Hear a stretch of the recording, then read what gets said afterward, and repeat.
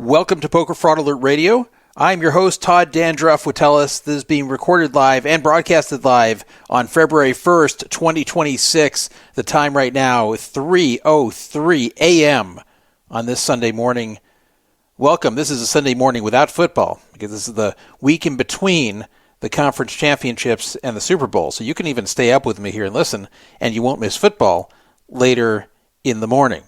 So anyway, it has been, I think, like 12, 13 days since I've last been on. I know I said I'd come back within a few days, but at least I didn't take a month this time. That's some progress.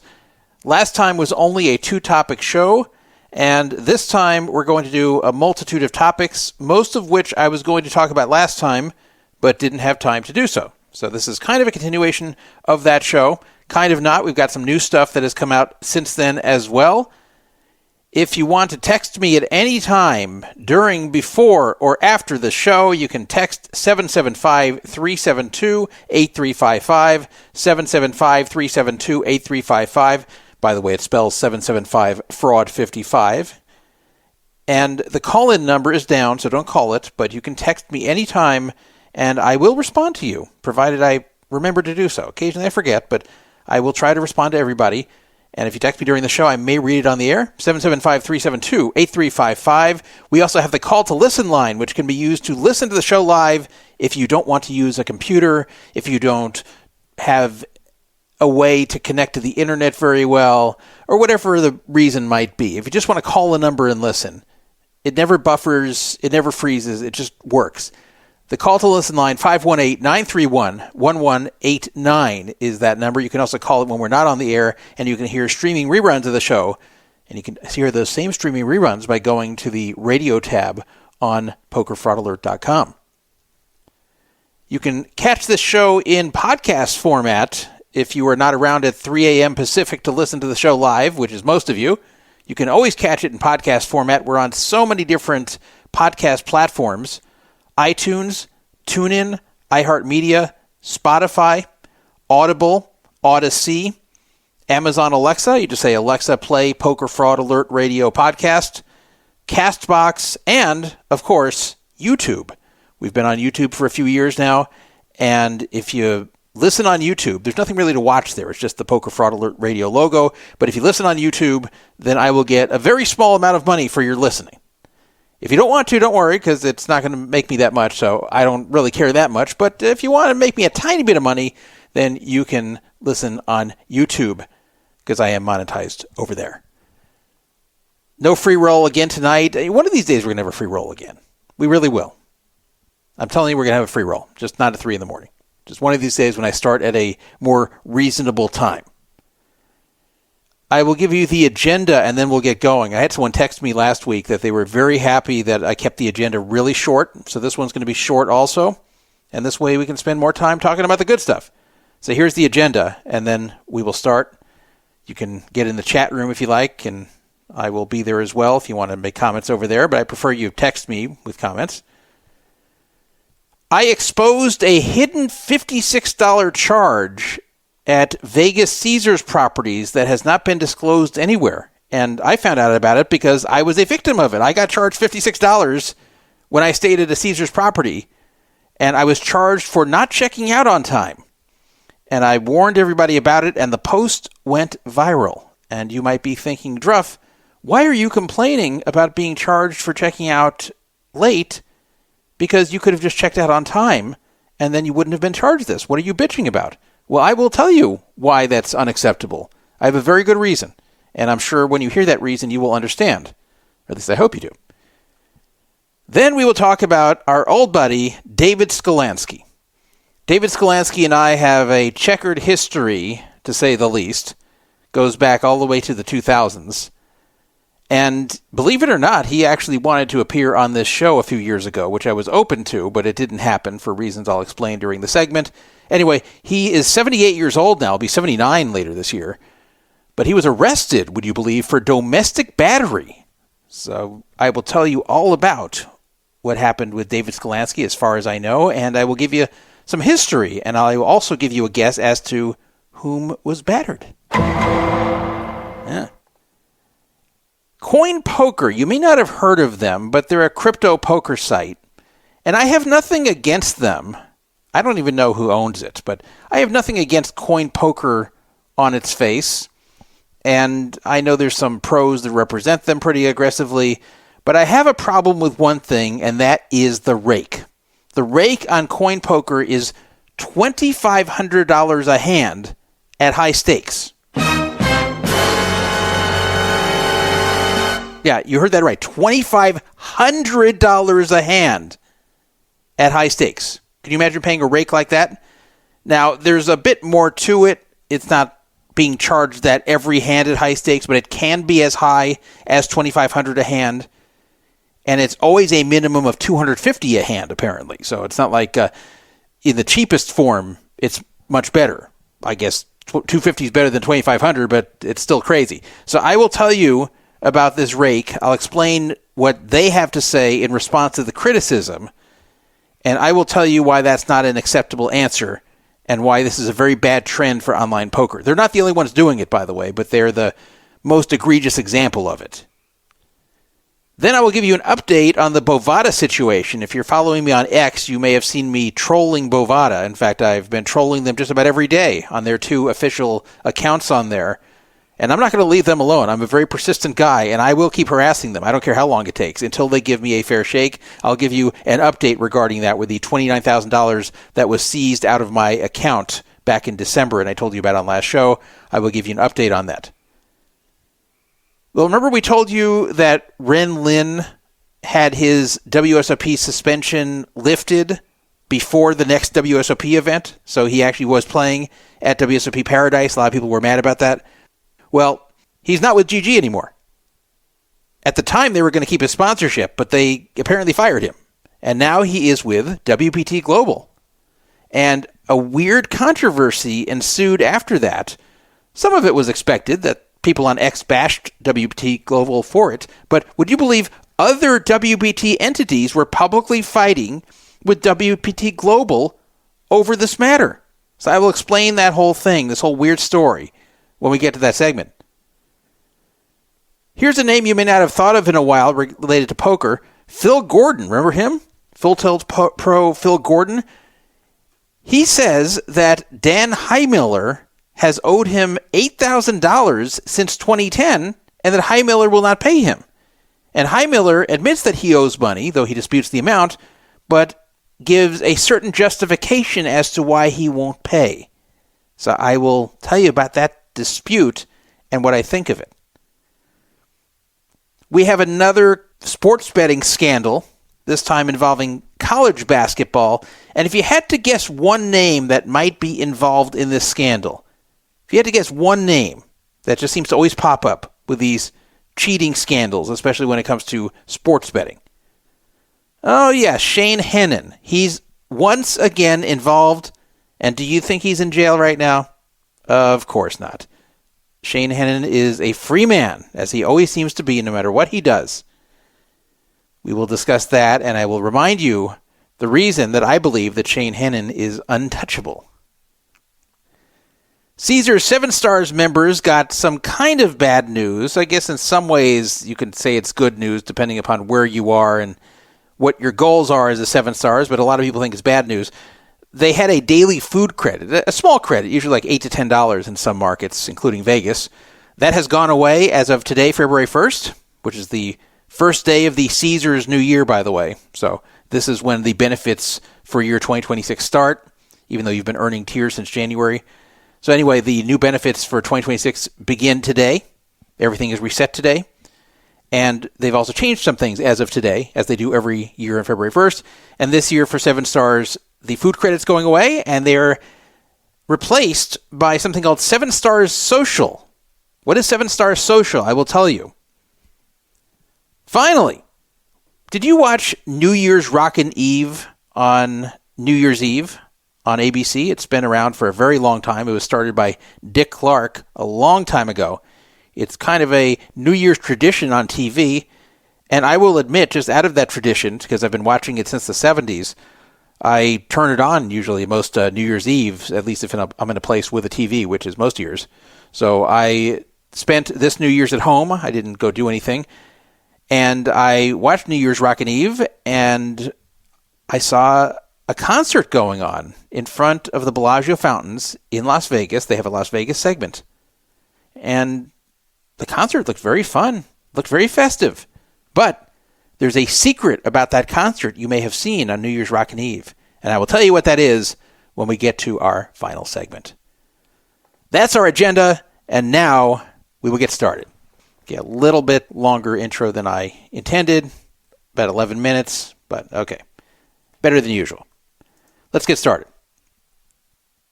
Let's talk about Mr. David Sklansky and some trouble he is in, some legal trouble that befell him very recently. And I will tell you the whole history with me and him and possibly with the person that he had the legal trouble with. And I mean criminally legal trouble. David Sklansky, you probably know, has been around in poker for an extremely long time, dating at least back to the 70s. They nicknamed him the mathematician. He came up with kind of a math-based approach to the game of poker. He wrote a number of books that were very popular and that taught a lot of people how to play better poker in the 70s, 80s, 90s, and 2000s. He's definitely an intelligent guy, there's no question. He's also a very strange guy. And a lot of his strangeness has come out in the last almost 20 years. And a lot of it's not very good, to say the least. His reputation is much worse nowadays than it was before all of this information came out about him. Now, what got to be known about David's personal life, I'd say like during the early poker boom in the early to mid 2000s, was that despite being like an older math nerdy type of guy, like he really just looks like an old math nerd, even 20 years ago, despite that appearance, he has a big thing for young women. I don't know if he was ever married. He does have a son named Matt, who was or still is a moderator on 2+2. But he has not been with Matt's mother in quite some time. I don't know if they ever got married. I don't really care. But as long as I've known of David, he has been not married. People used to see him around the Bellagio and other places with women who you wouldn't exactly want to bring home to mom. Ones that look like strippers or prostitutes. And probably were, because they didn't look like the type of women who would normally hang out with David Sklansky. These were women much younger than him that had a very fast look. They just weren't the type that are going to think, oh, yeah, David's so smart and good at math, and he's known in poker. Okay, I respect him for that. I don't care that he's 30 years older than me. Like, you could tell money had something to do with this, whether it was direct payments or just him buying them things. Whatever. That by itself is not uncommon in Las Vegas. A lot of older men in Las Vegas throw money around to spend time with young women. Sometimes it's just hiring hookers. Sometimes it is just like an arrangement. So that by itself wasn't that exciting even back then. Which is something I kind of noticed about Sklansky. A lot of people noticed about Sklansky. And he wasn't private about it either. He brought these women right to Bellagio. It's not like you saw him on the street and like, oh, wow, David, didn't know you did that. Like, no, he was very open about it. He didn't exactly describe where he knew these women from, but he didn't worry about you knowing this about him. But it got a lot weirder than that. And this all came out thanks to Brandy Hawbaker, who tragically committed suicide in 2008. And in 2006, Brandy appeared in the poker world. And we've talked about her before. And she was very pretty. She was young, early 20s. She immediately did like fairly well in a tournament at the Bellagio. And of course, poker media took notice. And everybody started talking about Brandy. Brandy suffered from mental illness, and there was a lot of controversy surrounding her. And of course, You guys know Brandon Drexel-Gerson had a relationship with her, and a lot of stuff happened, and it ended with Brandy unfortunately killing herself in April 2008. The most notable event that I believe led to Brandy's suicide, and we don't know for sure because she didn't leave a note, or if she did, I've never seen it. But it seems, by the time that things happened, it was correlated, very correlated, was the incident between her and David Sklansky. So as soon as she appeared on the scene, Sklansky became obsessed with her. And he was trying very hard to hit on her. And, she kind of humored it, and she had some kind of weird friendship with him. She did not ever do anything sexually with him, to my knowledge. I don't think she did. And she wasn't attracted to him. And, of course, he was way, way older than she was. She was born in the early 80s, and he was born in 1947. So there's 35 years difference between them. But he was constantly pursuing her. And at that same time, he was living with another girl. And nobody knew about this girl he was living with at the time. This only came out thanks to Brandy, which I'll tell you about in a second. You've probably heard about it before, but if you haven't, I'll update you because it's very relevant to the current story. So anyway, this is where there's a part of the story which has to do a little bit with me. If you remember, I was part of Never Win Poker back in the 2000s, and that was run by Brian Micon, who had developed some kind of friendship with Brandy. And, of course, Micon and Brandon were good friends, and Brandon was with Brandy on and off. They knew Brandy. I didn't really know her. I met her once in Atlantic City, but other than that, we really didn't have interaction. But anyway, David had been trying to get Brandy to have a threesome with him and this girl he was living with, who was also like early 20s. And Brandy was not interested and wasn't doing it, and David was trying to make it happen, and Brandy wasn't going for it. Now, part of the reason she kept in touch with Sklansky was because she wanted to learn how to become a better poker player, and of course, David Sklansky was and still is a well-known poker author, so she felt that despite all of his advances towards her that she was just rejecting, that maybe at least she could get some poker tutoring out of it. Here's an interview that she did with Amanda Leatherman, now Amanda Negreanu, back in early 2007, where she talks about how she's studying under David Sklansky. I'm currently studying with David Sklansky. He's mentoring me, and we're doing lessons almost every day. So I plan to kick some serious ass at the World Series this year.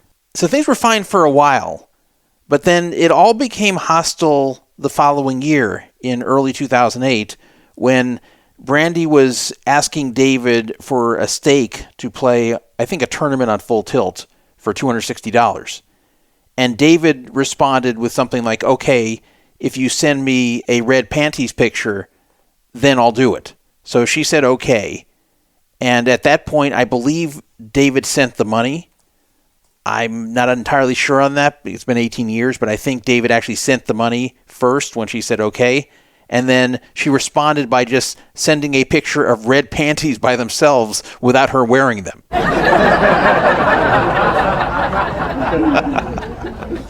So that is not what David was asking for, at least not what he thought he was asking for.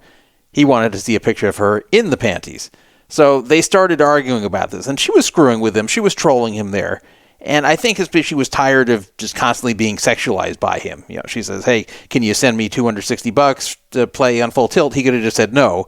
But instead it's like, well, I can, but if you send me a panty picture, that's the only way it's going to happen. So I think that was annoying her, and this is what made her kind of troll him. So I believe she got the money and then first sent him a picture of just the panties. Then he objected and said he wants her in the panties with pubic hair peeking out of the side. I remember the peeking thing. He said it actually has to be peeking.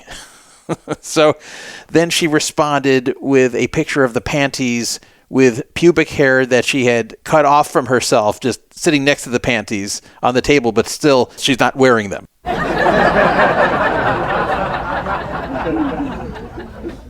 So he was getting more and more frustrated about this and getting more and more hostile in the responses to her. So around this time, she contacted Brandon, who she was still friends with. They weren't dating anymore, but she contacted Brandon and basically said, what did I do about this? This is really creepy and weird. And Brandon then referred it over to Micon. And yeah, she knew Micon because she knew him through Brandon. So she had talked a good deal to Micon by this point as well. Anyway, Brandon told her to contact Micon, which he did. And Micon was very fascinated with this. And Micon then said, hey, we should publicize this on Never Win Poker. Everyone should see what a pervert Sklansky is and how he's demanding these panty pictures with the pubic hair peeking out. So that's what they did. They started posting all this on Never Win Poker. Now, I was not part of any of this because I was at Commerce at the time, and I could not even look at what was going on because I didn't have a smartphone in early 2008. So Micon called me while I was at Commerce and told me about it, and I didn't even completely understand what was going on. I said, okay, I'll check it out when I get back to the room, but I couldn't check it out right then. But the second reason that I wasn't involved is because I didn't really know Brandy. She was friends with Micon. She was still friends with Brandon, and I just didn't know her. I'd met her once by that point. We'd never had any discussions aside from that one time I met her in a public setting. So I really wasn't part of any of this. This was all Micon's thing. Now, I didn't object to it because I was looking at these messages and they were getting increasingly hostile and creepy. And for someone of Sklansky's age, which was then like 60, to be talking that way to a young woman like this, it was crazy. Like, I thought that exposing this was the right thing to do. So while I did not get involved, I didn't object to it. So, Micon did his thing, and I just stood back. She sent this to Micon, who then was posting it publicly on Never Win Poker. Now, here's the crazy part. David became quickly aware that his emails were being posted publicly on Never Win Poker, and yet he kept emailing her. Yeah. And he was emailing her almost as if it was still private, but he made reference in the emails that he knew she was posting it. So it was very weird. And obviously everybody was very fascinated on the forum. And then 2+2 got wind of it, and they were watching this too. And Mason, of course, Mason Malmuth, the owner of 2+2 and the publisher of the 2+2 books that David was writing, Mason was not thrilled about this, and it was embarrassing for their very successful poker book publishing company. But anyway, as this whole thing was going on between David and Brandy, it got nastier and nastier. And at one point, David wrote some very awful things to Brandy. At one point, he threatened to have people throw acid on her face and ruin her looks. And then at other points, he told her that she'd be better off just killing herself. And then about a month later, she did exactly that. So, put that together. You don't ever email someone who clearly has mental illness and tell them they'd be better off killing themselves, because a lot of times they will. And you're at least somewhat responsible for that. And these emails were published. These emails were published publicly because she sent them on to Micon and he posted them, and people were very outraged. But what got David so mad, the reason he sent these really angry emails at the end, it wasn't so much about the panties and the peeking, it was because of what Brandy revealed about what was going on in his personal life. Brandy revealed that David was living with a early 20s girl named Sue. And she mentioned that Sue was the product of inbreeding and had a lot of issues for that reason. Pictures were found of Sue. I forgot where they came from because it's been 17 years now, or 17 and a half years. Actually, almost 18 years. Wow, it's a long time. So it's been so long, I'm forgetting where the pictures came from. But there were some really odd pictures of Sue that were found where she was dressed up like a doll and standing next to actual dolls that were dressed similar to her. Very non-standard pictures for women of that age. And she kind of had the look of someone who would be retarded, but then apparently she isn't retarded. Apparently, mentally, she's mostly normal. She just has kind of a funny look as a result of the inbreeding. And of course, that's not her fault, and I'm not trying to make fun of her. I don't have any criticism of Sue herself. And in fact, I believe she's been taken advantage of this whole way. And you may wonder, well, how did she ever get hooked up with David? Well, I believe David met her on a party line. He met her in some way like that. I think it was a party line. And he basically took her in. And I guess her family was okay with it because, at least he was taking care of her. And they had a relationship, and I'm sure they weren't thrilled about the age difference, but I guess given everything else, Sue's family was okay with it. I don't remember what age he took her in. I believe she was an adult when this started. However, prior to Sue, David had met a girl on a party line who I believe was 15, and by the time she ran away from home to come live with him, she was 16, which her parents found out about, and similar to Sue, were also okay with this. Because this girl had so many problems and kept running away from home, they kind of figured okay, she's with an old pervert now, but at least if she's going to be stable and he's going to kind of stabilize her life, okay, we'll tolerate this. That was kind of how her family saw it. This was a girl named Sarah, and he was with her for a number of years, and I don't know why they eventually split. At the time all this brandy controversy happened, Sarah showed up on 2+2 and actually defended David. At this point she was, I think, 26 or something. The age of consent in Nevada is 16, so he wasn't breaking any laws, given that her parents were okay with her living with him. I'm talking about Sarah. Since she was 16, it was legal for him to have sex with her, as gross as this is. Him being 50 or whatever he was at the time, and being with a 16-year-old. Obviously that shouldn't be allowed, but it was and still is by Nevada law, so there was no law breaking happening there. Sarah, as I said, looked back on that time as being a good time in her life, that Sklansky had helped her get straight. So, I don't know what to say about that. Obviously, he wasn't doing this to be generous or be helpful. No guy of that age is with a 16-year-old for magnanimous reasons, let's just say that. But anyway, nobody knew about Sue. See, Sarah didn't have any kind of disability. Sarah was just a troubled teen girl who looked and was otherwise normal. Sue, because of the inbreeding situation, did not look normal and did not completely act normal, even though, as I said, she's mentally mostly normal from what I've heard. She's not retarded. But people looked at this, and this looked really, really awful for Sklansky, as you might guess, even back in 2008, when the standards for what looks bad weren't as high. Even in 2008, this looked insane. Because here you have David, who's now over 60 in 2008, and he's with this early 20s girl who looks like she's disabled. And obviously this looks like a total predatory move. It's one thing for a guy who's 60 to be with someone in their early 20s, and it's clear that it's some sort of monetary arrangement. But the girl is, just very normal and fully aware of what's going on. But when it's someone who has a disabled appearance and has some oddities about her, as Sue did, this really, really makes David look like a predator, even if the girl's not underage. That's what I thought. That's what pretty much everybody at the time thought. And this wasn't an exclusive relationship, apparently, because he was trying to get a threesome to happen between her and David and Brandy, and also David was very happy to try to mess around with Brandy alone if Brandy would do it, just Brandy wouldn't. So this was exposed. And in fact, the person who exposed it was David himself, because Brandy was threatening when they were fighting back and forth that she's going to expose the whole thing. So David got ahead of it and posted all about it on 2+2. And David was actually stopped by Mason at the time. And Mason told him, "You can't post about this stuff anymore. You're making us look really bad." So Mason actually put the kibosh in the whole thing.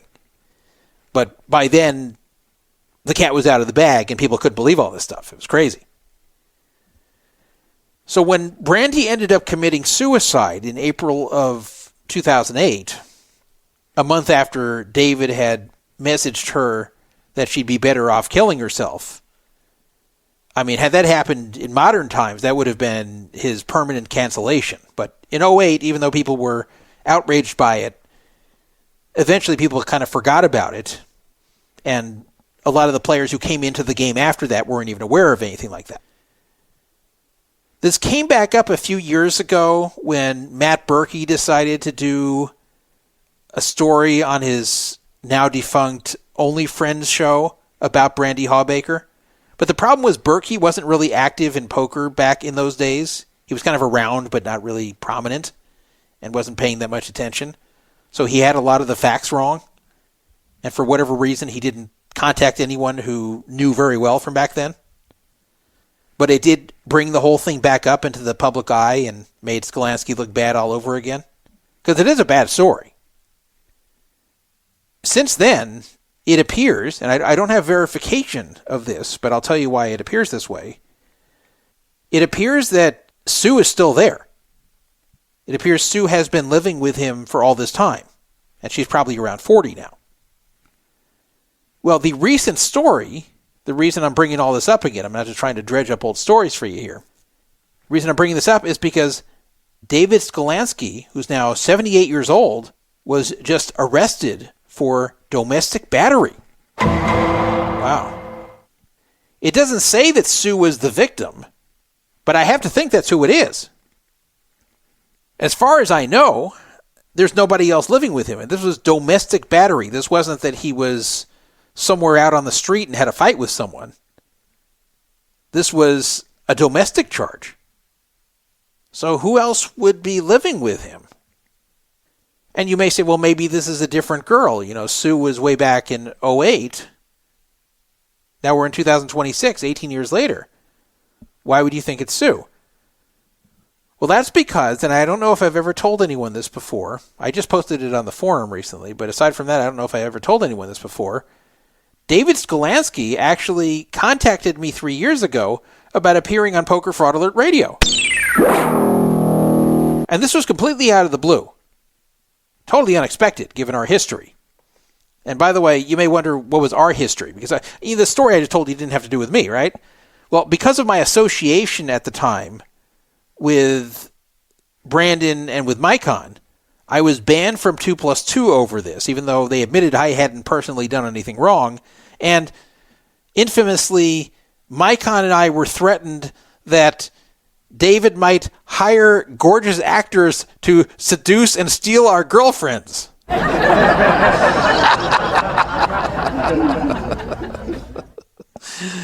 He actually wrote that in an email to us in 2008. Never happened, though. But it was threatened that he's going to pay gorgeous actors to seduce our girlfriends. Anyway, I know David had an axe to grind with me beyond just that, because almost a decade after that, in, I believe, 2017, I was let back on 2+2 after a whole incident with Mason Malmuth and him trying to sick his lawyer on me for false allegations that Poker Fraud Alert was stealing 2+2 content, which we weren't. And I've covered it before on this show. It's not worth rehashing. But when we came to terms, and by the way, the terms had nothing to do with any money. I didn't pay a cent, nor would I. But when we came to terms on how we're going to handle this ultimately, one of the things that was offered to me as far as coming to terms was that I would be let back on 2+2. So I said, okay, I accept. And then I was told a few days later by that attorney, by Mason's attorney, that I cannot come back to 2+2 as Dan Druff because David is objecting to it. He does not want to see the name Dan Druff posting on the forum.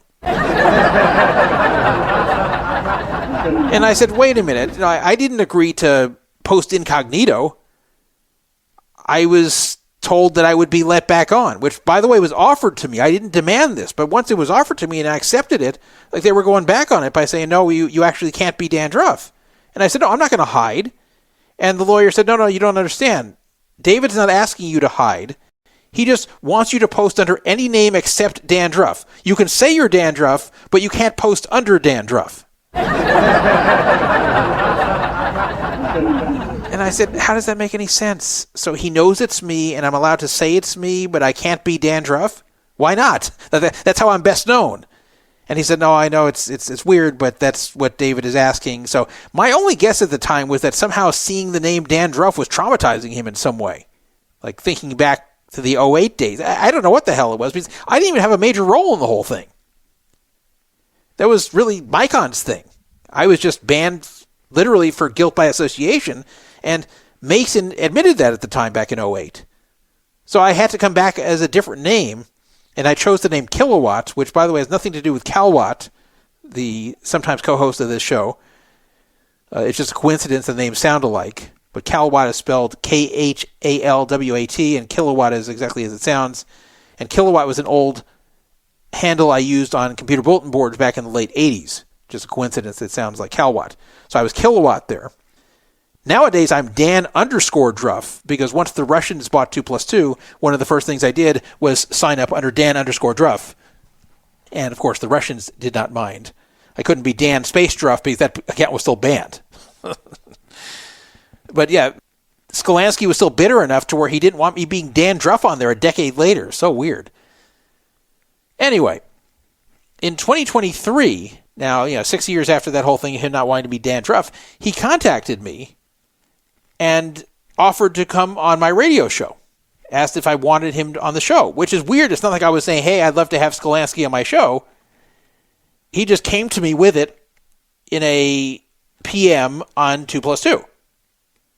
So I said, all right, okay, like, what do you want to talk about? So this is kind of awkward because I don't like attacking the guests I have on here. Like, even when I have people on who were kind of hostile towards me, like Mickey Maz, like, I still try to be respectful. And even when they get rude, I try to still be not rude back, unless they really go over the top. So I usually don't like to have people on here just to attack them. And my philosophy about that is that nobody has to come on this show. So if they're willing to come on here, I don't want to reward them with their willingness to come on by just being really nasty and attacking them.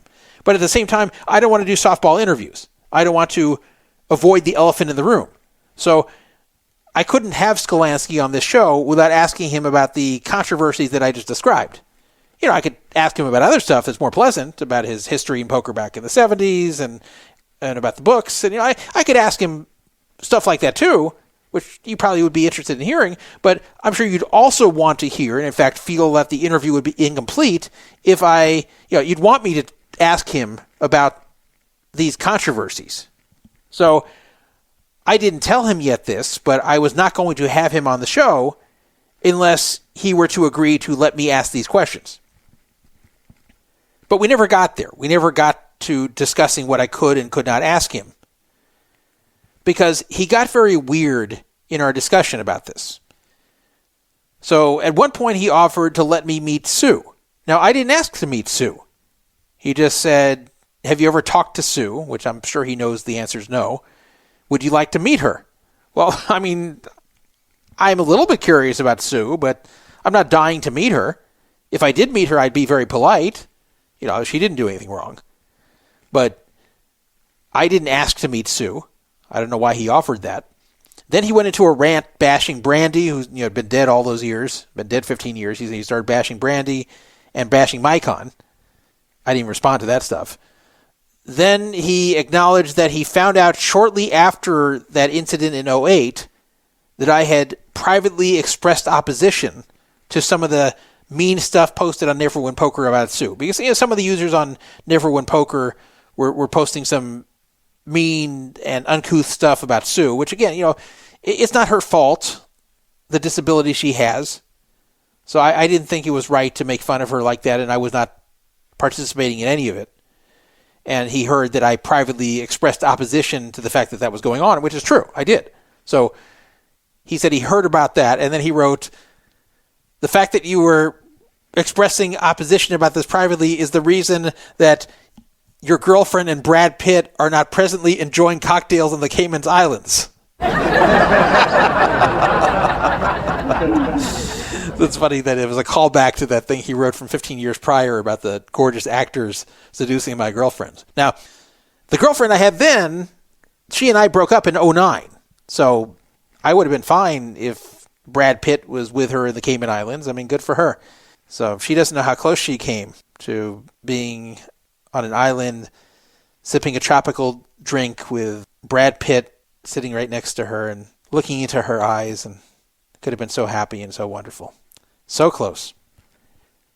He then asked if I read some book that he had recently wrote about his life.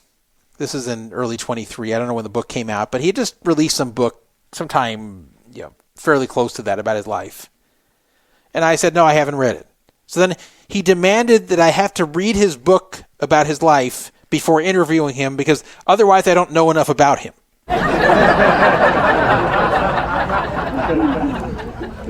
Now that is just stupid. That is just plain stupid, because the whole point of an interview is to answer questions about yourself and tell the audience about yourself. So even if I know a tremendous amount about him, that doesn't matter for the audience, because the audience is supposed to hear this stuff. In fact, a lot of times I'll have someone on this show where I already know the answers to the questions I'm asking them, but I'm asking them for the audience's sake, so they can explain in their own words to the audience of whatever I'm asking. So it's so stupid that I should have to know all this stuff about him in advance. Why not just let me learn along with the audience? I would understand if he wants to discuss the tone of the interview, and we didn't even get there. He wants me to read this whole book first before we even talk about him being on the show. So I'm not going to jump through hoops like this like a trained monkey. So I just stopped answering him. I just gave up at that point. It wasn't like I was dying to have him on. I mean, it would have been a novelty, I guess, especially given our history. And I would have been respectful, but I also wouldn't have done a softball. And I'm also not going to read some long book he wrote because he demands it just to get him on here. So I said, you know what? I don't like that he's putting all these terms on me, so forget it. The reason this is most relevant now, 3 years later, is that he offered that I could meet Sue. This is 3 years ago, 15 years after we last heard about Sue. So if Sue had left his life a long time ago, I don't think he would have access to allow me to meet her. So it really sounds to me that Sue has just been there all that time. So that really makes me think that this domestic battery, which I'll tell you about in a second, was against Sue. I don't know for sure, but that's my best guess, because I can't think who else it would be, unless there's a third party who lives there, or unless Sue has moved out and somebody else has moved in the last 3 years. So the exact specifics of the allegations against him are not clear, but he was arrested on January 29th, 2026, and $3,000 cash bail was set. He ended up being released from custody on the same day, and the DA declined to file formal charges against him. There's many reasons that could have happened. I don't know if he got an attorney. I don't know if maybe the person making the allegations, whether it's Sue or somebody else, decided to recant them or decided to say they're not going to cooperate, or maybe because, as far as I know, he does not have any kind of criminal record, so maybe because he's 78 years old and has no record, and maybe the domestic battery was something pretty minor. Maybe the DA said this is a waste of time, there's no way we'll get a conviction here, so they just let it go. So he's not going to be charged here. He doesn't have to defend himself in court. But he was definitely arrested on January 29th for domestic battery. That raises the question of who reported him. Because, if something happened inside the home, someone reported this, and he lives in a single-family house, so it's not like he lives in an apartment and someone heard it through the wall. So unless there's a third party living there or visiting there that witnessed something, this would have had to have been reported by the victim, and that probably was Sue. Now, I don't know if this is like a one-off thing. Maybe whatever happened there was the first time this has ever happened, and then Sue called the police on him. Or maybe this has happened before, and this was the first time she actually decided enough is enough and called the police. There's no way to know. But very interesting. I mean, I never expected this, especially at this age. He's 78. He'll be 79 later this year. I did not expect that he would ever be arrested for any kind of form of violence, even if it's minor violence. Did not expect that out of him. Domestic battery in Nevada for a first-time offender is usually a misdemeanor, as long as it's not too major. If you are convicted for a first offense misdemeanor, which this probably would have been if they had gone forward with it, then you would usually get fined between $200 and $1,000, and then 6 months of counseling, community service, and a suspended sentence. So typically in these situations, as long as they don't go too far, you don't end up spending any time in jail other than the initial booking before you get out. So usually there's no conviction resulting in prison time or even county jail time. Again, that's if it's a first offense and if it's a low enough level of domestic battery to where they would consider it a misdemeanor. Here they didn't even bother to charge him, again, probably because it wasn't major, and his age, and maybe lack of cooperation from the victim. I doubt this was made up. I doubt that whoever made the allegation just completely fabricated it. Now, domestic battery can be a lot of things. You know, it could have just been that he pushed her or something like that. There's a wide range of what this could have been. But very weird. Very weird that this happened here, and this brought back up some of the old discussions about him. What a strange guy. I mean, if he had success in both poker and the books he sold, which I believe in the last 30 plus years, he's really made the money from the books and not so much from the poker. That's what I believe. I don't think he's made very much money gambling in the last 30 years, or at least the last 25. But I do think he made a lot of money from those books. Probably not as much anymore, but I think he made a lot of money from those books during the poker boom to where he's pretty much set. So if you are successful like he was, and you live in Vegas and you want to use that success to live with younger women, fine. It's your choice. I wouldn't want to be involved with anyone who I felt was using me, who I felt didn't genuinely like me. But, that's me. Everybody else has their own standards for that sort of thing. But if that's what you want to do, and everybody's on board with it, that's fine. But with him, there's more to the whole thing. There's something very creepy about everything, between the bringing the 16-year-old out to live with him when he was a middle-aged man, the whole bringing this girl Sue with her disabilities and being so much younger than him too, the whole weirdness with Brandy while he was with Sue. Even if Sue was on board with it, I mean, this whole thing is so strange. It really is. This just adds to that pile. Mason Malmuth is not like this. Mason Malmuth is just your typical old, curmudgeonly, autistic engineer type. I don't know for sure that Mason Malmuth has autism, but I think there's a high chance he does from my interactions with him and from reading his forum posts. I think there's a high chance he has at least Asperger's.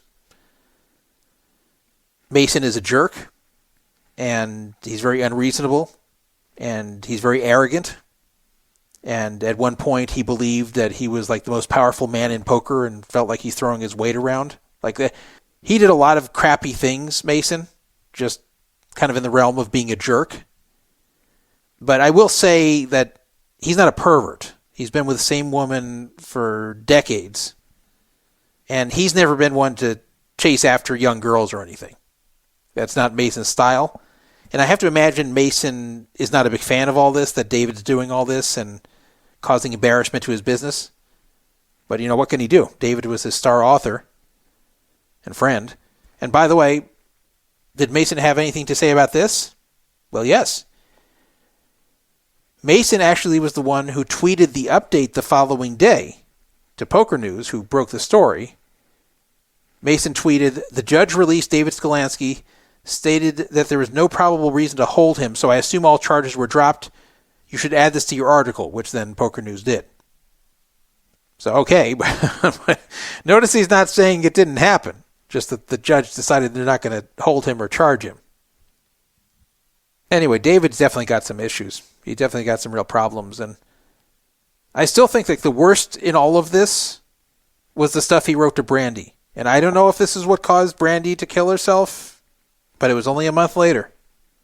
He wrote some really, really awful things to her. He really didn't have good reason to do so. And really, you don't ever do that to someone who's mentally ill and might take you seriously and do it.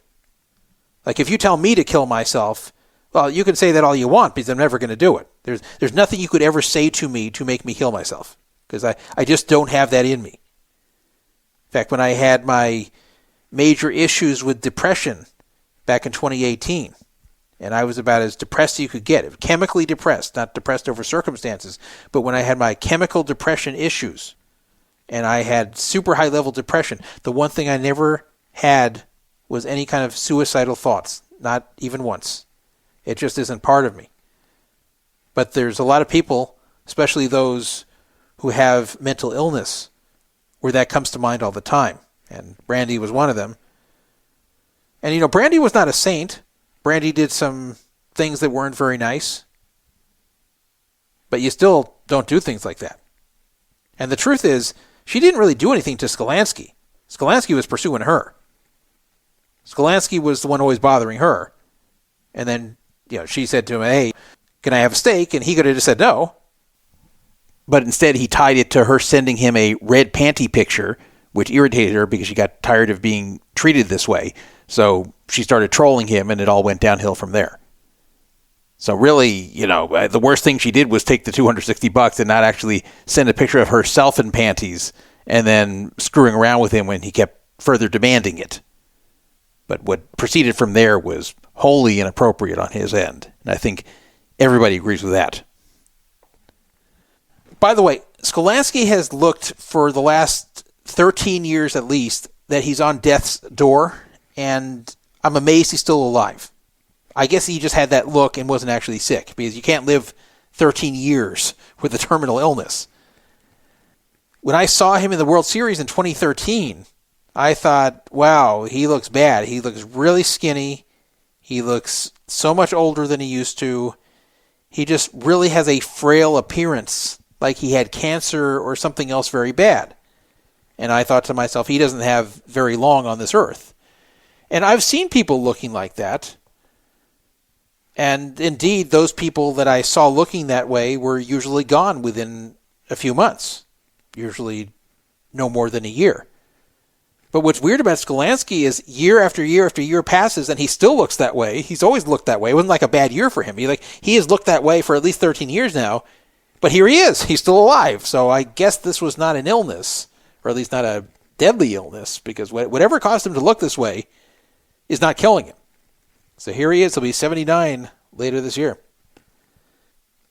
There are also some questions about Sklansky's finances at the moment. And as I said before, I don't know how much money he's been making recently, because I don't think he's really making much or anything on poker. And the poker books just aren't selling like they used to. People are just not really getting poker books, and a lot of the stuff he wrote is outdated by now. So most people who are looking to learn how to get better at poker are typically getting online training courses, and they're really not ordering books. The books thing was more of a 80s, 90s, 2000s thing. So it wouldn't surprise me if he is not doing all that well financially at this point, especially if his spending was not done responsibly. And this episode of Pawn Stars would kind of indicate it, unless he just appeared on there because he wanted to be on TV. So listen to this. This is from Season 24, Episode 2 of Pawn Stars. Hey, how's it going? Good. How are you? Got some watches, huh? Yes. More than watches, they are trophies from the World Series of Poker in 1982 Okay. that I won. So what was the cash prize back then? I think it was probably around 100,000. Wow. Wasn't it last year the guy won 15 million? It was at least 10 or 15 million now. Yeah, I mean, it's exploded. I am at the pawn shop to try to sell 2 1982 World Series of Poker trophy watches that I won. I'm ready to sell these watches because poker has become a bigger deal. I'm asking for $50,000 for both. If I made a deal today, maybe I'll take a little bit of it right now and enter a tournament. Okay, so that was the beginning of this part of the episode. This actually aired this year, so it's a pretty recent episode. I don't know when it was recorded. Probably a few months ago, because they record these in advance, obviously. But this was a 2026 episode from January 14th. And again, he may have just wanted to go on there and ask for a price that he knew he wouldn't get, $50,000 for these 2 World Series of Poker watches, which is what they gave out in place of bracelets in 82. I think they only did it for 1 year. So he claimed he was just trying to sell it because he thinks people will pay for these watches a lot by this point. But why would you do that? Why would you sell the trophies from winning the World Series of Poker over 40 years ago? Wouldn't these be like cherished items? I have seen very few poker pros sell their bracelets or rings or anything else they've won as a trophy for winning a tournament unless they are broke or near broke. Think about it. How many people who have money are putting these things up for sale? Like, just about none of them. So you can't believe everything you see on TV. A lot of this is staged. A lot of this is just because people like to see themselves. But I don't know. Maybe he really was trying to sell them. I want to give you a post-broadcast update here. This is being recorded on February 3rd, 2 days after the show, because I have not posted it to the archives yet, and there's some new information that came out, courtesy of Mason Malmuth. Mason posted on 2+2, David Sklansky has had serious health problems and has been in and out of the hospital several times the past couple of weeks. I believe what happened is that he should have gone into the hospital again, but he refused and was very upset about going back in, and thus the police were called. I don't know what happened then, and I wasn't there. It's my opinion that David still being alive was a low-probability event, but I do understand that he's doing better. So that's pretty interesting. I know there's something being left out of that story because you can't call the police on someone because they're refusing to go to the hospital. That's their choice, whether they need to or not. What I'm guessing happened was that he had been in the hospital for a few weeks, and he just got tired of it, and he was back home, and he was probably looking very sick again, and Sue was probably demanding that he go to the hospital because she was probably afraid he was going to die. And he said no, and they probably had a big argument about it, and maybe she was trying to grab the phone and call 911 to get them to bring him to the hospital anyway, or maybe she was, just insisting she's going to try to force him to go in some way, and then maybe he pushed her, probably something like that. I don't think he beat her up because they probably wouldn't have dropped the charges this quickly. But it does seem that this story probably has at least some truth to it, that this fight he had with Sue was about going back to the hospital, and he went nuts when she was trying to insist it, and probably did something, a little bit physical, but probably not something really damaging. And then she probably called the police, and it went from there. And what fits with this is that they did not actually put him in a cell. They actually let him not go to jail because his health was determined to be too frail at that point. It is interesting that Mason was saying, it's my opinion that David still being alive was a low probability event. So Mason was of the belief in those weeks that David was going to die. And apparently David has improved some, but I wouldn't be surprised if he doesn't make it out of 2026 if this is the case.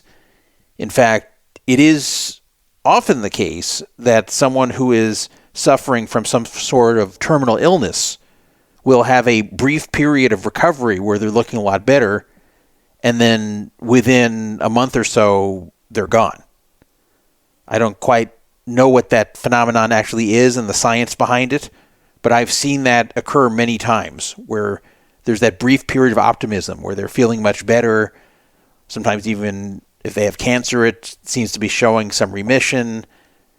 Whatever it might be, there's this little burst of feeling better and then a quick downhill, and then the person's gone. So it wouldn't surprise me if that's the path David is on right now. But look, he survived looking like he was on death's door for the last 13 years, so I don't know, maybe he'll outlive all of us. But yeah, I think that Mason's at least somewhat on track there, that this was about him not wanting to go back to the hospital and kind of going nuts when Sue was insisting it. And that all fits with why they ended up not going further with this and not pressing charges and just letting it go, because it was an old man who didn't want to go to the hospital and got into a small altercation at home with his live-in partner about it. So they're not going to prosecute that, especially in the state he's in. So that is your little update from February 3rd. Just wanted everybody to know that, because that's the end of the story for now. Moving on to something completely different. I mean, really completely different. I sometimes will criticize Caesars. You guys know that. In fact, sometimes Caesars does some very stupid or cringeworthy things. Sometimes they make mind-boggling errors. Sometimes they fall flat when it comes to customer service. And I'm always here to get a good laugh out of that, or sometimes to criticize it. Now, it's not all bad, and in fact, at some points, Caesars gets unfairly criticized. Sometimes they're unfairly vilified. Sometimes people make statements about them which are either not true, not fair, or misleading. And when that happens, I also come out and clarify it. So I have defended Caesars a number of times on this show, and I've also criticized Caesars a number of times on this show, because this show is about presenting the truth. This show is about telling it the way it is and trying to put any biases aside. And the truth is, I don't really have biases about Caesars. If I hated Caesars, I wouldn't go to their properties. But I do go to their properties, so I couldn't hate them too much, otherwise I'd be a big hypocrite, right? But that doesn't mean that they're without fault at times. And I will tell you this. This particular thing I'm going to talk about really disappointed me. It didn't surprise me that much, but it really disappointed me, because I think what is going on there is misleading, sneaky, and unethical. It's not for a lot of money, but as a revenue source they should not be pursuing, at least not in the fashion they're doing it right now. And I'll tell you what happened. I was one who was a victim of it, so to speak. Now, I did get my money back, so I'm not out any money. I'm going to put that right out front here, that I did get the money back, and it wasn't a lot of money. But it's one of those things where it adds up. And most people do not get their money back when this happens. In fact, I'm guessing very few do. I can only speak for myself, but when you hear my whole story, you'll understand why most people probably are not as successful in getting their money back as I was in this particular situation. So what am I talking about? I'm talking about a new hidden charge that is showing up at Las Vegas Caesars properties for checking out late. Now, you probably are thinking, what's wrong with that? If you want to check out late, of course you have to pay extra. Every hotel does that. Every hotel has an option where you can pay extra to check out late. And yes, that's correct, and that's absolutely fine. There is no problem if the guest wants to check out late and the hotel says, okay, you can if you pay X amount of dollars, because that's an agreement that's being made at the time of check-in, or maybe even beforehand. So it's something that the guest is not surprised by. The guest asks for it, they're quoted a price, and then if they like the price, then they accept it and they check out late. If they don't like the price, then they don't accept it. So that's completely fine. That's a two-way transaction where everyone's aware of what is being charged and what service is being delivered. So I'm not talking about that. I'm also not talking about people who take advantage of checking out later than their designated checkout time and stay egregiously late and greatly inconvenience the hotel. I'm not saying that these people should have a right to do that. Now, people do this all the time.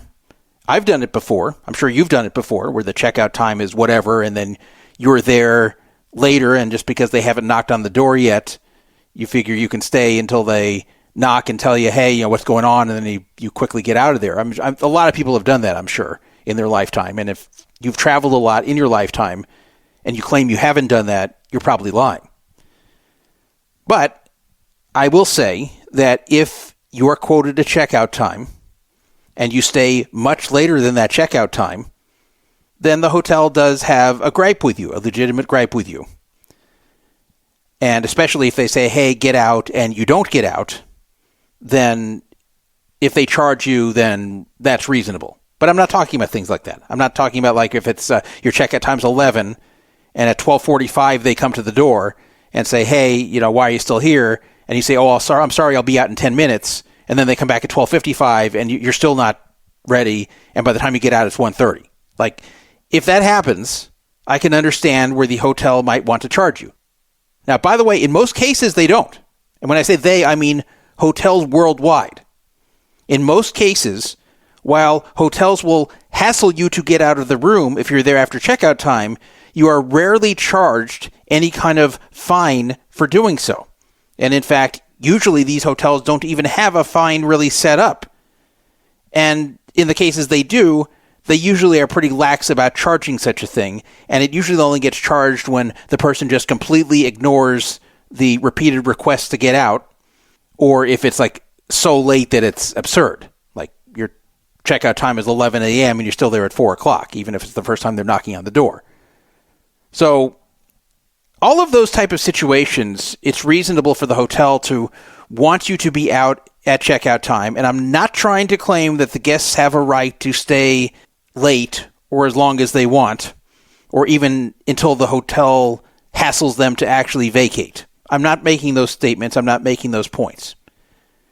However, I am of the belief that in any kind of business transaction, no matter what it is, no matter what industry, I'm not just talking about hotels, any kind of business transaction, both sides need to be aware of all charges and all possible penalties. And that it is never fair for one side to just say, oh, you know what? We're not happy with you, so we're going to charge you extra money that we're just going to determine on the fly. We're just going to arbitrarily come up with a number, and we're just going to charge it to your credit card. We're just fining you. Like the way a court would fine you. Businesses should not be able to fine you that way. Any kind of penalties should be agreed to beforehand. And the customer should be informed very clearly about these penalties. It shouldn't be buried on page 30 of the fine print. The customer should be very aware that they're paying for a service that does, ABC, and that if the customer does something in addition to that to cause harm or inconvenience to the business, that there will be such and such amount of money that is charged as a penalty as a result of them doing so. And if you think about business transactions that you probably have in your life, you can probably point to very clearly on the contracts you signed what those penalties are. Such as if you're renting and you pay your rent late. Well, in your rental agreement, it's very clear what the late penalty will be. The landlord can't just decide to charge you any amount he feels like if you pay the rent late. It's actually in the rental agreement what will happen. Same with if you don't make your credit card payment on time. Same with if you don't pay your mortgage on time. There's all kinds of contracts you have where not doing something on time or doing something else in violation of the contract will have some kind of term of what will happen, which you agree to beforehand. And once you've agreed to it beforehand, and once it's very clear to you what you're agreeing to, again, it shouldn't be something that's buried that you're not likely to see. This should be something very clear that when you sign, you know what you're agreeing to. And then if you still violate it, then yeah, it's okay for that business to charge you that penalty. Because again, in advance, both people have agreed to it. But you know what is not okay? It is not okay for a business to penalize you and just take money from you through your credit card because they're unhappy about some behavior that you engaged in. If that was not previously agreed to, that's never okay. The only possible exception to this is if you actually cause real damage. So, for example, when you're at a hotel, they do take a deposit for what they call incidentals, And let's say you get drunk and trash the room and break things there. And then after you check out, they see that you have broken things in the room. Well, then it is fair for them to charge you the cost of replacing these items. Even though that's not explicitly listed, it doesn't say, well, if you break the TV, it's this much. If you break the lamp, it's that much. As long as they charge you something reasonable for replacing these items, and as long as you really did break these items, then it's reasonable for them to charge you that. It makes sense because you have caused real tangible damage, and they need to spend real money to fix the damage or replace the items you've damaged. So then it totally makes sense that they would just charge you that. But as far as fining you for behavior they don't like, that's a whole different matter. And that should never happen. Even if it's about you doing something late, like checking out. This should never happen unless you know beforehand what the penalty is going to be and when the penalty is going to take place. Otherwise, they shouldn't charge it. And furthermore, if you are charged that penalty, you should know that you have been charged that penalty. That means even if the penalty is justified, they should not just hit your credit card with it and not inform you that they've done so. They shouldn't just hope you don't notice. They shouldn't just try to get it by you. There should always be clear notification to someone when they have been charged any kind of penalty after their stay is over. Well, in my story, unfortunately, a lot of these concepts got violated. And it wasn't due to incompetence. Sometimes when I criticize Caesars, I believe that whatever fail is occurring is due to incompetence. But not this time. This time, I believe they knew exactly what they were doing the entire way. In fact, I'm just about sure of it. And that's what makes this whole story so disappointing. And hopefully, if anybody who works at Caesars or is in management at Caesars hears this, hopefully you consider what I'm saying and you consider changing this policy because it's a terrible policy and it's very customer hostile and it's just not honest. So I will tell you guys what happened here. I had 2 rooms in November. One of the rooms I had for 4 days, and the other room I had for 3 days. And I was going to be checking out kind of like at night on the last day. So basically what I was going to have to do is vacate one of the 2 rooms because I was not leaving yet at that checkout time. I'd be checking out maybe like 12 hours after that. But remember, I still had another room for another full day, so I just had to move everything to the one room that I still had and consolidate it. So I had 2 rooms. They were 2 rooms that were next to each other that had a connecting door. So I could open up that door and have it be like a poor man's suite. And I actually like that setup. A lot of people are obsessed with actual suites. I actually like this better because you get 2 bathrooms, you get more beds, you just get 2 of everything. And it's much nicer that way. Unless you're just one person. If you're just one person alone, you don't need all that. You don't need all those beds. You don't need all those bathrooms. But if you're more than one person, it's very nice to have. So that's just my personal preference. I like that much better than a suite. In fact, when I go on cruises, I do the same thing. I don't get a suite when I cruise. I'll usually get 2 rooms right next to each other with a connecting door. And it's usually cheaper than a suite, by the way, in both cases. So I had this situation. One was for 3 days, one was for 4, as I said. So on the final day of the room that only had 3 days, and of course I had to check out of it, that one I had to be out of by 11. Now, Diamond members, as I am, get to check out at 1. But something you may or may not know about being a Diamond member is your Diamond benefits really only apply to one room at a time. So the Diamond benefit that I like the most, and you probably like the most, is the no resort fee benefit. But you don't get that on 2 rooms. If you try to get 2 rooms, you will get charged a resort fee for the second room. So all the benefits of being Diamond only come with one room. That includes the late checkout. So I had one room that I had all the way until the next day, and the other one had to be out by 11 a.m. And that was fine. I had no issue with that because I still had a second room. So I made sure before 11 o'clock to move all of my stuff over to the room that I still had. And that room was completely vacated, had no more stuff in it, just an empty room. And at 11 a.m., I did not close the connecting door. Why? Because it feels more spacious. It feels more spacious to have a room with a connecting door on both sides wide open. As I said, it kind of feels like you have a suite. So I figured when the maid comes in, I will just close the door. As soon as I hear that door open, I will say hello and close the door. Obviously, it does not inconvenience the maid in any way, shape, or form, because she doesn't have to wait. The second she is ready to clean the room after 11, I will close that connecting door and she can clean it. Well, the maid did not come until after 1 o'clock, 1-something p.m. And that's fine. I didn't care when the maid came. But that's when the maid came to clean the room that I had checked out of. Now, I did not go down to the front desk to check out or anything like that. I just let it auto check out, which you can do. The room will just automatically check out if you do nothing, as you probably know. So that's what I did.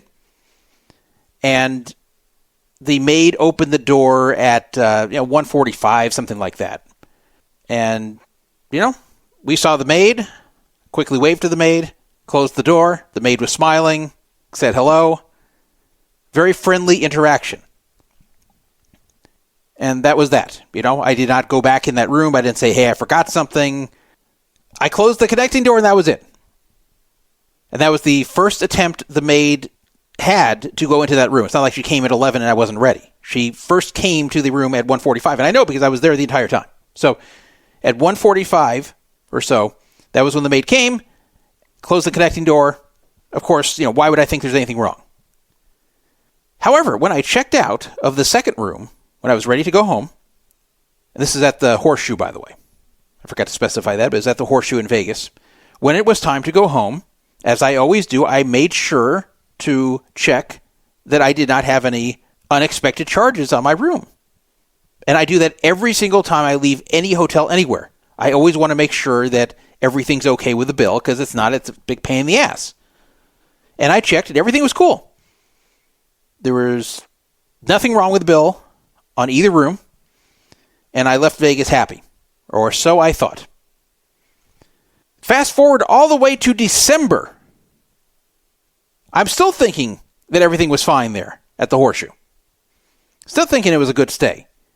Did not have any issues with my stay. Everything was fine there, seriously. So I'm checking my credit card, because I'm looking to pay my credit card bill, which I know is due around then. I check, and I see a $56 and change charge from Horseshoe Las Vegas.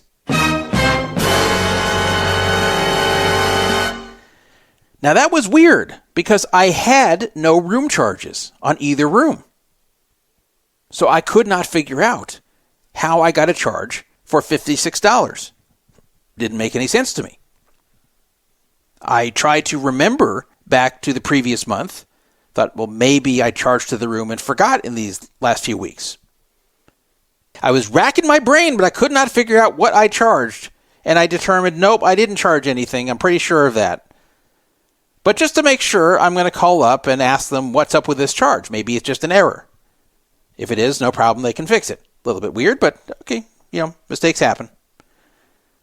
So I called up the 800 number for Caesars, for Caesars Properties, and I spoke to an offshore rep, which is what usually answers the phone. Not always, but usually. I think in the Philippines. And I asked, what is this $56.69 charge? And the rep told me that is a late checkout charge. And I said, oh, no, that must be a mistake. I didn't ask for late checkout. And she said, oh, no, I'm not saying that you asked for the late checkout. This was a charge that was put on your card because you checked out late. This is a penalty. What? So I got charged a late checkout penalty. She was very clear about it. This was not me saying, hey, I'm going to check out late, and then they charged me $50. That's what I thought may have happened when she said that, but that wasn't it. She said, no, we see you did not ask for a late checkout, but we see you checked out late, so you were charged $50 plus tax, which comes out to $56.69. I said, well, that's a mistake. I didn't check out late. Who said I checked out late? I mean, I don't understand how this happened. She said, all I can see is that housekeeping charged it. I said, housekeeping? They didn't tell me they're charging me anything. Well, that's what we see. I said, well, can I have it taken off? And she says, no, there's no way to do that.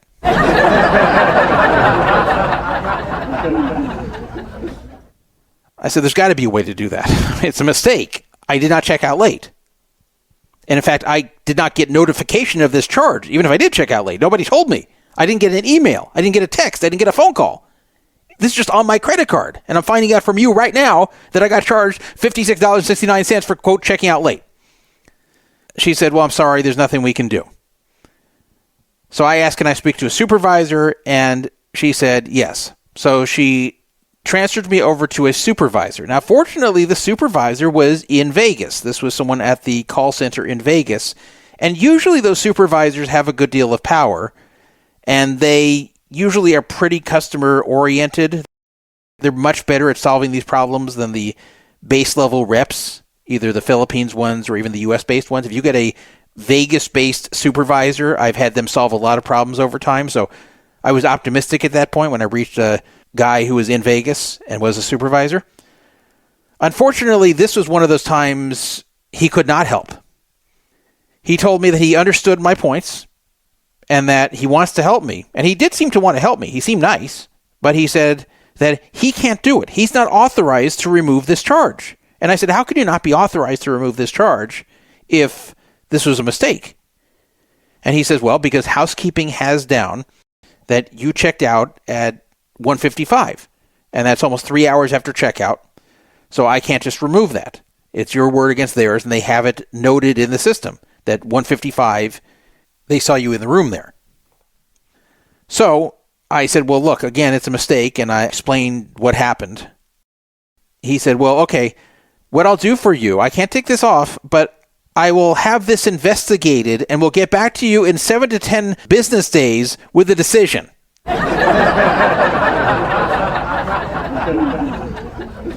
Huh?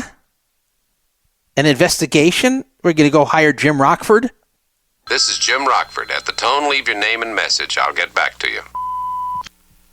I mean, who's going to investigate? What kind of investigation is there? Like, there's not cameras in the hallway, so how can they even determine what time we left the room? And besides, we didn't even walk out of the hallway at that time. We just slid over to the other room before 11 a.m. and left the connecting door open. So what would a key investigation prove?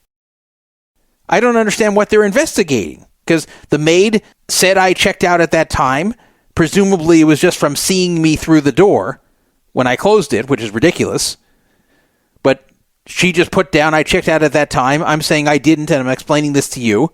What more is there?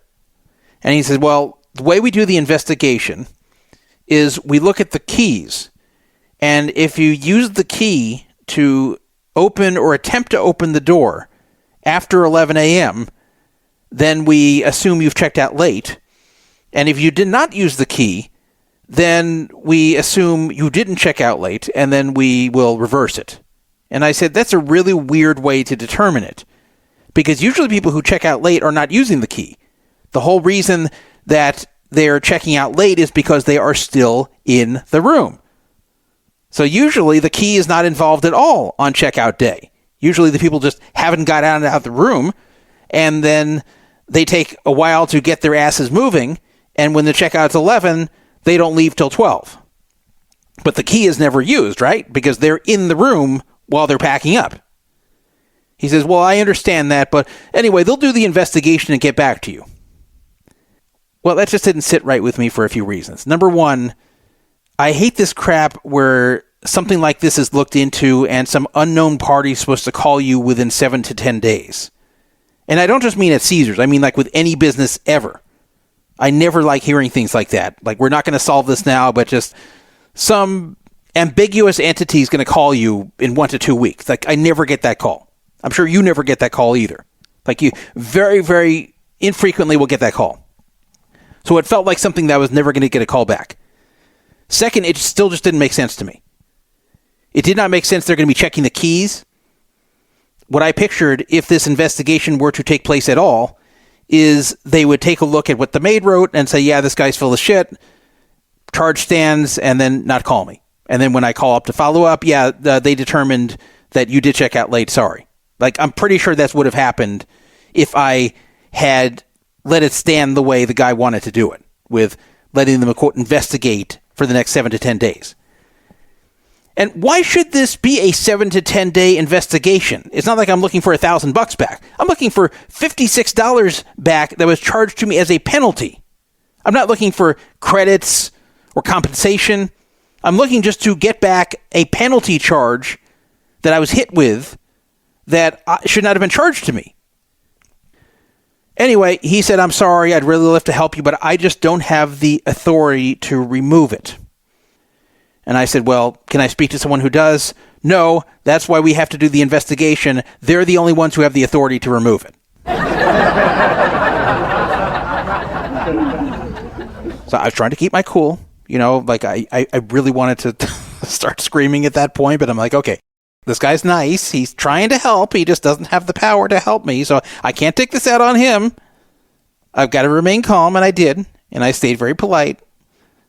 And I thought to myself, I've got to come up with a solution here.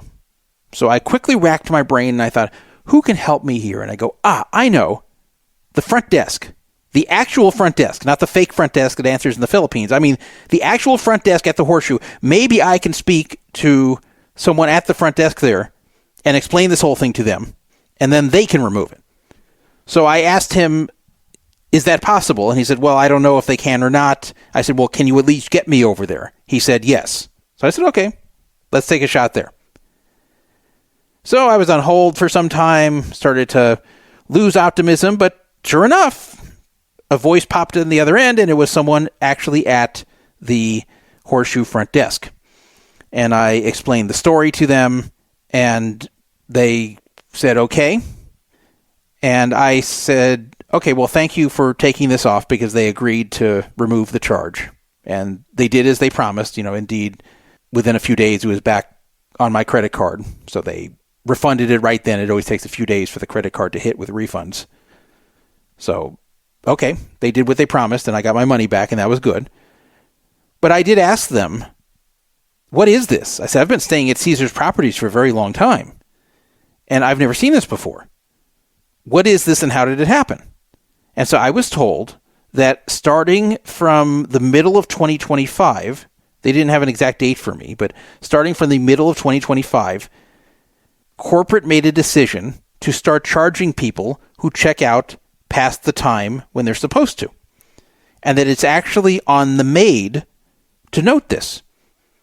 So the maid now has a new task on their hands, and that is to secretly and quietly report anybody who is seen in the room at any point after checkout.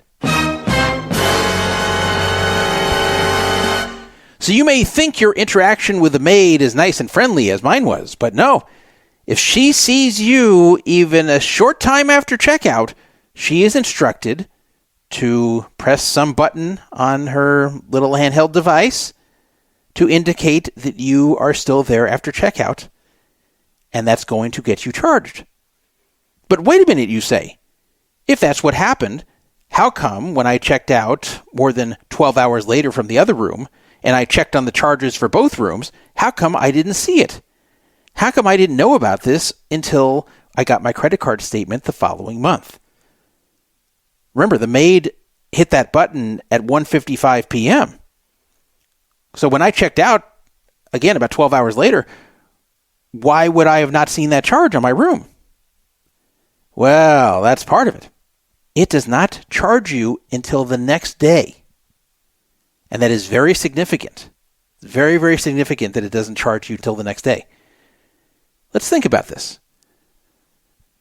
When you leave the room and check out, you're probably going to check on your bill. At least a lot of people do. I do. And if you see something like a late checkout charge, what are you going to do? Well, you might just accept it and pay if you know you checked out very late. But you also might argue.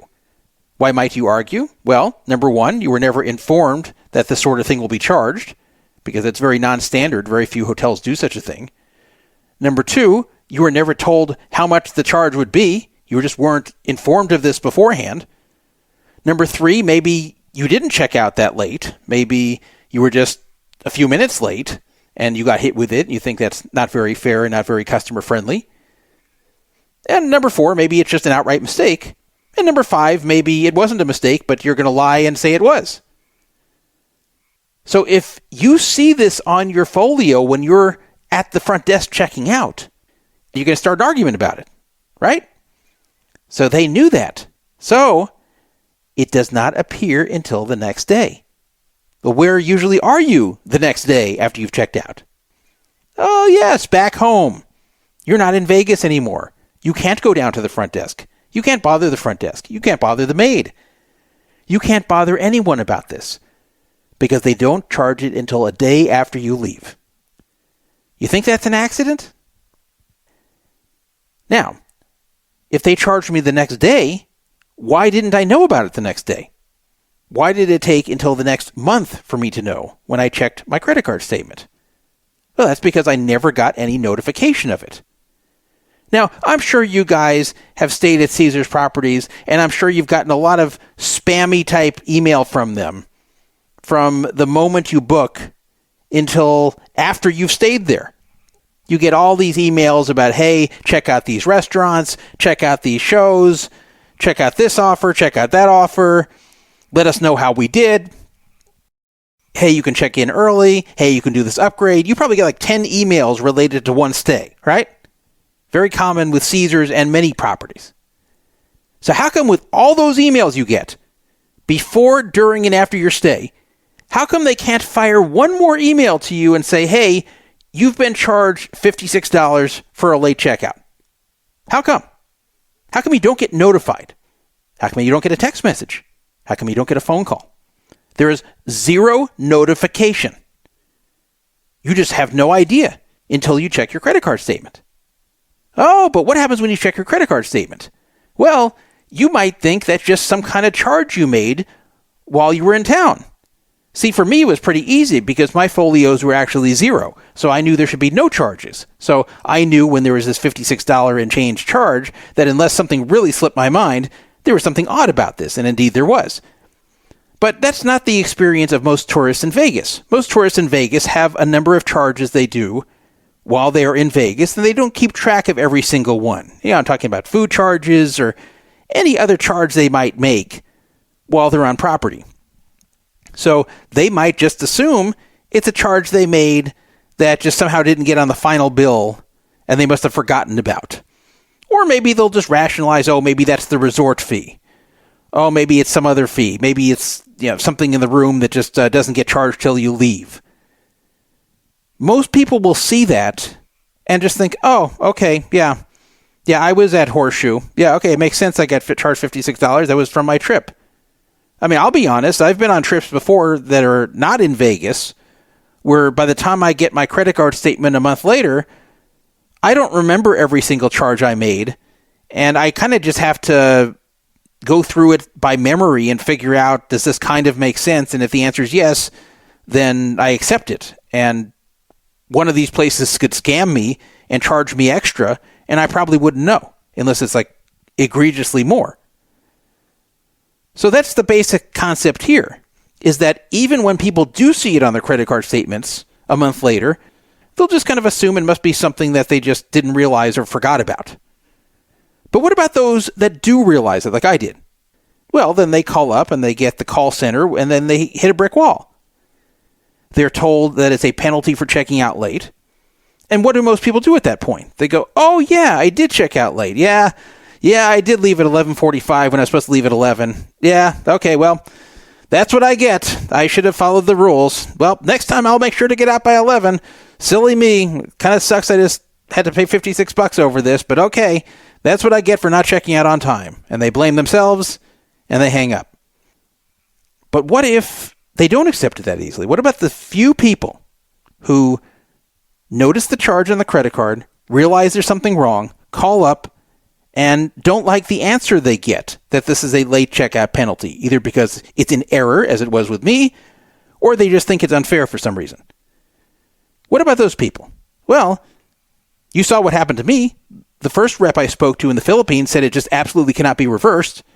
And the second rep I spoke to, who was a supervisor located in Vegas, wanted to refer it to some kind of bogus investigation that was going to look at the keys for some reason, and I'm sure not rule in my favor.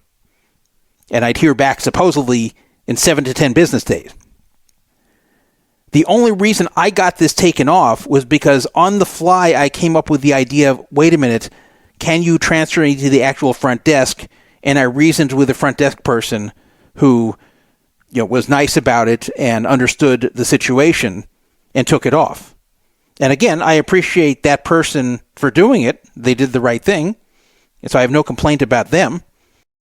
But I'm just telling you that this was a lot of effort. This is the type of effort and knowledge that most people don't have, who's the average tourist at a Caesars property. So the vast, vast majority of people who get charged this $56 for checking out late, whether it's correct or incorrect, never end up having it taken off. In fact, many of them don't ever notice it because they're never notified and because it kind of blends in with the other charges they had from that trip. Very clever, huh? But let's go back to the argument that some people had when I brought this up on my Vegas Casino Talk forum and when I brought this up on social media. Some people said back, wait a minute. Listen, asshole, you chose to check out late. Now, I hadn't told the whole story yet about what really happened with the connecting doors, blah, blah, blah. So at this point, I was just talking about this charge in general, not about my particular story. So at the beginning, I hadn't revealed it happened to me. I just revealed that it was happening, which I'll get to shortly, because there was some controversy about that. But I just told the general story about what they're doing over there. And some people said, look, asshole, if you check out late, that's on you. Of course you should be penalized. Why do you think it's your right? Why are you so entitled to believe you should be able to check out late? And I said back, I don't think I should be able to check out late. I don't think it's my right to check out late. What it is my right to know is what I will be penalized for checking out late and when that penalty will take place. Now you might say, I don't agree. Just check out the time you're told, you won't have a problem. Well, I'm going to prove you wrong right now if you think that. If you have checked into a Caesars property, and a lot of other properties on the Strip do this too, you probably have had to sign or at least click accept on a little pad that you will be fined $200 or $250 if you either smoke in the room or if you bring a pet into the room without permission. I know every time I check in, I have to agree to those things. Now, for me, that's no problem because I never bring pets to the rooms and I don't smoke. But you do have to agree to these two charges in advance.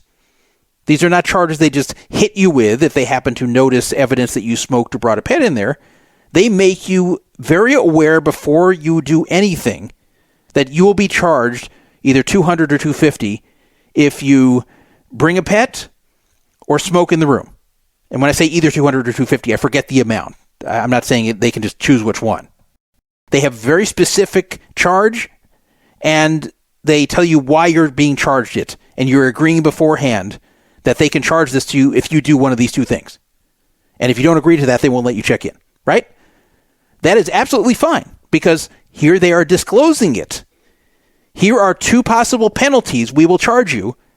So we're making you aware of these penalties in advance so you don't do these things. And that you know if you do these things that we can charge you. That is completely fine. So I have no issue with either of those policies. But you know what? If they didn't inform you beforehand, that actually wouldn't be that bad.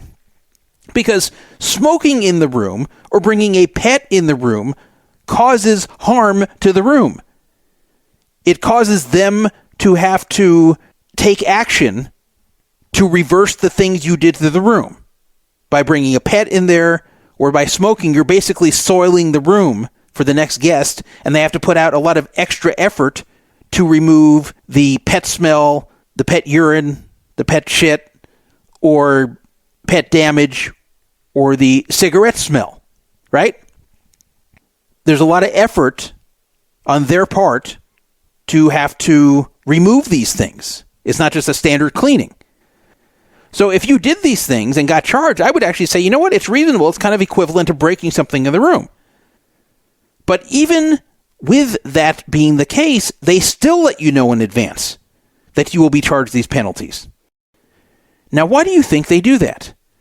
Well, I don't know for sure, but my guess is that people got charged this in the past and read the Riot Act about it, because they would claim that they didn't know about these fines. They didn't realize if they just light up a cigarette that they're going to be charged $250. They didn't realize if they bring their cat into the room that they'll be charged $250. So probably after a lot of arguments about this, that this wasn't disclosed and it's arbitrary, they probably decided, okay, we're going to inform people beforehand so then they have no argument back. So why are they informing you about the fines for smoking or bringing a pet in, but not about checking out late? Why is that? Why is that the one hidden charge? Why don't they inform you of that? And some people say, oh, no, they do inform you. I go, really? When? Because I don't see it. I don't see any signs at the front desk.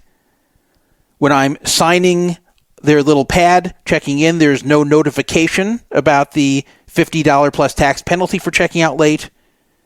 There's nothing in the confirmation email which says that. There is no prior notification. So why not? If they don't want you checking out late, if checking out late bothers them this much, why don't they notify you? Because you're going to get a lot fewer people doing this if they know that if they're even a little bit late, they're going to get charged. Imagine you go check into the Horseshoe and they notify you, hey, new policy, if you check out even 5 minutes after 11 o'clock, you may get charged $56. Are you going to put out more effort to get out of there by 11 sharp? I assume you would. I know I would. Because people have been conditioned for many decades now that checkout time is not a hard-line thing where there's any consequence for checking out a little bit late. So if it passes the checkout time, you're not like, oh my God, it's 11:05. What's going to happen to me now? You're like, okay, well, the maid hasn't knocked on the door yet, and it's pretty close to checkout time anyway. So yeah, I'll just finish packing my stuff and get out when I get out. So this is a very non-standard thing. This is not like everyone's getting fined everywhere for being seen in the room after checkout time. This is very non-standard. It doesn't happen. It's never happened to me once, and I've traveled all over the place for decades, both a long time ago, semi-long ago, recently, very recently. Never been charged that. So this is a very non-standard thing. And anything non-standard in any industry, it is the business's responsibility to inform the customer. The business cannot hit the customer with a non-standard penalty that they just decide for themselves how much they're going to charge and not tell the customer beforehand.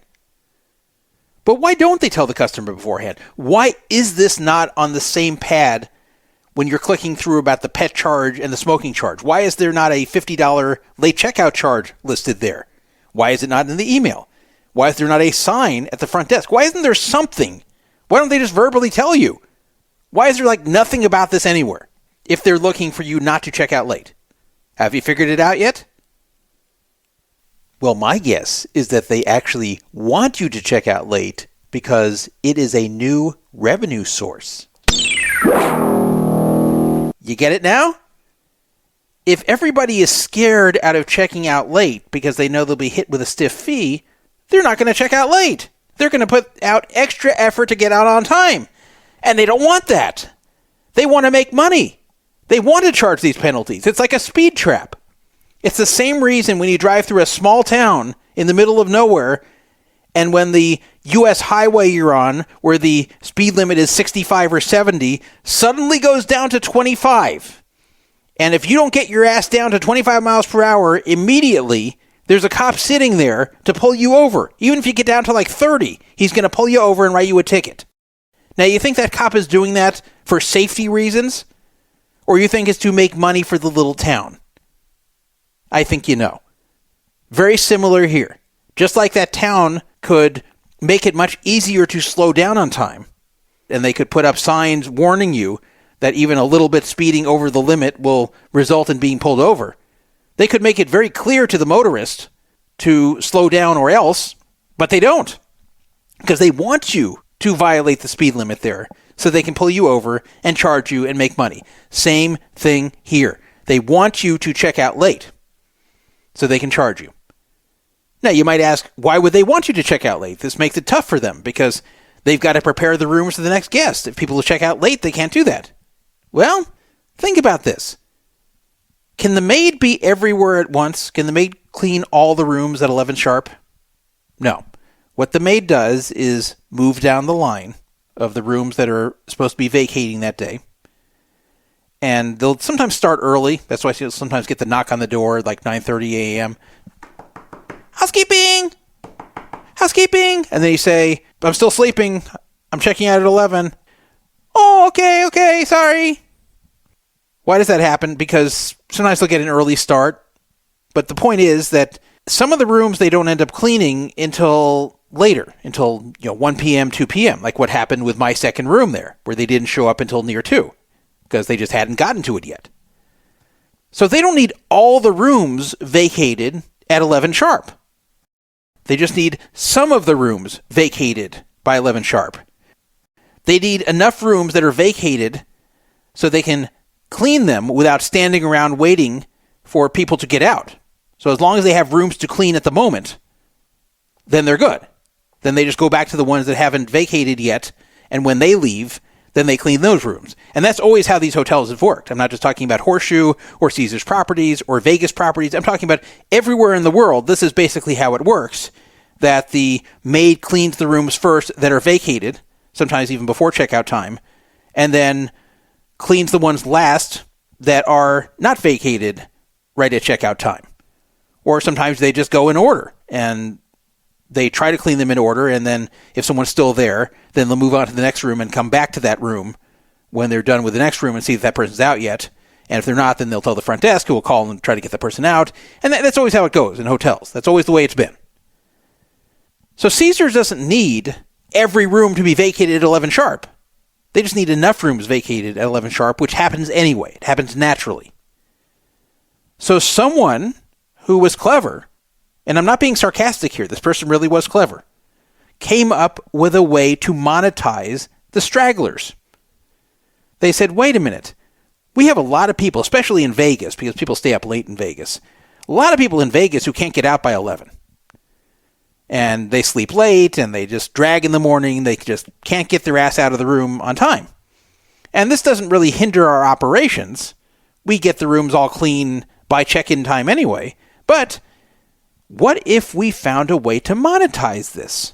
What if we charge these people, and these people will just assume they deserve it because they broke the rules? Especially these days, because a lot of people these days have gotten this mentality in their heads that if they break the terms of service, they deserve some kind of punishment. I don't just mean at Caesars Properties or even in hotels. I mean just with any business, there's a lot of people with the stupid mentality that businesses should punish them if they break the terms. I call these people terms of service monkeys because they believe that they actually deserve punishment when they break the terms. Thank you, sir. May I have another? Thank you, sir. May I have another? Thank you, sir. May I have another? So given that a lot of people have this mentality, given that a lot of people say, oh yeah, I did check out kind of late that day. Yeah, I didn't get out of the room till 11:35. Okay, well, makes sense. Kind of sucks, but it makes sense. My fault. Okay, I won't let this happen again. This is a genius way to monetize those rooms where people don't leave. And even if you think that's okay, which it shouldn't be because they should tell the people beforehand. They shouldn't trick them into thinking that they're not going to get charged and then charge them, which is basically what it is, that everybody expects not to get charged because like no hotels ever do it, and now they're doing it and they don't inform you in advance. But they also sneak the charge on the following day. They purposely don't put it on the same day because they don't want you fighting it. Probably when this change was put in, I'm guessing the culinary union, which is responsible for a lot of these employees, probably said, we don't want to induce all these new fights between customers and the employees. It's great you guys want to make money, but we don't want to be in the middle of this. So probably, and this is just my guess, this was like the compromise. Okay, you won't be in the middle of this because by the time the customer sees it, they'll be long gone and they won't have a way to access you. Because remember, if you call the front desk, you get the Philippines. It's very difficult to get the actual front desk. I managed it, but it's pretty tough to do. Like, had I asked the Philippines to do it, they probably would not have been able to transfer me. So they don't charge you to the following day. So the customer does not even have a chance to argue, which is important because the customer may have been erroneously charged like I was. Or the customer may just have a general objection to it because they weren't informed. Or maybe because it was only a few minutes after 11. Whatever it might be, the customer does have a right to speak to those who charge their credit card about the charge at the time it happens. It shouldn't be snuck on there after they're gone. If they discover something after you're gone, that's a different story. If you've left town and they see that you broke the lamp or broke the TV and charge you, well, okay, then they have to charge you at that point and you'll find out later. But if they're purposely not charging you so you can't confront them about it until the next day, that's a big problem. And even if you say it's not intentionally, if you say, well, that just happens to be when it appears on there, it's probably just the way it happens. Well, I have a counter to that. Why should it be? Why should it take a full day to appear? Everything else is instant. Every other possible charge you could ever make on property appears instantly. So how come this one takes a day? I think you know why. And then why aren't you notified? Even once you are back home, you don't get notified. You think that's an accident? You think they don't want to send you one more email from the 10 emails they already send you? Notifying you that they charged you another $56? That's got to be intentional too. So this is something that they want as a revenue source. They want you to check out late. They want to charge you. They want to induce people into doing it. Just like on the road when the speed limit suddenly drops to 25 miles per hour on the highway. It's the same concept. It appears to me, and I can't be 100% certain, but this is how it appears to me, that they want you to break the rules so you can pay the penalty. Except the difference is here, at least on the road, you're being pulled over by law enforcement, and then you're written a ticket, and then a court is what forces you to ultimately pay if you choose to fight it. Here, you can't even fight it. Here they charge you. You don't even know you've been charged, unlike the situation where they pull you over on the road. Here you don't know you've been charged. You're not informed you've been charged. And then when you see the charge, you may not even know what it is. You may attribute it to something else. And even if you do know, there's really no way to fight it, unless you really go through heroics and know a lot about the system as I did. So this is very dirty. They shouldn't be doing things like this. And I had some people saying, wait a minute.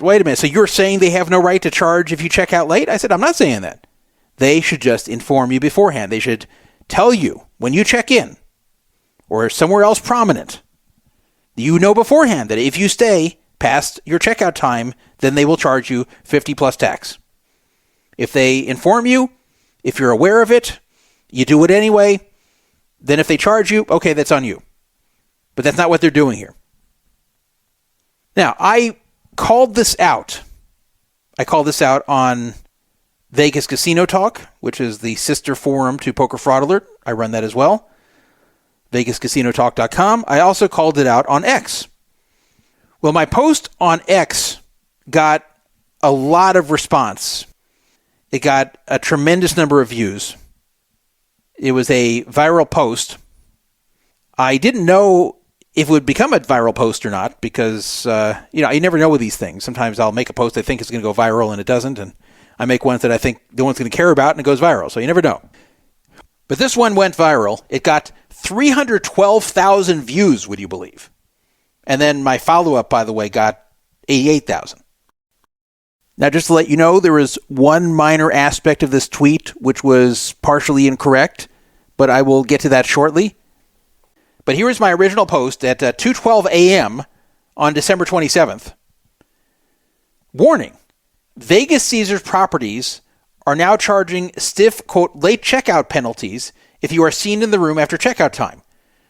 It's $20 for 1 to 60 minutes, $40 for 61 to 120 minutes, $50 for 121 to 180 minutes, etc. Just appears on your card, no email, no call, no notification. Be careful. So all I was doing there was warning people. Right? I wasn't even making commentary. Like, this is dirty, this is sneaky. I didn't even make that commentary. I was like, just watch out. I'm telling my fellow gamblers, my fellow poker players who follow me to watch out. So when you stay at a Caesars property in Vegas, you don't check out late so you don't get charged. In fact, if Caesars is doing this with good intentions, they should be happy I'm putting this out there, because this is going to discourage people from checking out late. This should make more people check it on time. Shouldn't they be happy about that? Well, of course they weren't. Now you may ask, what's this whole thing about $20 for the first hour and $40 for the second hour and $50 for the third hour? Well, it turns out that wasn't correct. And then that kind of played into Caesars' response. And when you find out how it wasn't correct, you're going to laugh. So there was a lot of reaction to this, a lot of responses to this. And I decided that I had to give more details and explain that it actually happened to me. But before I did that, Caesars actually responded on social media. I actually got a response publicly from @CaesarsENT, Caesars Entertainment. They actually responded to me because they saw this was going viral. As I said, it got 312,000 views. So they responded, "We apologize for the miscommunication. We're happy to offer flexibility for guests who need a little extra time. However, this fee structure doesn't exist. We're more than happy to provide a grace period and options to stay past our departure time based upon availability." Okay, but that doesn't answer what I had to say there. They're claiming the structure of 20 for the first hour, 40 for the second, 50 for the third, quote, doesn't exist. But notice they didn't say that there is no fee structure, just the one I posted isn't correct. So does it really matter if it's a little bit different than what I said?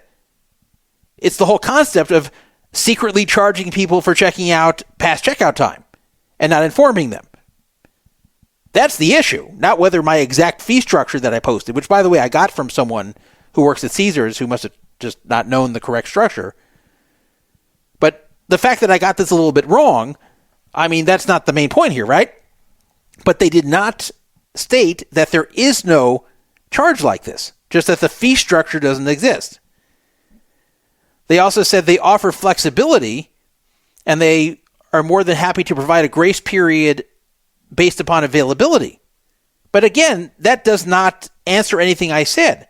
I wasn't complaining that you can't go to them and say, "Hey, I'd like to pay in advance for a late checkout," or "Hey, can you give me a little extra time?" And then they move your checkout up, if it's not that busy, to say 12 o'clock instead of 11. And you can try to do these things, and they may or may not let you do it. But that's not my complaint. My complaint is that if they catch you in the room after checkout time, they pop you with a penalty they didn't warn you about, and they don't tell you they did it. So I responded back, "Hello, thanks for your response. I can confirm these charges really can occur, as they were actually charged to me, and I inquired about them yesterday. I was told it was a late checkout penalty charged to me by housekeeping, and customer service would not reverse it. I never got any notification of this charge, and when I checked out, it showed zero. I got billed $56.69 after the fact a day later. I eventually got a manager on property to reverse it, but the call center refused. I will be glad to prove all this if you like." So I'm basically saying, look, what you're saying here is almost like denying what I'm claiming, but it happened to me. I didn't imagine this. And they verified this is why I was charged. So I don't know what you guys are saying here, but you're not addressing my point. Well, they didn't respond back. Part of the reason my post went viral was because Las Vegas locally and Vital Vegas picked up on this and commented on them and retweeted them. So they have pretty big followings, so that helped get this a lot of views. Sometimes the stuff I post goes viral on its own without major accounts sharing it, but this one was assisted by them sharing it.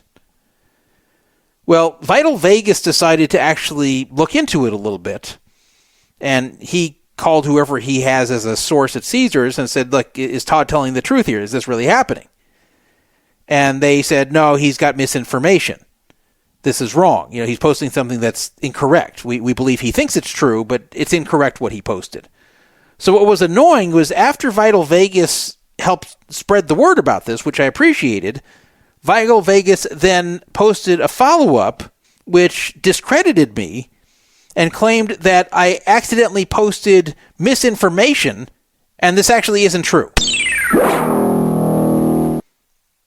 Which, is not correct. It is true. It happened to me. What I told you occurred really did occur. But anyway, first I messaged him publicly about this, but then I also messaged him privately, and he said that they're going to get in touch with me privately and speak to me about this. And I said, that's fine. I'd love to speak to them about this, and I'd love to tell them that this is very opaque and sneaky and isn't good customer service, that they should really change this policy. If they really are concerned about late checkouts, then inform people beforehand about this fine and inform people when they've been charged. But this is what he wrote prior to that. He wrote, after Caesars told him it was wrong, he wrote, update, this was a case of miscommunication. Caesars Entertainment does not have a fee structure like the one stated. Late checkout fees sometimes apply but vary and are only charged after a grace period, after the hotel tries to reach the guest, etc. The misunderstanding is being rectified. See, that's not true, though. They didn't try to reach me because I was out of the room. The maid walked in, saw me, I waved and closed the door. This is all like within seconds. Everything was out of the room. There was not one phone call to the room. There's not one knock on the door prior to that. And I was told when I inquired that this is something that housekeeping can directly charge to you without the front desk even knowing or getting involved. This was confirmed, okay? So it's not like I'm imagining these things. This is definitely what happened.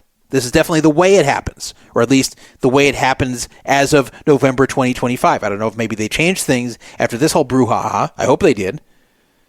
But at the time, that's the way it really was. So what Vital Vegas wrote is not correct. But what's this about the fee structure being incorrect? That they don't have a fee structure like this? Well, like I suspected, they do have this secret late checkout fee that got charged to me. Except the fee structure isn't what I said because it does not get adjusted hour by hour like I was originally told. It turned out that was wrong. Nope. From what I can tell, I don't know for sure because I've only had it happen once to me and mine was charged, hours past the checkout. But from what I can tell, once the maid puts that you're checking out late, it is always $50 plus tax, which means the fee structure is actually worse than what I posted.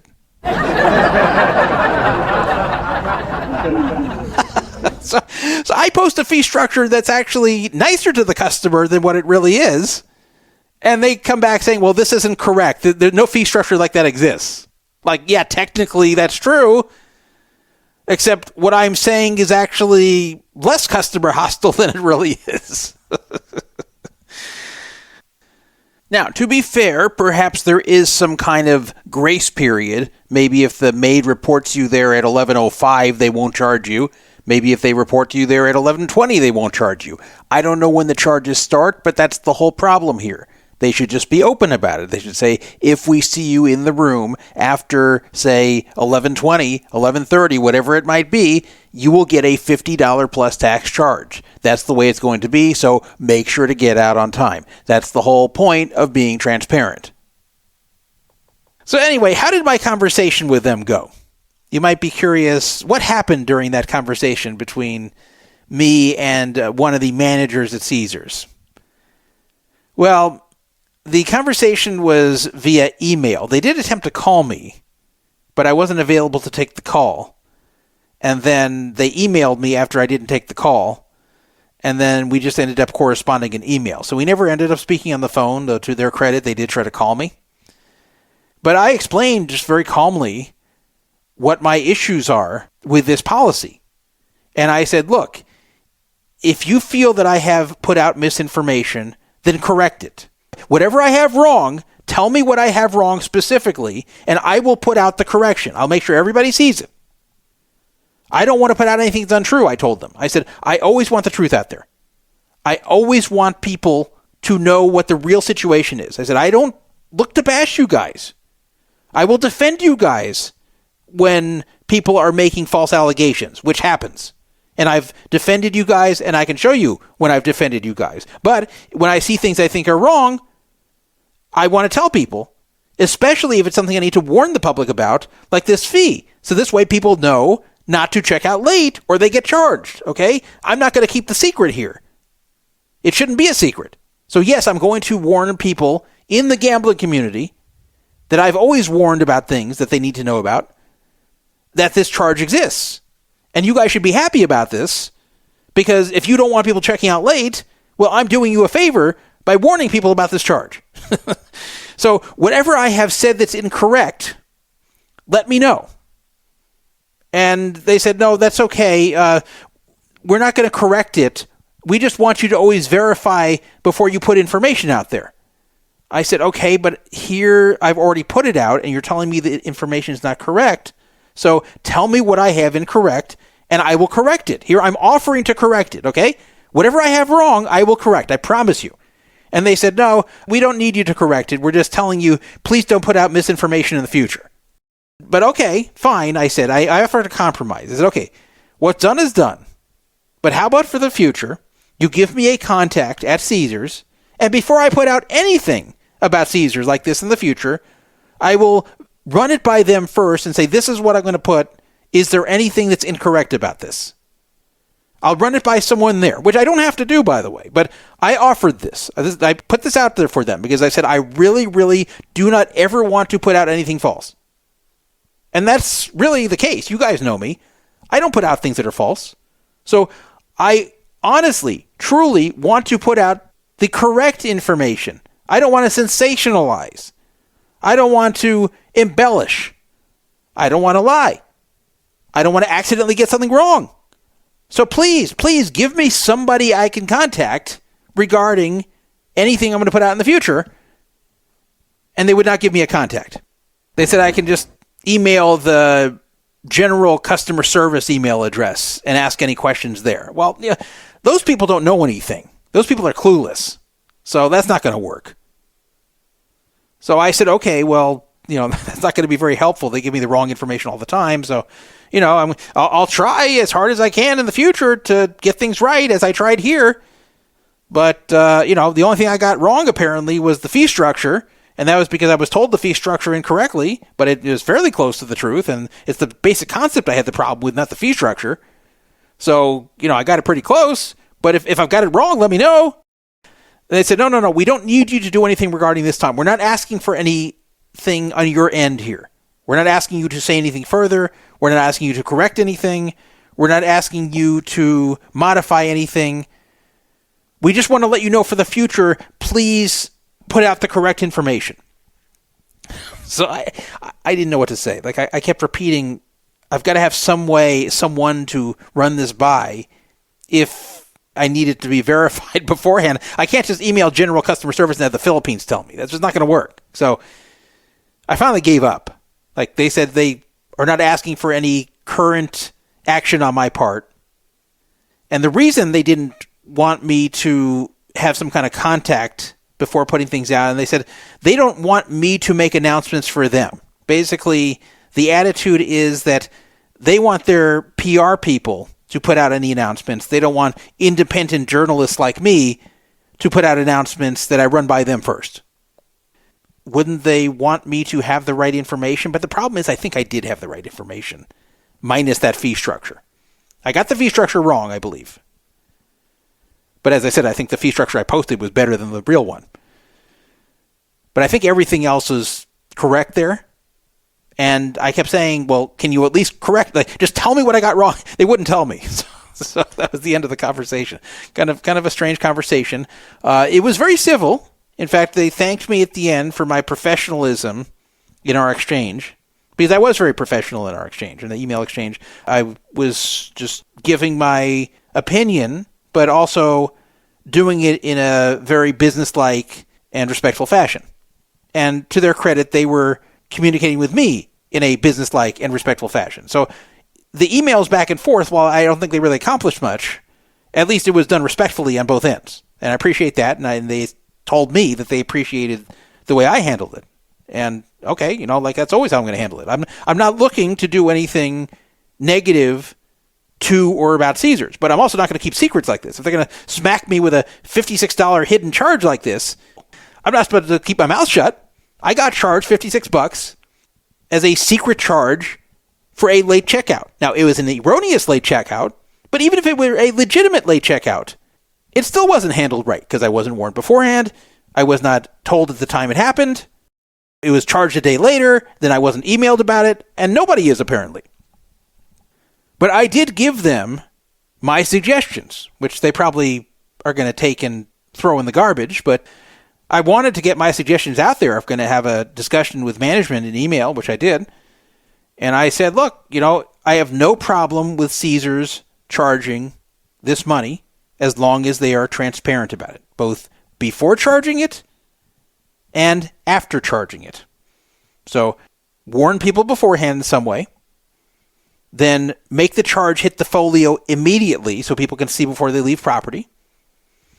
And finally, notify them in some way after it has been charged, like by email, by text, or whatever. Because the way it is just is not fair, not right. Most people agreed with me. I did have some people, higher percentage people than I thought, who disagreed. Here's someone who's actually an intelligent person on Vegas Casino Talk. He wrote, anybody who rents a room knows the checkout time. It is prominently posted. Riddle me this. What should a renter, referring to someone staying in the hotel room, think will be the consequences for overstaying? Clearly some penalty will apply. I see no need for a casino to spell out the penalty in advance. Just ask at check-in if you want to know. The fact that hotel gave folks a cushion in the past does not mean the same cushion must be in place now, especially in Las Vegas, with the bean counters scurrying around their ivory towers with their hair on fire. So I said to this person, I'm pretty shocked he thinks this way, because this is a smart guy. I said, the corporations are not courts of law. They can't just apply arbitrary penalties to customers for behavior they don't like, unless that behavior causes tangible damage, like breaking the TV. Rules violations don't count as tangible damage. And I brought up the whole thing about the smoking and the pet penalties that they do disclose, and somehow they don't disclose this. I said, here it's even worse. Checking out late causes no physical damage, and in most cases, zero damage at all, because the maid's not ready to clean yet anyway. Yet they don't disclose the charge at check-in, don't notify you when they do charge you, and delay the charge for a day. They aren't trying to stop guests from checking out late. They're trying to monetize it without the guest's knowledge. So they tell me at check-in about the pet penalty and smoking penalty, but not the late checkout penalty. And they email me about every stupid thing, but not about a $56 charge I wasn't expecting. Is this all an accident, or might it be on the shady side? But some people have a very hard time getting past that a rule breaker shouldn't just automatically get charged. There's a lot of people who have been conditioned, especially in the last, 10, 15 years. There's been people who have been conditioned to believe that breaking the rules equals punishment. Like back when you were a little kid and you broke the rules your parents would set or that your teachers would set, and then there'd be a punishment. You'd get grounded, you'd get detention, whatever. Breaking the rules equals punishment. But the thing is, we're not little kids anymore. Once you're an adult, the only entity that can enact punishments upon you would be a court of law. And the only other way you can get punishments should be if you've agreed to them beforehand. You agree to some sort of penalty beforehand, and then you violate the contract and the penalty kicks in, which, by the way, would still be enforced by a court of law. Corporations do not have the right to punish you. Now, I'm not saying this is illegal. I think this is like of questionable legality. And the reason is the hotel could argue back that regardless of the precedent that has been set by other hotels, they're not forced to keep to that precedent. So they've just decided now that anyone who stays past the time that they contractually have the room, which is until 11 a.m., that anyone who stays past that has to pay some sort of rent, and they've determined that's $50. That's one way of looking at it. The other way of looking at it is that this is not disclosed at all, whereas other penalties are, and that it's arbitrary, and that they are not really suffering this much damage from you checking out late, especially if it's a very short time, and that also it could be construed as an additional mandatory charge that wasn't disclosed at the time you booked the hotel, which is now illegal. Now, when you book a hotel, any kind of non-optional charge has to be disclosed right up front, and this was not. So it's kind of questionable whether this is legal or not. I'm not saying that if it were challenged that it would be deemed illegal, and I'm also not saying that if it were challenged it would be deemed legal. It's kind of in the middle there, and of course I'm not a lawyer, so who knows? But I think this is one of these things they're just going to do until there's either like a major fallout against it, like beyond what I did, or they're told to stop because it's deemed not legal. I think it'll continue until one of those two things happens. But the thing is here, you should not be of the mentality that a corporation can monetarily punish you if they just feel like it because you didn't follow all the rules. Because you can't punish them, right? You can't just say, oh, I wasn't happy with how comfortable the bed was. I wasn't happy with the water pressure. I wasn't happy that my sink dripped. So I'm just going to take $50 back off the bill. I'm not going to ask you to take $50 off the bill. I'm just going to take it back. I'm just going to charge back $50-something. Like, you can't just do that. So they shouldn't be able to just charge you some arbitrary amount that they decide. And by the way, who says it would have to be 50? What if they decide that the penalty for checking out late is not $50 plus tax, but instead is $1 million. Does that mean you owe $1 million to them? Does that mean they could hit your credit card for $1 million? Obviously not. Now you may say that's absurd, but okay, what about $1,000? What about $500? What about $300? At what point is it not right for them to charge you for checking out late? What's the monetary amount that you think is wrong? If you don't think 50 plus tax is wrong, is 100 plus tax wrong? Is 150 plus tax wrong? Is 300 plus tax wrong? Like, at what point does it stop? And at whatever point it stops, and there has to be some point. Like, there's no way you're saying $1 million is okay. So there's some point you must think that they'd have to stop. Where did you come up with that number? And why is it right that it's not disclosed? Why is everything else disclosed that's a penalty except that? Why is it charged the next day? Why are you not notified when you get charged? So I really hope in this era when people are staying away from Vegas, especially the lower middle and middle end customers, exactly the type of customers that end up at Horseshoe, by the way. When people are staying away from Vegas for all the sneaky and nickel and dime type charges they're being hit with, this one's worse than all of them. This is far worse than resort fees and parking fees and all the other types of fees and the expensive waters in the room. At least all that stuff is standard. This is the worst of them all. So why are you guys doing that? You're struggling enough as it is. Visitation was way down in 2025 at these types of properties compared to 2024 and 2023. So why are you doing this? Yeah, it's going to make some money short term, but some people are going to get pissed off and not come back. But I think the belief is that relatively few people are going to notice, and the ones that do notice will blame themselves. And they might be right, which is very unfortunate.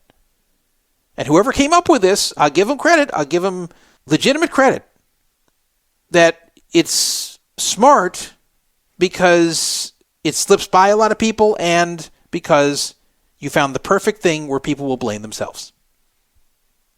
You get the person to blame themselves, and the sky's the limit what you can extract from them.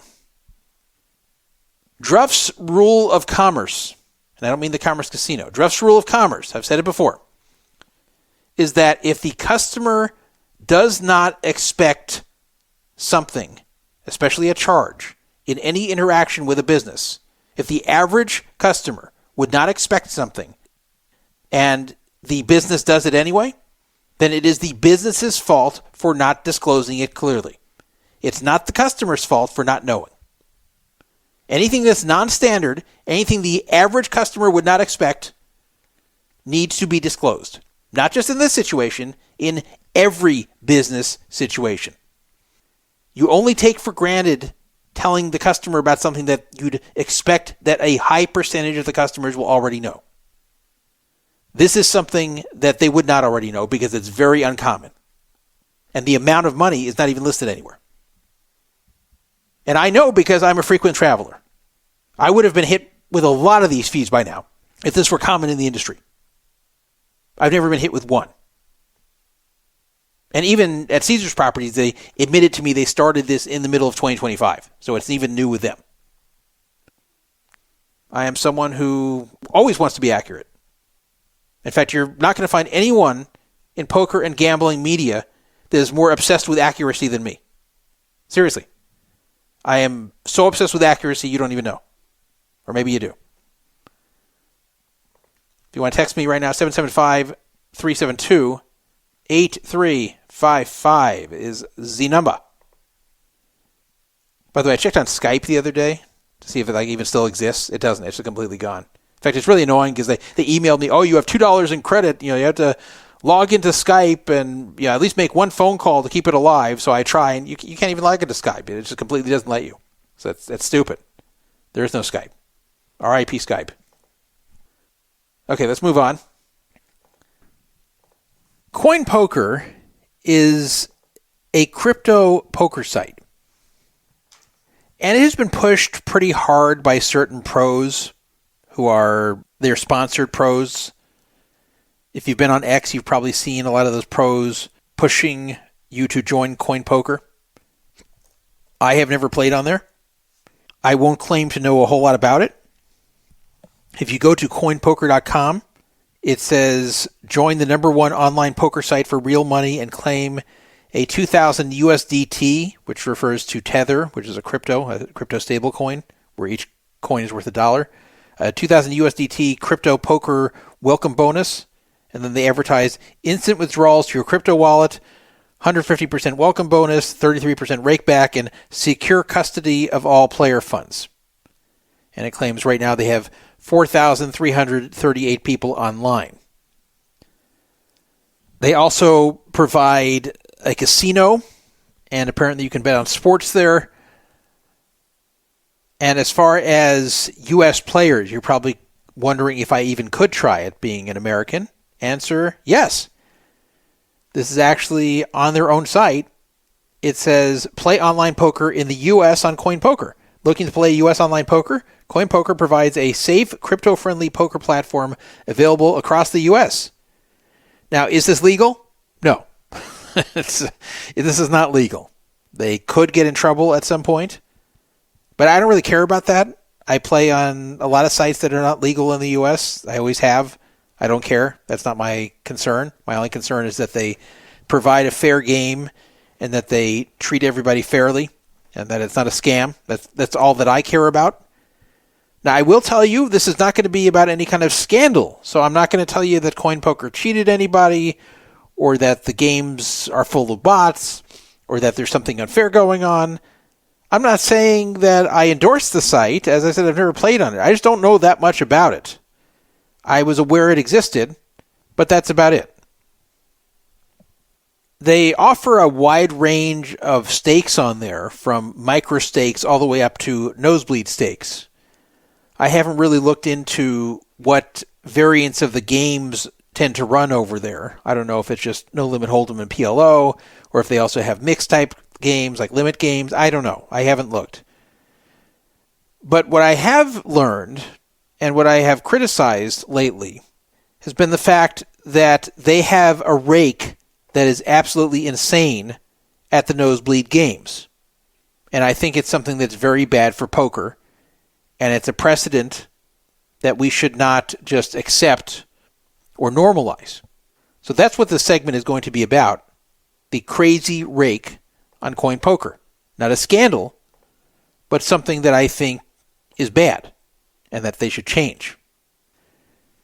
This came to the public's attention on January 13th when someone calling himself Mobius Poker posted CoinPoker raking $2,500 from a single hand.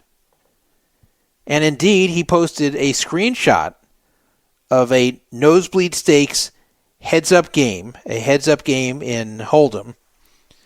It was 2,500, 5,000 no-limit Hold'em with a $1,000 ante. And amazingly, the hand was won by pocket jacks without a diamond on an ace 4, 5, 7, 8 board with 4 diamonds. Somehow pocket jack still won a pot that was $408,000 before the rake. So that by itself is kind of insane. The two players are ones I don't know, at least by their screen names, Ataka and Kehan Mok. So I don't know who either of these people are. But they both had a lot of money on the table. Ataka had $501,000 on the table prior to the hand, and Kehan Mok had $1.17 million on the table. So these are very, very high-stakes games. Nothing I would ever play. Nothing even close to what I would ever play. And this is no limit, too. This isn't even limit. So anyway, the hand itself isn't important. What was important and what was posted about what was posted by Mobius Poker was the fact that at the end, $2,500 rake was taken out of the pot for that single hand. Now, maybe if you're not familiar with the ultra high stakes cash poker scene, maybe you'll think that's okay. If the pot is $408,000, $2,500 rake, that's still less than 1%, right? That's less of percent rake than there is at low stakes games. So why shouldn't it be $2,500? Well, because this was figured out a long time ago. The standard in poker, both live and online, and live of course goes back much further than online does, was that when you get to these high stakes games, you don't proportionately raise the rake. So a 10-20 no limit game is not supposed to have 10 times the rake of a 1-2 game. It doesn't even have close to 10 times the rake. What they tend to do, and you've probably seen this if you play it in live card rooms or online, what they tend to do is just incrementally move up the rake every time the limits go up. So the rake will be a little bit higher at 2-5 versus 1-2. Then it'll be higher at 5-10 versus 2-5. Then it'll be higher at 10-20 versus 5-10, but not like exponentially higher and not proportionately higher. It just goes up a little bit, maybe like $1 each time you go up limits. So when you get to the nosebleed stakes, like 2,500, 5,000, you don't have insanely high rake. Even if the percentage of the pot is low, you still have rake that's something like, $15, $10, sometimes even $5. That has been the typical rake of those nosebleed games. And you may say, wait a minute, why should it be that low? These people have so much money. They're playing for so much money. Why should the casino only be raking such a tiny, tiny percentage of the pot? Well, the reason is it's pretty much the same cost for them to spread these nosebleed games as it is to spread low-stakes games. And this is especially true online. So the only additional cost can come with security in a live setting, or with handling the money, or with paying for the processing of the deposits and withdrawals. So that's where there can be a little more expense for the nosebleed stakes games, but the expense is fairly close to what it is for providing much lower games. So since the expense to provide these games is about the same, the rake is not that much higher. And that's the way it's been. That's the way it was before online poker existed. That's the way it was in online poker when it started to exist. In all those years when Party Poker and Poker Stars were dominant in the 2000s, that was the way it was there. In fact, you didn't even have rake above $5 for any hand, no matter how high the stakes.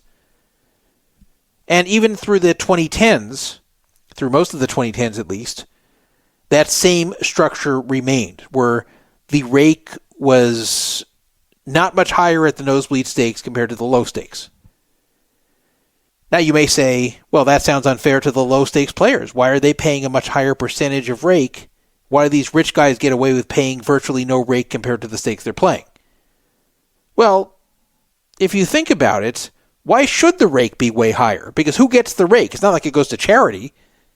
It's not like it goes to the low stakes players to fund their bankroll. Whoever's offering the game just keeps it as pure profit for the poker room, whether online or live. So if it were normal to charge rake like $2,500 a hand for nosebleed stakes, this would not benefit the community. This would just go right into the coffers of whoever's offering the game, of the room offering the game. So that's not beneficial to the community. That sucks money out of the community. So it was established a long time ago. You just don't do it. Obviously, poker rooms are running as a business. They're not doing it for fun or for charity. Obviously, they need to make money. They need to cover their expenses. They need to make a profit. That is fine. They need to charge enough to make that profit. That's totally fine too. And remember, the profit has to go past all the expenses. So I get all that. I'm not advocating for rake-free games or super low rakes that aren't realistic. I'm advocating for rakes that are industry standard for what has been established for many decades as far as what you rake the upper stakes games. You never just rake a percentage of the game like this when it gets to upper stakes, otherwise it just gets insane. Otherwise, the poker room's making way too much money for the service provided. You said it, the rent is too damn high. So, this kind of made coin poker look bad. And coin poker is very social media conscious. As I said, they've signed a number of pros to promote them. So the last thing they want is people mocking their rake of being ridiculously high and greedy. Now, Phenom Poker, remember I mentioned Phenom Poker on our last show and had some choice words for them and their recent practices? Well, they jumped on this. They actually started bashing coin poker. They wrote, friendly reminder that Phenom max rake is $15, meaning $15, even at the highest stakes. And then Mobius said back, Full Tilt used to rake 50 cents off a 400K pot. Can you beat that? That's actually true. Eventually, Coin Poker quoted Phenom's criticism of them and said something like, yeah, well, you don't have any players, so of course you don't have to rake very high. Which isn't true. Like, they have no players, but they aren't as big as Coin Poker, and it is true they don't have upper stakes games from what I've seen, so it is more lower stakes. I mean, they have them, but they don't really go much. But it was funny how Phenom Poker, who's their competition, took a shot at them. But this is one case where Phenom Poker is actually right.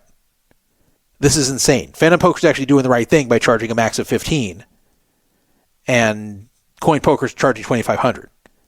Now, they tried to explain this, and unfortunately, a lot of people bought it. A lot of people bought the explanation that was posted by one of their pros, and I didn't like it, and I felt I had to say something. So this is what one of their pros said, Mario Mosbach. I don't know who he is, but he has some association with Coin Poker. He wrote, to give some context, this post is very misleading. Nosebleed heads-up cash games are an extremely tricky environment for any site to manage. Like, why? That's not even true. On Coin Poker, currently run by the far biggest games in the world, this is someone who doesn't speak English as a first language, so just bear with him, with a VIP who specifically requested to play high stakes, amateurs love playing heads-up, but the reality of today's top regs, meaning regular players, are exceptionally strong.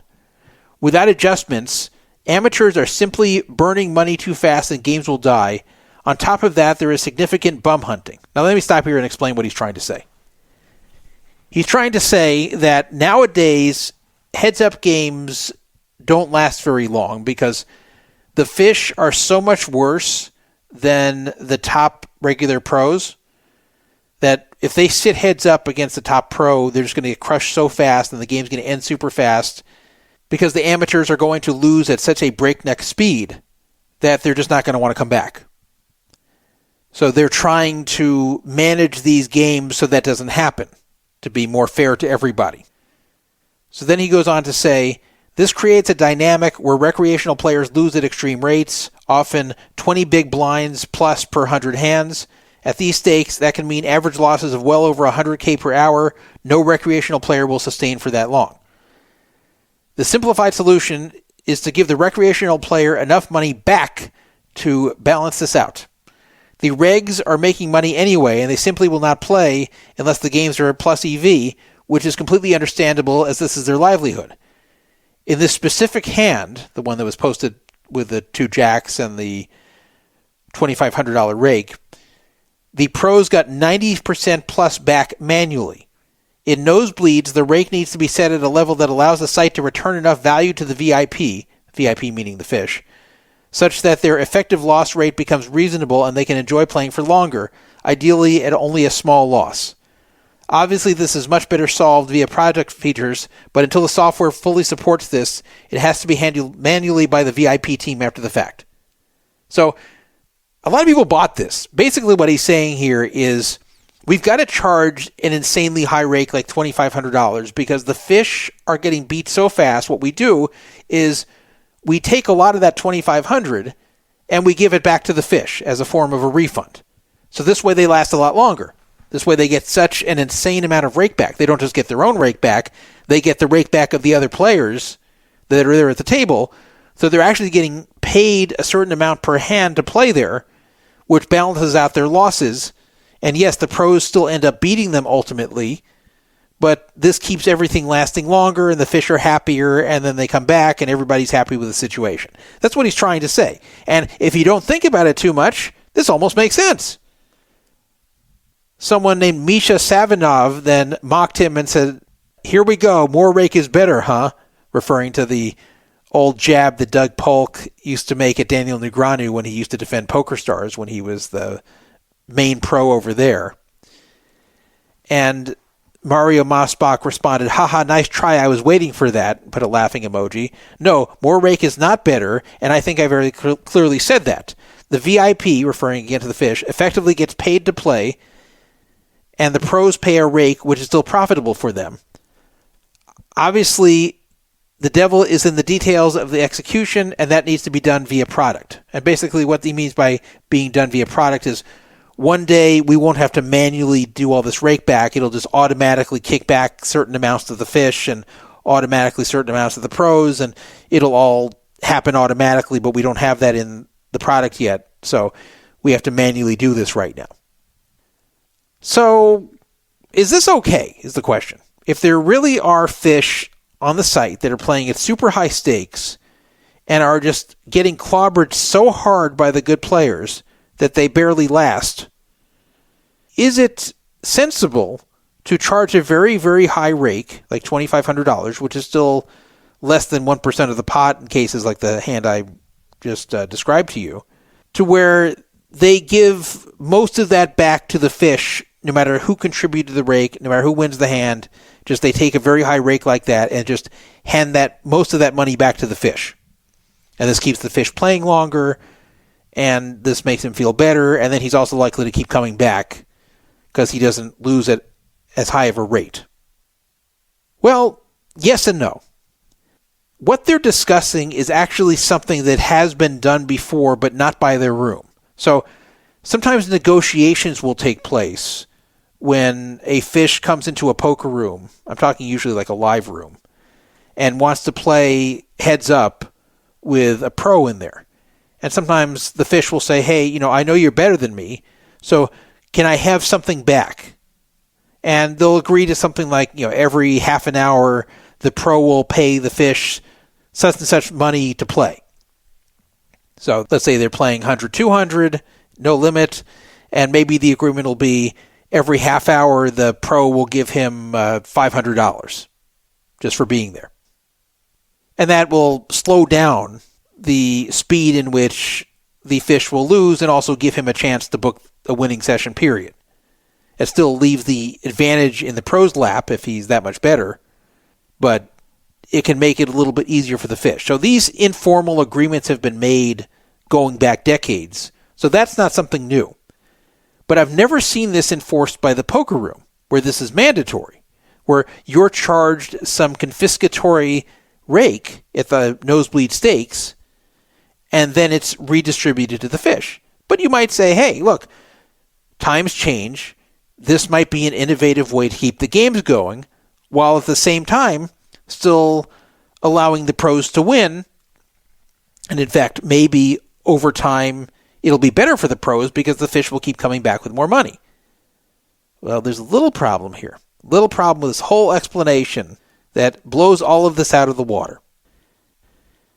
Remember the part where this Mario Mosbach said that in the hand that was posted, that both of them got about 90% back of that $2,500 that they were paying every hand?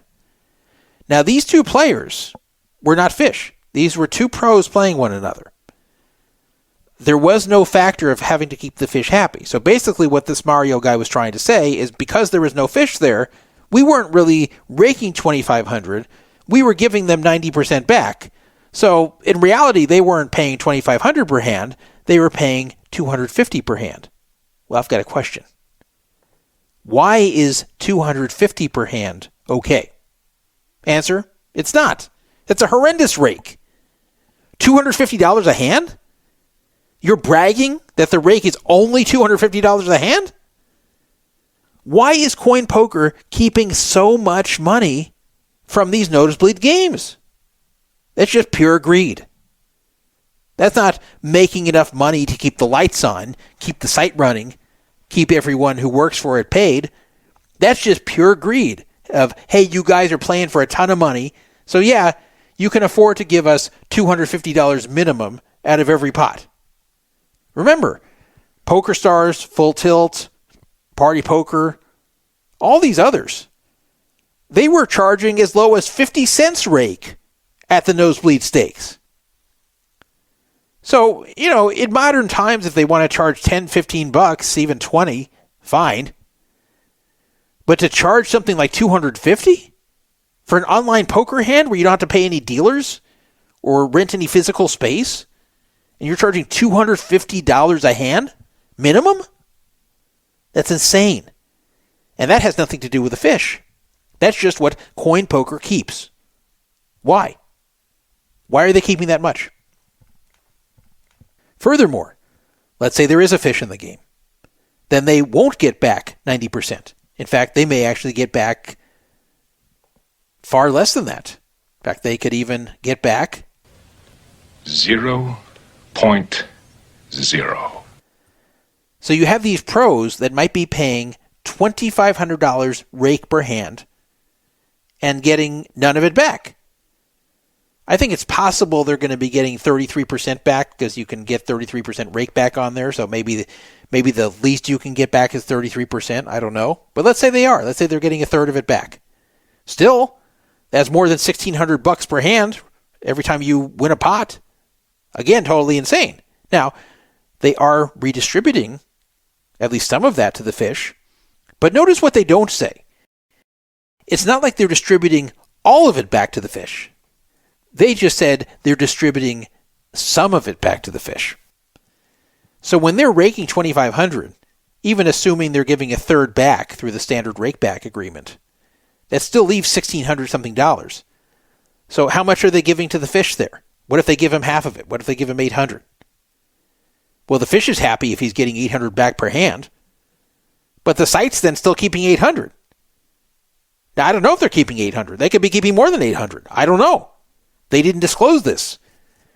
But the fact that they're not saying that they're giving all or almost all of this back to the fish changes the picture tremendously. If they were raking $2,500 per hand and saying, look, we're giving just about all of it back if it's just all pros there. So let's say if it's all pros, then they're going to give everyone all but $20 of the $2,500 back. But if there's fish there, then they're going to take their 20 off the top and then give the rest back to the fish. Like, that might be excessive, but maybe the fish are bad enough to where that still makes it positive expectation for the pros, and the pros are okay with it. Well, okay, at least there, it's not being kept by coin poker. It's just a way to redistribute the money to make the fish lose more slowly and give them a little bit of a chance to have some short medium-term wins. But they're not saying that. They're saying they are giving some of it back to the fish. So this is all just a shell game, so they can keep hundreds of dollars, or maybe even over $1,000 per hand. And that's absurd. It's insane. This is just pure greed. Now, of course, they can do it. It's not a scam. They can charge whatever rate they want. But it's not something people should normalize. And the problem is a lot of high-stakes pros these days only look at what is positive expectation in their opinion, and not what is right, not what is industry standard. And the more you allow things like this to happen and don't complain, then this will become the norm. Now, I mentioned earlier that they're not the first ones to do it. And it's true. GGPoker has done similar things in the past. There was some backlash, and they lowered some of it back. But even GGPoker charges way too much rake at the upper stakes games. But coin poker is worse. Furthermore, they also doubled down, and after this whole thing, instead of lowering the rake, they actually raised the rake more at the stakes right below that.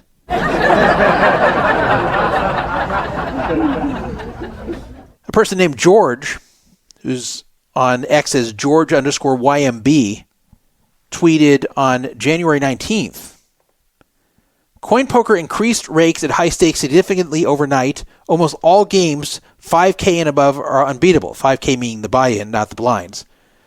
They've listened to regulars in the past, but most important right now is don't mindlessly play these tables and give them a data point to justify the changes. So basically he's saying what I'm saying is don't just accept it and say, yeah, it's still a positive expectation, because then they're going to think it's normalized and keep doing it.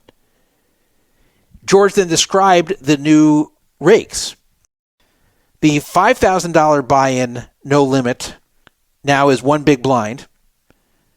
It used to be 0.2 of a big blind, the rake. $10,000 buy-in, no limit, used to be 0.15 big blinds, now is one big blind. And $20,000 buy-in, no limit, went from 0.1 big blind to a full big blind, which means that rake went up by 10 times. Also, the shorthanded games have gone up to 0.75 big blinds, which were much lower before. The games I just described that are one big blind are the seven-handed games. The four-handed games have gone up to 0.75 big blinds, which is extremely high. Now, how does this correspond to the blinds? Well, I'm not sure the way they structure this over there, so I don't know what 5,000 no limit is. I don't know what the blinds would be there.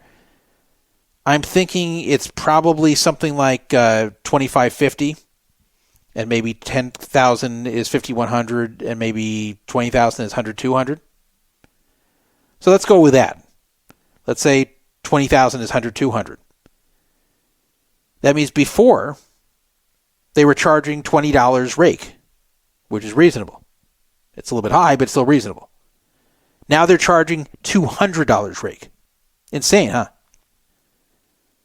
So the problem here is that the dumb Euros who are playing these stakes are obsessed with EV, and they just won't quit when this is happening. On GGPoker, there was enough of a backlash to where they did roll back a lot of this crap, but I don't know if Coin Poker has. I haven't heard about it if they have. This was back in mid to late January. Someone posted on Poker Fraud Alert this reminds them some of home games, which charge obscene rake. Sort of does, but it's still not as bad as this. Because the absolute rake collected is more. But yeah, I've told a story before that I went to a home game, and it wasn't a real home. It was actually at a business, like in some kind of office building, which had a security guard that would make sure you're okay and then bring you up himself when you are not there to rob the place. Anyway, the security guard met me outside, walked me up through locked doors. I was told about the game by somebody else and invited there, so you can't just walk in if you're a stranger. Anyway, at first I was very happy there. The game was full of really bad players, very fishy game. It was 5-10 no limit. I thought, wow, I'm going to crush here. The dealers were all hot chicks with cleavage showing. There were also massage girls roaming around. I don't know if they would do more than that if you want to go in the back room with them, but there were massage girls roaming around. You could also get free food. There were fruit plates, cold cuts, cheese and crackers. You just walk up and take the stuff. Girls walking around serving you drinks. Everything was free. Then I won a pot. A few $100. And they dropped $25. I think the pot was probably around $250 or something.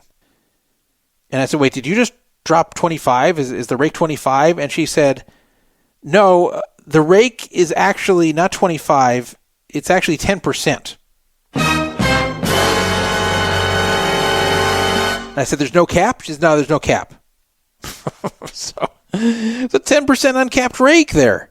I said, I think that's insane. So I was up like a little bit at that point, and I stood up, racked my chips, cashed out, and went to Commerce for the rest of the evening. And I debated with some people about this afterwards, saying, well, these games are so good, you've got to understand the 10% rake's okay. I said, no, it's not okay.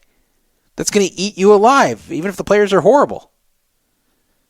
But even if they are horrible enough to where I can overcome that rake, it's just obnoxious. I don't want to pay that type of rake. Also, these games get robbed and other issues, so no thanks. So from what I can see, there wasn't enough backlash to where this stopped, so stay away from coin poker if you're going to play the upper stakes games. Not even that's the nosebleed. I mean, look, the 5,000 no limit, which is presumably like $25.50, that has $50 rake. Crazy. I want to give you an update regarding the Bovada situation. Remember, I told you in the last show in a very long segment how they stiffed me out of $29K from a slot win, and they claimed it was a malfunction and would not pay me. And even worse, they enforced the losses that I took in slots after that win. And then they also would not allow me to escalate this to their dispute resolutions office, which is meant to rule on matters like this. They claimed it didn't qualify. So how could it not qualify when it's $29,000 worth they confiscated? I mean, if that doesn't qualify, what does? So that all got me really pissed off, and I have been relentlessly hassling them on social media, which I will continue doing until they give the proper attention to this matter. And by proper attention, they need to handle it fairly, and they need to refer this to the dispute resolution office, which they still control, so I'm not saying that's going to do the right thing for me necessarily, but at least I want a shot with them. At least I want them to look at it. They won't even let me go there. They are denying this from being looked at by the dispute resolutions office, which is really crappy. So I mentioned that they were in contact with me after the whole botting scandal where Martin Zamani posted a video of a bot farm, which you got to see in action, physical computers that were playing by themselves on Bovada. It looked like at least 100 different games, maybe more, at the same time, all by bots that are colluding with each other. So that created a big scandal, and in fact that was covered not just on poker media, it was covered by a lot of media, especially all over X. So Bovada made a statement at the time claiming that they take this seriously and lying that the video was from 2022 when it wasn't. So anyway, as part of that whole thing, and I mentioned this last time, they started talking to me, even though that didn't have to do with me, but I was also pressing my thing in replies to the bot stuff to try to get more attention to my thing, which already got more than 100,000 views on my own. So I was trying to press attention to that again, and it must have worked because I finally got an email from Bovada about my situation on the same day that they addressed the whole botting thing. This is what they wrote to me. Hello, Todd. And this is, by the way, on January 20th, 2026. Hello, Todd. We genuinely understand how upsetting your recent balance adjustment experience has been. Yeah, you think? And we sincerely apologize for the frustration and disappointment it has caused. Having a balance of this size removed is understandably distressing, and we do not take this lightly. I'm thinking, okay, this sounds good. Are they going to give it back to me? No. Following a thorough investigation, we identified that you should have received communication at the time the adjustment was made to your account balance. We apologize for this oversight and are actively reviewing our systems to determine why that communication was missed. Okay, so that's not the problem here. I mean, I discovered pretty fast that my account was suspended. Now, it's true they didn't tell me why, but I assumed it had to do with the win there. And then I discovered not too long after that they unsuspended me and took what I won at that slot. So it doesn't take a genius to realize what happened. So yeah, they didn't email me about it, but that was like 100th on the list of things they did wrong. That was not my main concern. My number one concern was they took the money. They took $29,300 from me. Number two concern was they took the losses that I had suffered after winning that, and those still stood. So they removed the winnings but kept the losses.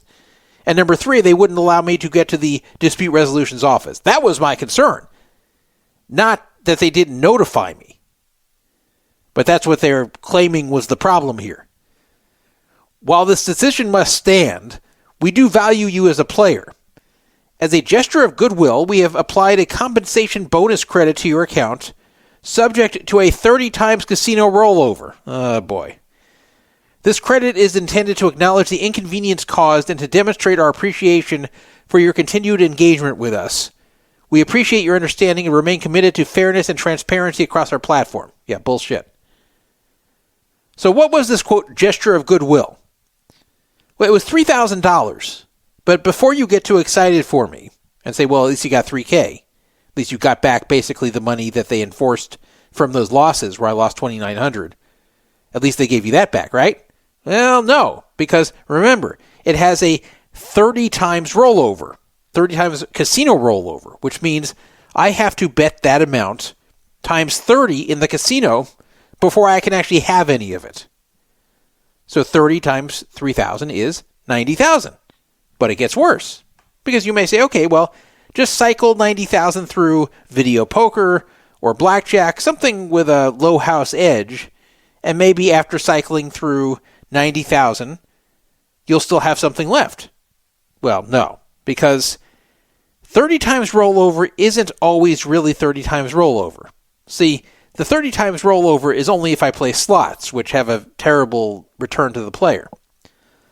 But if I want to play other things, which would be a better return to the player, then you get a much worse rollover. So anything that I play like video poker or blackjack only contributes 10% to the rollover, meaning that the 30 times rollover becomes 300 times rollover if I want to play blackjack or video poker.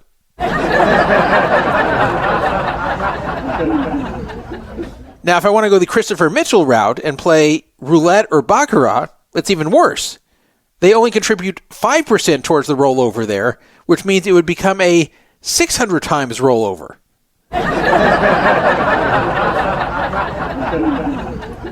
And if I play double-jack blackjack, well, that's only a 2% contribution, which then becomes a 1,500 times rollover.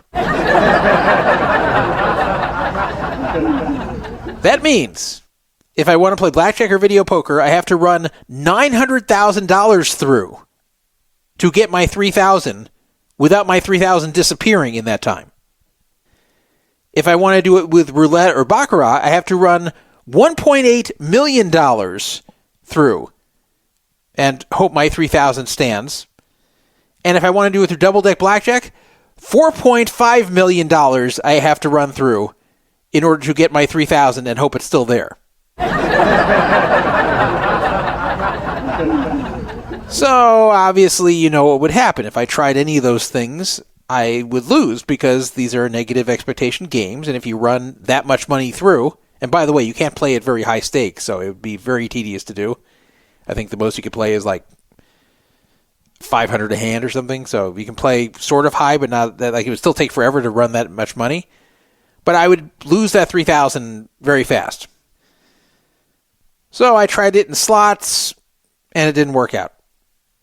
Lost it very fast, did not get anywhere near the 90,000 rollover needed, and my $3,000 bonus they gave me, the gesture of goodwill, ended up being worth 0.0. By the way, I asked them, could you perhaps lower the rollover to 1 times?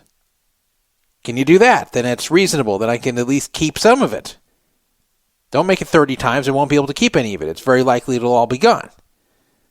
So I sent them an email asking them. I was explaining that this doesn't do anything for me. So after taking $29,000, can you at least make it 1 times rollover? And the response I got was this.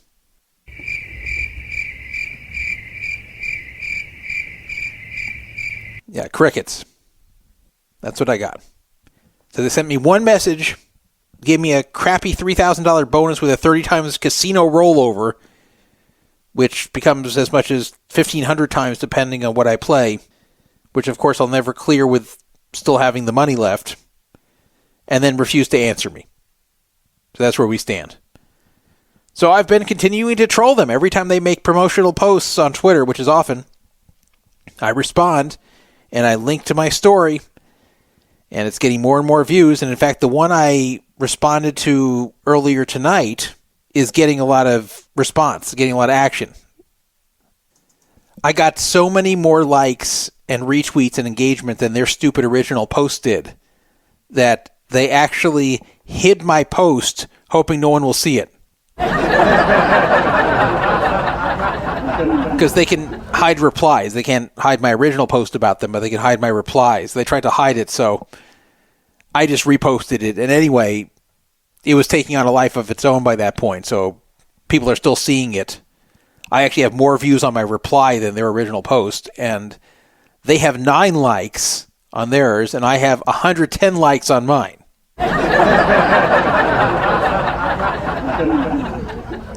The post that I responded to was by Bovada_casino, and it showed just some scene of a casino paying out someone big stacks of cash. It says, "Imagine cashing out for $230,000," and it showed this video. And I responded, "Imagine trying to cash out $29,000 from Bovada, getting denied and having the money seized. I don't have to imagine. It happened to me." So that one is getting a lot of action. As we speak, it's getting likes and retweets. It's making it look real bad. I don't know why they don't come to some agreement with me. Because I told them I'll be reasonable. I told them I want something that's fair.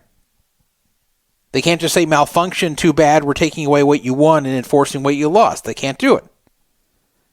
So if they're going to do it, I'm going to make sure everyone knows about it. I guarantee I'm costing them way more money in business than what they're keeping from me. And I'm going to keep doing it. I don't care how long it takes. I'm going to keep trolling their Bovada official and Bovada casino accounts on X. The world's going to know. They can try to hide my posts all they want. I'm just going to keep reposting them. Because if they don't think this is worth going to the dispute resolutions office, I'm going to make sure they understand that they have to. Unless they want to deal with like years of responses from me every single day. Because I'll do it. I really will do it. So I really suggest to Bovada that they give me a fair shake here. Let me have my case reviewed by the Dispute Resolutions Office, then come to a fair conclusion of what to do about this, because what you did to me is not fair. And I'm going to make sure as many people know about this as possible in every way I can. So I'll give you updates if more updates come. Let me give you another update unrelated to this. Ren Lin, I have something more to tell you about him and his situation. Remember, he was caught ghosting on GGPoker in October of 2025. He was caught helping a friend in a group chat who was at a final table on GG and giving that guy advice on how to play. That guy ended up winning. And unfortunately for him, one of the other final table participants was also in that group chat, unbeknownst to Ren Lin. And this got reported to GGPoker.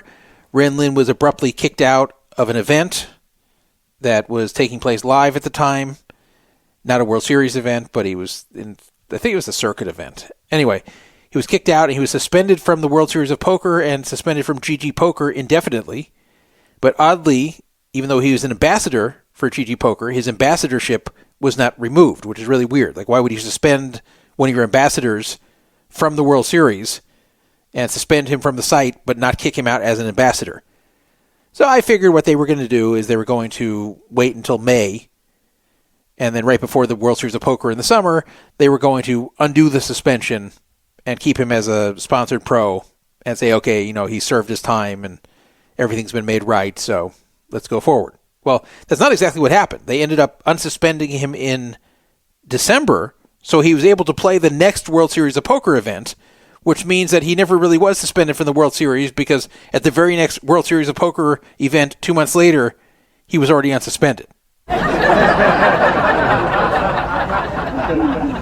But somebody pointed out to me that they noticed that he was not wearing any GG gear. And indeed, it turned out he wasn't with them anymore. So they did unsuspend him, but they booted him as their ambassador, which is a little bit surprising after all they did to bend over backward to keep him as an ambassador, despite what had happened. But they dropped him. The reason he's valuable is because he's very popular amongst the Chinese players, and they're really trying to expand in that market. So someone did grab him. He is a sponsored player now, but not with GG. He is now a sponsored pro on WPT Global. Now, you might already be getting confused. What is WPT Global? Is it the WPT? Well, sort of, but not really. And what is WPT Global compared to the other brands with WPT in them? For example, what is the difference between WPT Global and Club WPT Gold, or just the regular WPT itself? Well, I will explain all of that to you. But first, let me read you the post by WPT Global. They posted on January 11th the announcement that he was a new ambassador. They put new ambassador with the little siren emoji around it. Tony Ren Lin joins WPT Global as our newest ambassador. One of the most accomplished players on the global live circuit, Tony brings over $16 million in live earnings and years of success on poker's biggest stages. Welcome, Tony. And then they showed a picture of him.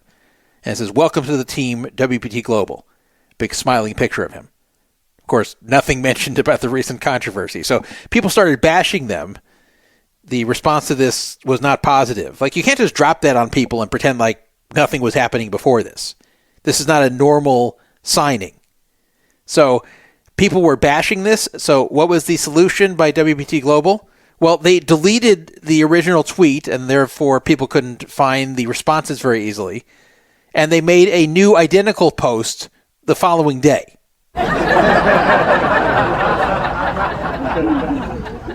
So then people just started bashing that one. There was no getting away from it. So finally they realized, when people were bashing the new post, that they weren't going to be able to just keep deleting and reposting it. So they decided to finally address the elephant in the room. Statement on welcoming Tony Lin as WPT Global Brand Ambassador, it said. At WPT Global, we believe in the principles of growth, accountability, and redemption. The world of competitive poker is not only about winning hands, but also about personal evolution and the courage to face challenges with integrity. You gotta be kidding me. We are honored to welcome Tony Lin as our newest brand ambassador. Tony has openly addressed past controversies, taken full responsibility for his actions, and accepted the consequences with humility.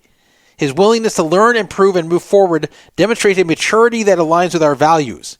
No, he didn't. He was caught doing it and had no choice. His journey reflects resilience, a quality we admire and wish to highlight. We recognize that people can learn from their experiences and contribute positively to the community.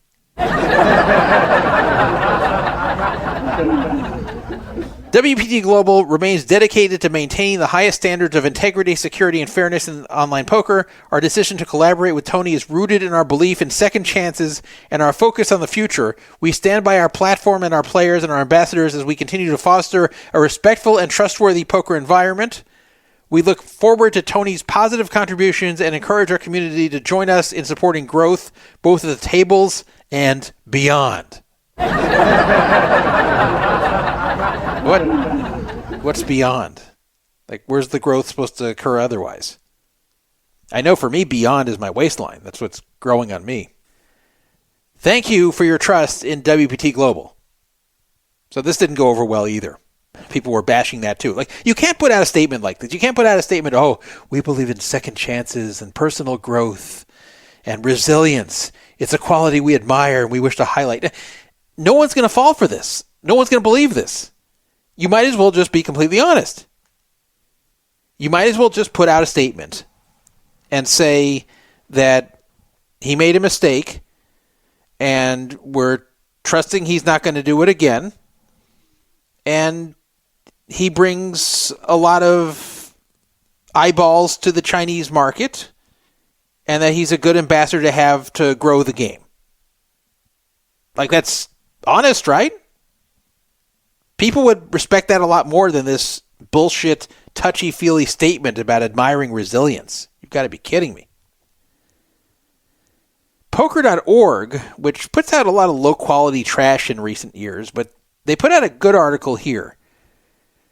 They captured a bizarre battle which followed this that took place between Club WPT Gold, WPT Global, and WPT itself. So this is an internal WPT battle that took place in public and then got deleted.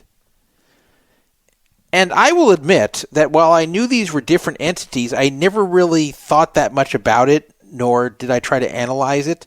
I did kind of notice that it was weird. There's these different WPTs, but I never really knew like what exactly they were and who ran what and how independent they really were. But Poker.org delved into this, and they explained it all. So I'll give them credit for that. This is written by a guy named Dave Woods on January 12th, very shortly after the signing. Very quick to jump on this. I'll give him credit there too. So the intra-WPT fighting began with Club WPT Gold, who likely was being managed by Seriously Serious, who has some association with Poker Fraud Alert. He's a member here. Seriously Serious runs the Club WPT Gold X account. I don't know if others have access to it, but I know a lot of the humor and controversial stuff posted there is by him. And my guess is he posted this. But he posted a picture of Ren Lin, and it said, Ren Lin, Club WPT Gold, banned, in all capital letters. That was after they announced that he was an ambassador on WPT Global. So you have one saying he's an ambassador, and then another WPT saying that he's banned. So basically he's an ambassador of one and banned on the other. Now how's that even possible? Well, then Seriously Serious himself posted under his own account, what the fuck are you guys doing over there at WPT Global? So that's interesting. So there's kind of two things from Seriously Serious, one being that banned post over Ren Lin's picture on Club WPT Gold's account, and then he went on his own account and asked, what the fuck are you guys doing over there? Now, both of these have been deleted, so don't go looking for them. Before the Club WPT Gold posts were deleted, WPT Global responded to them and wrote, can't have a winning ambassador in 2026?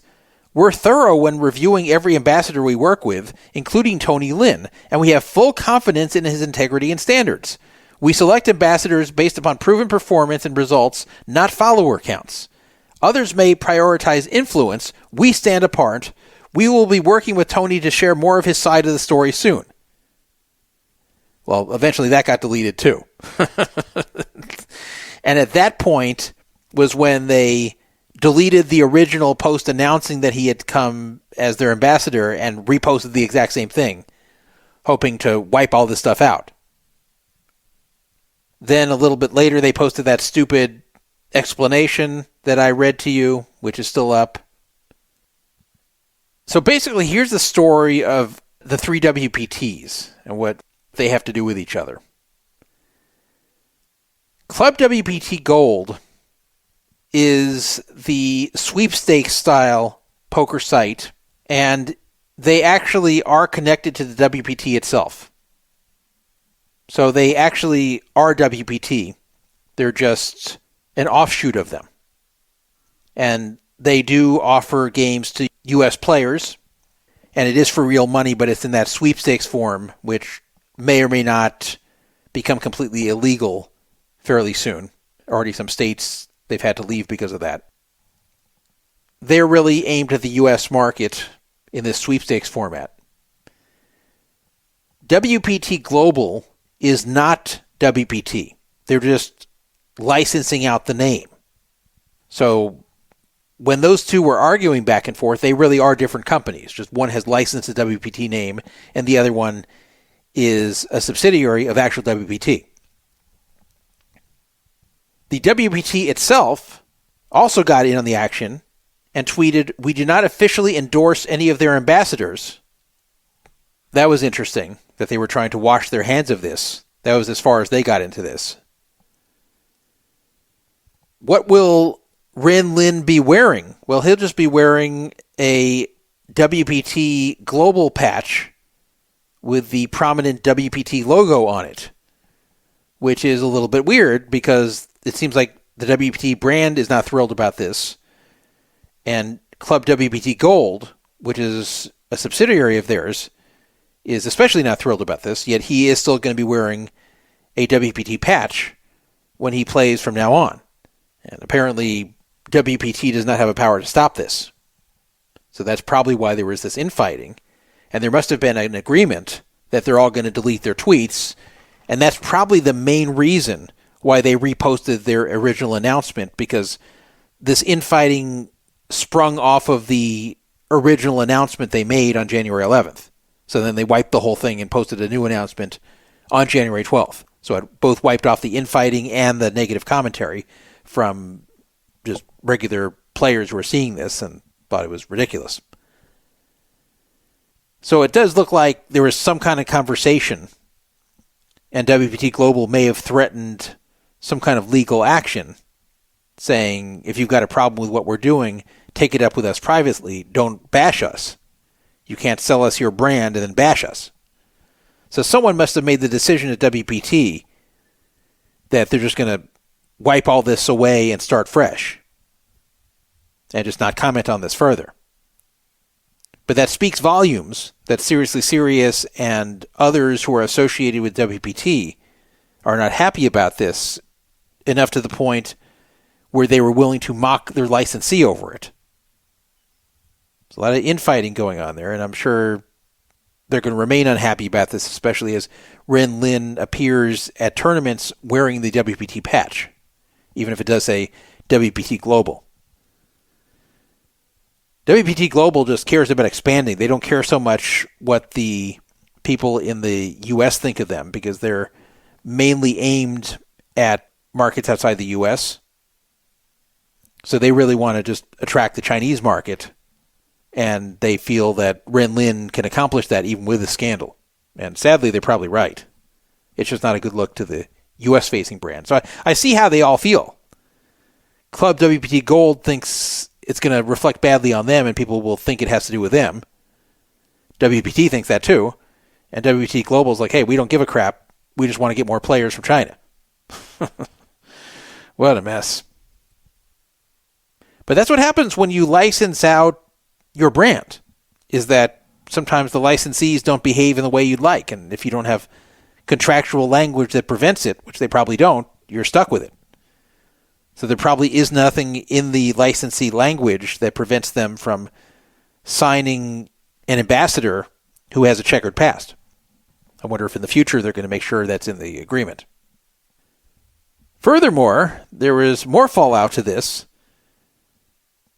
David Lappin and Dara O'Kearney are two gentlemen from the UK who do the Chip Race podcast, which has been around for some time. They were very anti-Ren Lin when this scandal hit. They just were pretty vocal about not liking this whole thing. They were also vocal, along with me, by the way, calling out the situation where he suddenly reappeared at the next WSOP event, despite supposedly being suspended from the WSOP. Well, their feelings about this were more intense than I thought. They have actually shut down the Chip Race podcast over this because their main sponsor was WPT Global, and they're quitting because they don't want to have any affiliation with WPT Global anymore because of this situation. This is what statement they posted. In June 2025, we joined WPT Global as ambassadors, putting the Chip Race content slate under their sponsorship. We are enormously appreciative of the role that Cameron Sohn, I don't know who he is, played in putting that deal together. We saw WPT Global making waves in the poker space and in particular investing in the Irish market. We wanted to be part of that and believe that our brands aligned, both in objectives and values. The signing of Ren Lin as global ambassador came as a shock to us. Given our personally held and outspoken views on the scandal surrounding him, it was immediately obvious that our continued roles with the company were untenable. As a result, we are parting ways with WPT Global. We obviously do not have an immediate plan for the future, but we sincerely hope to be back with chip race episodes, lock-ins, and strategy videos in the near future. Wow. So at least these guys put their money where their mouth was. They actually dropped their podcast, which was sponsored by WPT Global. So they're just giving up the money they were making from it. They just said, we're going to not do it anymore. By the way, I hope you guys appreciate that I do this crap without a sponsor. See, the second these guys lose their sponsor, albeit by their own choice, so I give them credit here for standing on principle. I give them a lot of credit. But I'm saying that when they don't have a sponsor anymore, they're not continuing. They're like, we're going to get paid or we're not doing it. I do this damn thing and I don't get paid a penny. Well, I get paid a penny, okay? When people click the Amazon link at the bottom of the Poker Fraud Alert page and then buy something, then I get a small commission there. That's the only way I get any kind of money from all this. But this site loses money. This site did not attempt to make money. And you have them quitting because the money's not coming in anymore, which again was their decision. And I have a lot of respect for them for making this decision. They could have said, look, we don't agree with this, but this is out of our hands.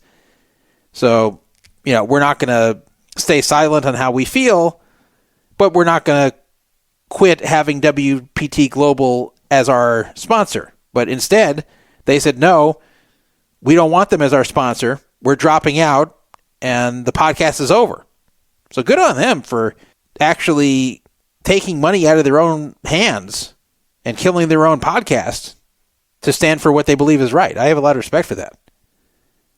But I hope you guys appreciate that I do this thing with no sponsor. Okay, let me move on here. Here is a weird controversy that pulls a name out of the past, one you probably hadn't thought of in a while. Phil Gordon, who was a Red Pro on Full Tilt, a recognizable figure in the poker world in the 2000s, and then kind of just disappeared from poker. He has apparently been dealing with a bad debt situation for not even much money. Phil Gordon has a whole lot of money, so this doesn't really matter as far as his finances, but it's just annoying to him. He has been owed money by Dan Heimiller, who has been around a while too, but is still playing to this day. He's been owed by Dan Heimiller since 2010 for an amount that he claims is $8K, and even though Heimiller claims it's less than that, still, $8K is not a ton of money, but this debt has been sitting since 2010 and now has been brought to the forefront by Daniel Cates, a.k.a. Jungle Man.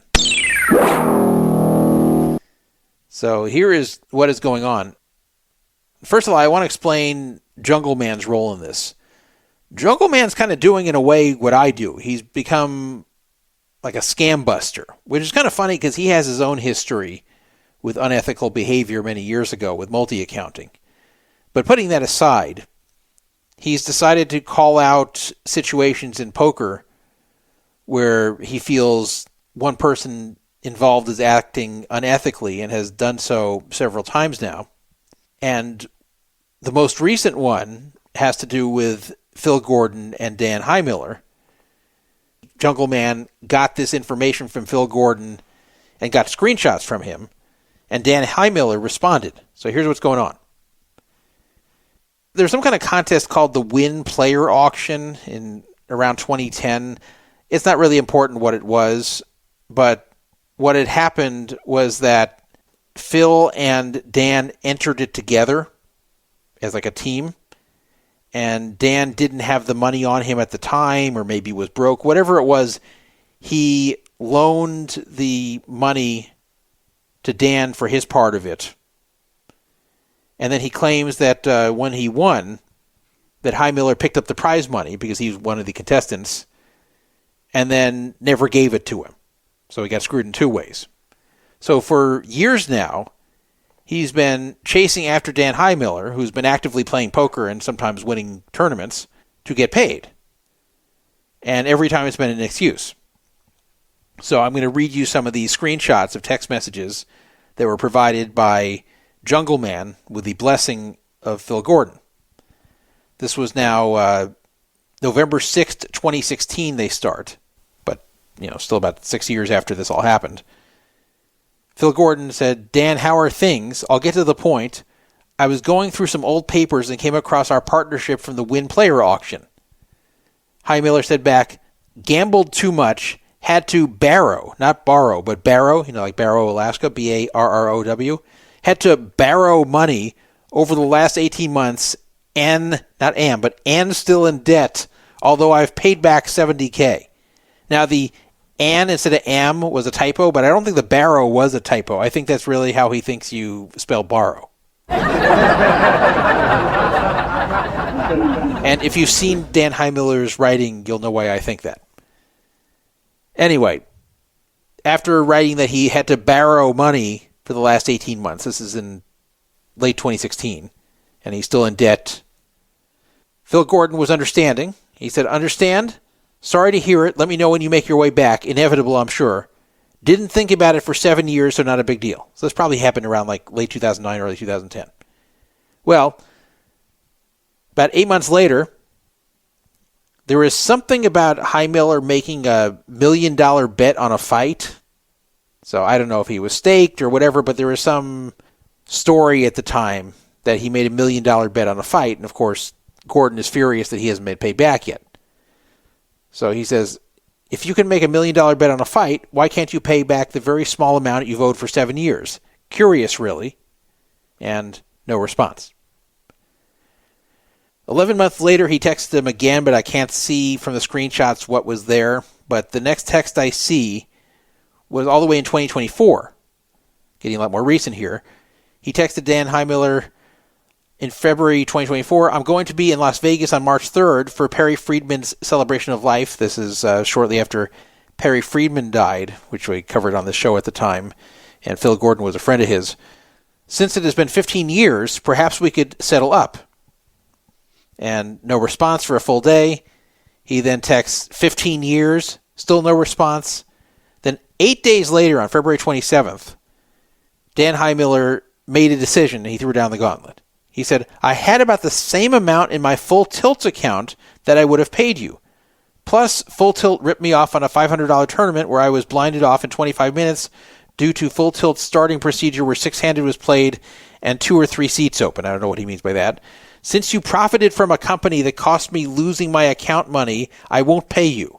I asked 4 poker players, 2 were unsure, and 2 were positive that I was right. One was a lawyer who was also a temporary judge. He wrote, quote, I am of the opinion that you are not obligated to pay him any money at this time.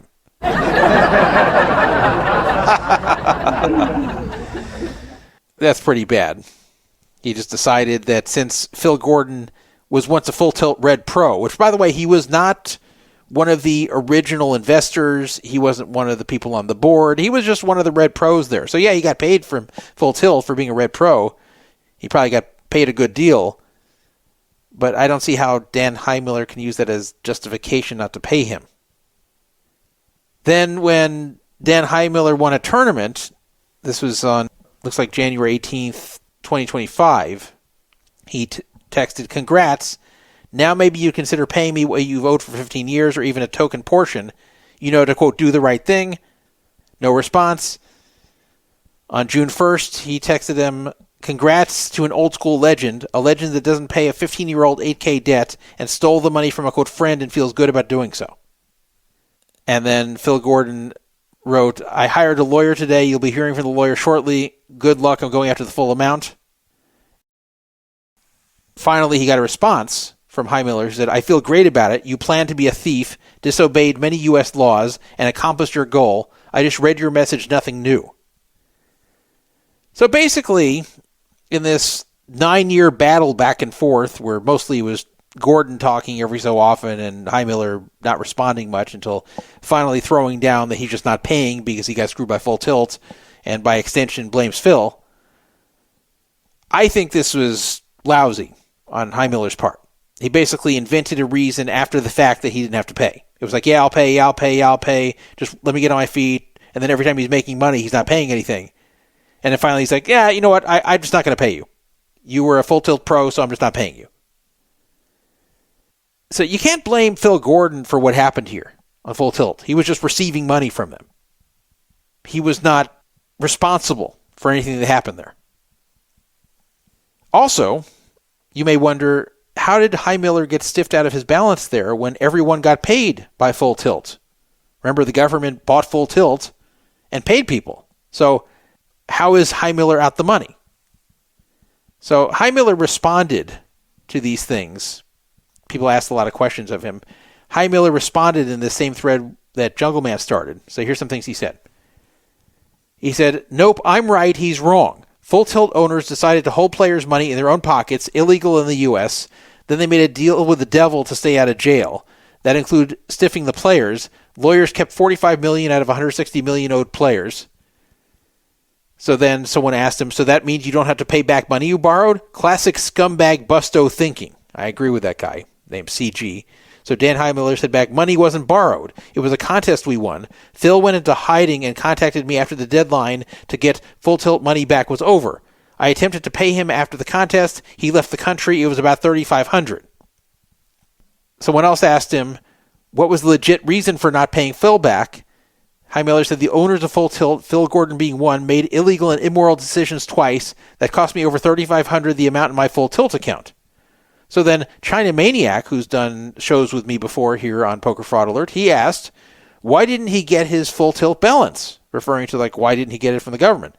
Heimiller said, at first no one was getting paid. I owed the IRS a lot and didn't think they'd pay me. When Phil finally contacted me via Facebook about the contest money he wanted, the deadline for Full Tilt money was over. Full Tilt owners pocketed my money, so I felt it was a push. Okay, so that's a stretch. So basically, Heimiller owed a lot of back taxes at the time that the government was paying people back for the Full Tilt money. So instead of taking a shot at it and seeing if the IRS seizes it or if it's just independent, which it probably was, and the IRS is not going to seize it, instead of at least trying, he just didn't do anything. Then the deadline expired, and then he could no longer claim it. So he's saying, well, since I owed the IRS at the time and couldn't claim it because I was afraid they'd just take it, and since the deadline expired by the time Phil asked me again for the money, then I lost out that same amount of money essentially, so I felt it was pretty much even. Heimiller also tweeted, I did lose $3,500 in my Full Tilt account. I was cheated out of a $500 buy-in. That was more than the contest money that Phil wanted. I have no regrets except that Phil and the DOJ should pay me some compensation. A person named Hramatsu, Hratmsu, wrote, Phil, I'm a lawyer and not your lawyer. Before you waste tons of money, figure out whether your claim is still alive. The statute of limitations may have run out. That was to Phil Gordon. And Dan said back, the statute of limitations means nothing to me. If I owed him, I'd pay him. He conspired against me and unintentionally screwed me. He didn't conspire against you. This had nothing to do with you, the Full Tilt situation. So I said, okay, here's a fair resolution. You owed $8,000. You claim you got stiffed on Full Tilt by $3,500. That means $4,500 left. $4,500 in April 2011 is now worth $6,500 due to inflation. Pay him $6,500 and it's done. Explain how this is unfair. So he responded basically saying that it was actually only $3,500, not $8,000. So that's why it's even, which is still stupid because he can't just deduct what Full Tilt did, especially because he voluntarily did not collect the money owed to him when the government allowed it. And then somehow this is Phil Gordon's problem? It's so weird. Anyway, let me go back to what Gordon wrote, which was on January 26th, and I missed somehow. So I will read this to you.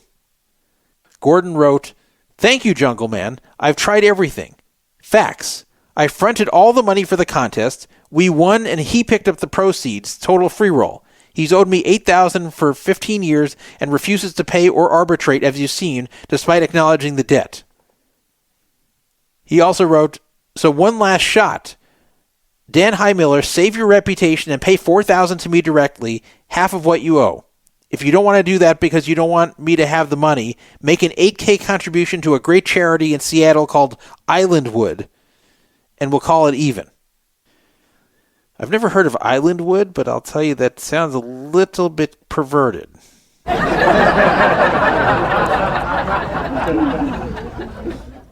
You know, you don't have to pay me the money, but if you go give money to Islandwood. Phil's trying to give him ways out of this. Pay me half, pay the whole thing to charity. Heimiller's probably broke and just doesn't want to pay. This is what broke people do. A lot of times broke people will make excuse after excuse after excuse not to pay what they owe, and then they'll get defensive. Then they get angry that you're asking for the money, and they find a way to blame you for the situation. And a lot of times the way they think is that you have money and they don't. You need it and they don't. And therefore, you shouldn't have to pay them. They're doing well in life and you're not. So why are they being jerks and kicking you while you're down? Which is stupid thinking, because if you owe it, you owe it. And anyone can go on a payment plan. If he really can't pay, he could say, okay, I'll send you $200 a month for the next 40 months. He could do that. He could even say, hey, the $8,000 isn't right, but I'll pay you $3,500. He's just refusing to pay anything. So he's just reverse engineering a way to not have to pay Phil Gordon after all these years. And Phil Gordon's not even asking for the inflation value of the money, which is a lot since 2011. So that whole thing's just crazy. But that's the truth of a lot of these poker pros. A lot of these guys you see playing and winning tournaments and seemingly doing well are actually backed and they're in debt and they're not doing well. It's hard enough to succeed in tournament poker in general with all the swings, but when you have that plus some degenerate habits or poor spending decisions, then you really have problems. And once you're in a big hole, it's hard to get out. So Dan Heimiller seems like he's just been broke forever, and I think he stays in action because he's a good player, so people put him in action, and of course the most recent backer always gets paid first, because otherwise no one's going to back him. So good luck getting that money, Mr. Gordon. Don't think it's going to happen. Should happen, but it won't happen. Here's a weird, I don't want to call it fact, but I should say rumor about Dan Heimiller. Not bad, just weird. You may remember J.J. Liu from the 2000s.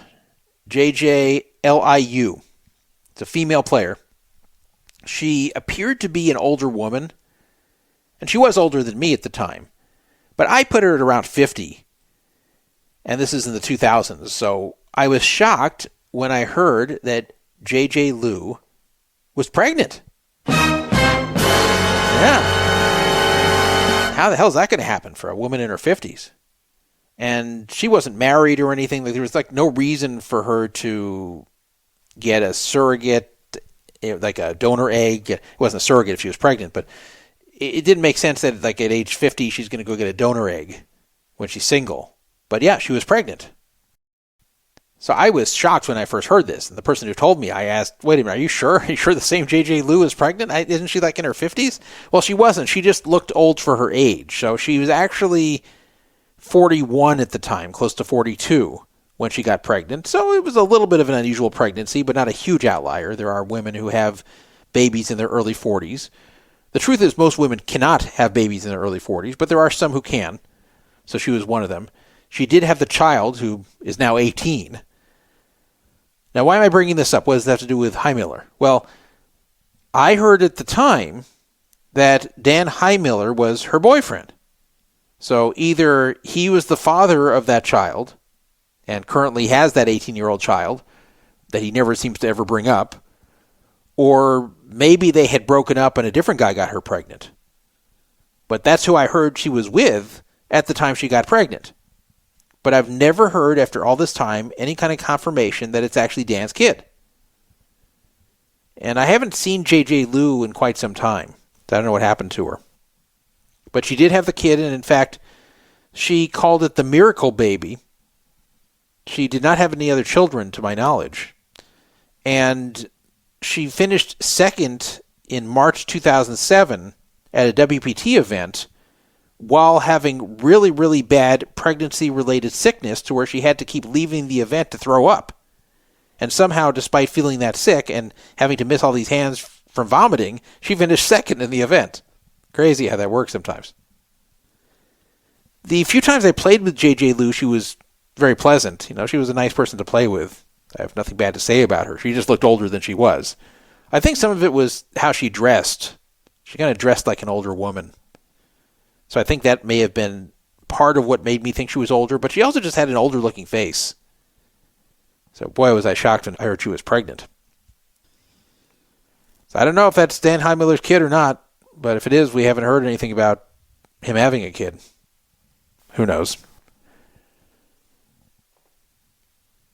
All right, I shall move on.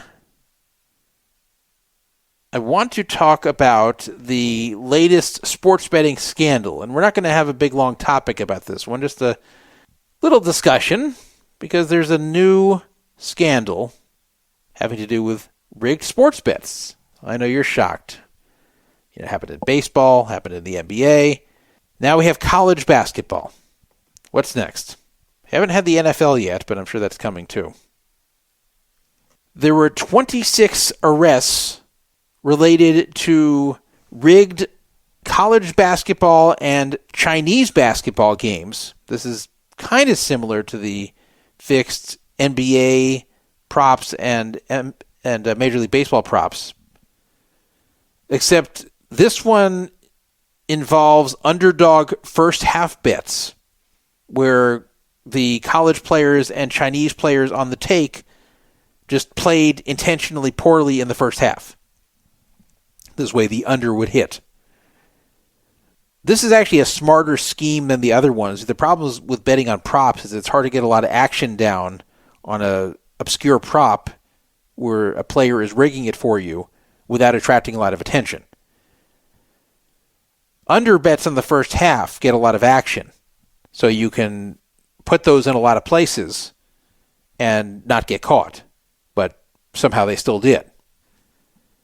So the DOJ put out a statement. At a news conference this morning, this was on January 15th, U.S. Attorney David Metcalf announced charges against 26 people in connection with an alleged bribery and point-shaving scheme to fix NCAA Division I men's basketball games and Chinese Basketball Association games. Attorney Metcalf discussed the case alongside FBI Deputy Director Andrew Bailey and FBI Special Agent in charge Wayne Jacobs. Quote, the stakes here are far higher than anything on a bet slip. The criminal charges we have filed allege the criminal corruption of collegiate athletics through an international conspiracy of NCAA players, alumni, and professional bettors. This was said by Attorney Metcalf. It's also yet another blow to the public confidence in the integrity of sport, which rests on the fundamental principles of fairness, honesty, and respect for the rules of competition. When criminal acts threaten to corrupt such a central institution of American life, the DOJ won't hesitate to step in. FBI Deputy Director Andrew Bailey said, over the past 2 years, the FBI's Philadelphia field office led an investigation into a point-shaving and sports bribery conspiracy resulting in the indictments announced today. This case reflects the FBI's unwavering commitment to protecting the American people and the institutions they trust. I'm proud of the outstanding work of the FBI teams involved in this case. To those who chose corruption and betrayal, we will find you, we will investigate you, and we will hold you accountable. Now, in the indictment, who was named? Jalen Smith of Charlotte, who's 30. Marv's Fairley, 40, of Carson, Mississippi. Antonio Blakeney, 29, of Florida. Roderick Winkler, 31, of Little Rock, Arkansas. Alberto Laureano of the Bronx, 24 years old. And our old friend, Shane Hennen, 40, of Las Vegas. Yes, the same Shane Hennen whose name keeps coming up. Came up in the fixed poker games that guy Mars was running a few years ago. Never got in trouble for that, but it's pretty clear he was involved. Came up with the Chauncey Billups scandal, both from the poker cheating and the sports betting fixing. It came up in the Jonte Porter NBA prop fixing. And Now it has come up with the collegiate and Chinese basketball point shaving. Every single time I see a story like this, I know Hennen's going to be there, and he is. Over and over and over, he keeps getting busted for this stuff. And yet, is Shane Hennen sitting in a cell right now? Of course not. Shane Hennen is actually selling sports picks on his Instagram pretty much every single day.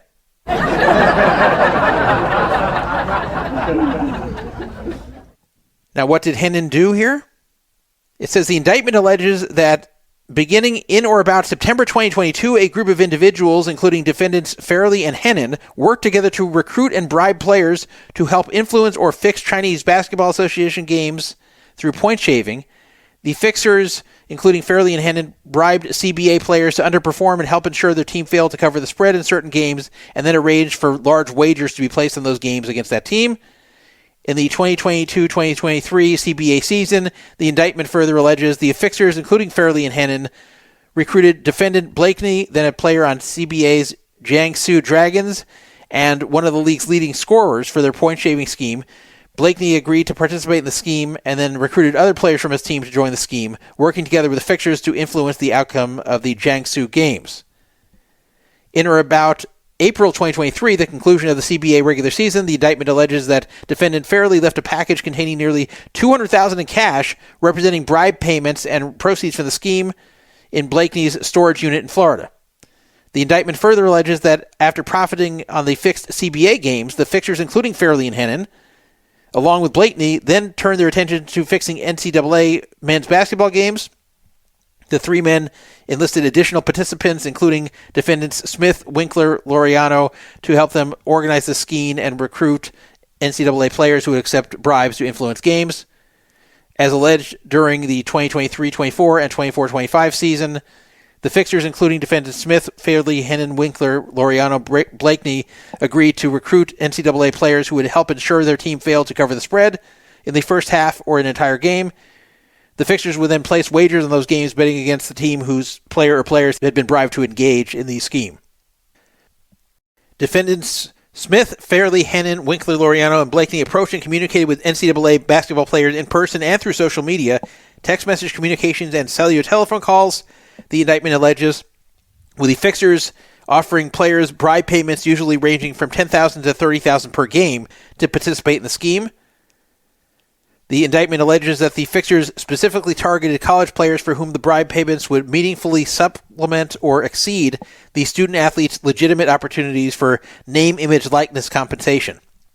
Basically, they were looking to pay players who weren't making a lot of money already from their name and likeness, the ones who really needed the money.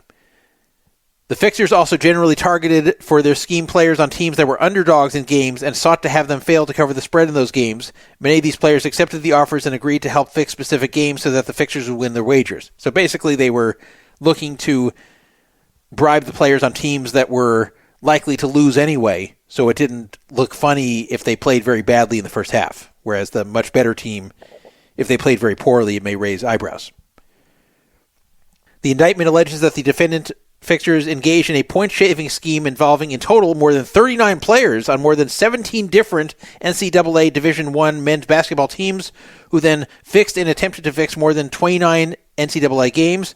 To capitalize on the scheme, the fixers made wagers totaling millions of dollars, generally generating substantial proceeds for the fixers and the players, who collectively received hundreds of thousands of dollars in bribe payments for fixing their team's basketball games.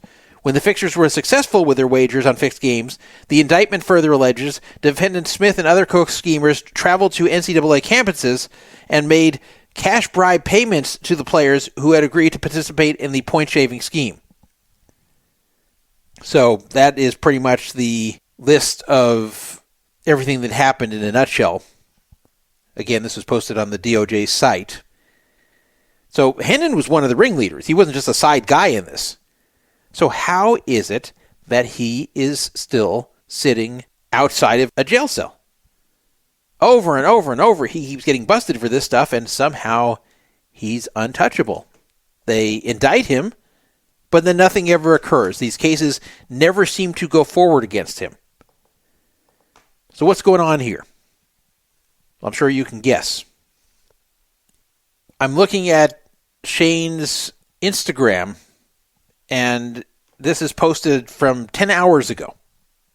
He posts NCAA exclusive winner, Louisville minus 10, 1.5 units checkmark, meaning this pick that he made that he's presumably selling, that would have won for you, and the 1.5 units he told you to bet would have successfully won on that game. So not only is he posting on Instagram, he's actually giving out NCAA picks after he was involved in fixing the games.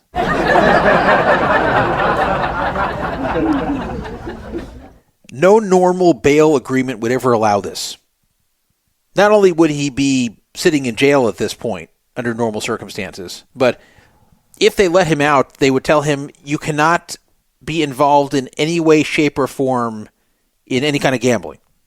No poker, no sports betting, no casino gambling, nothing.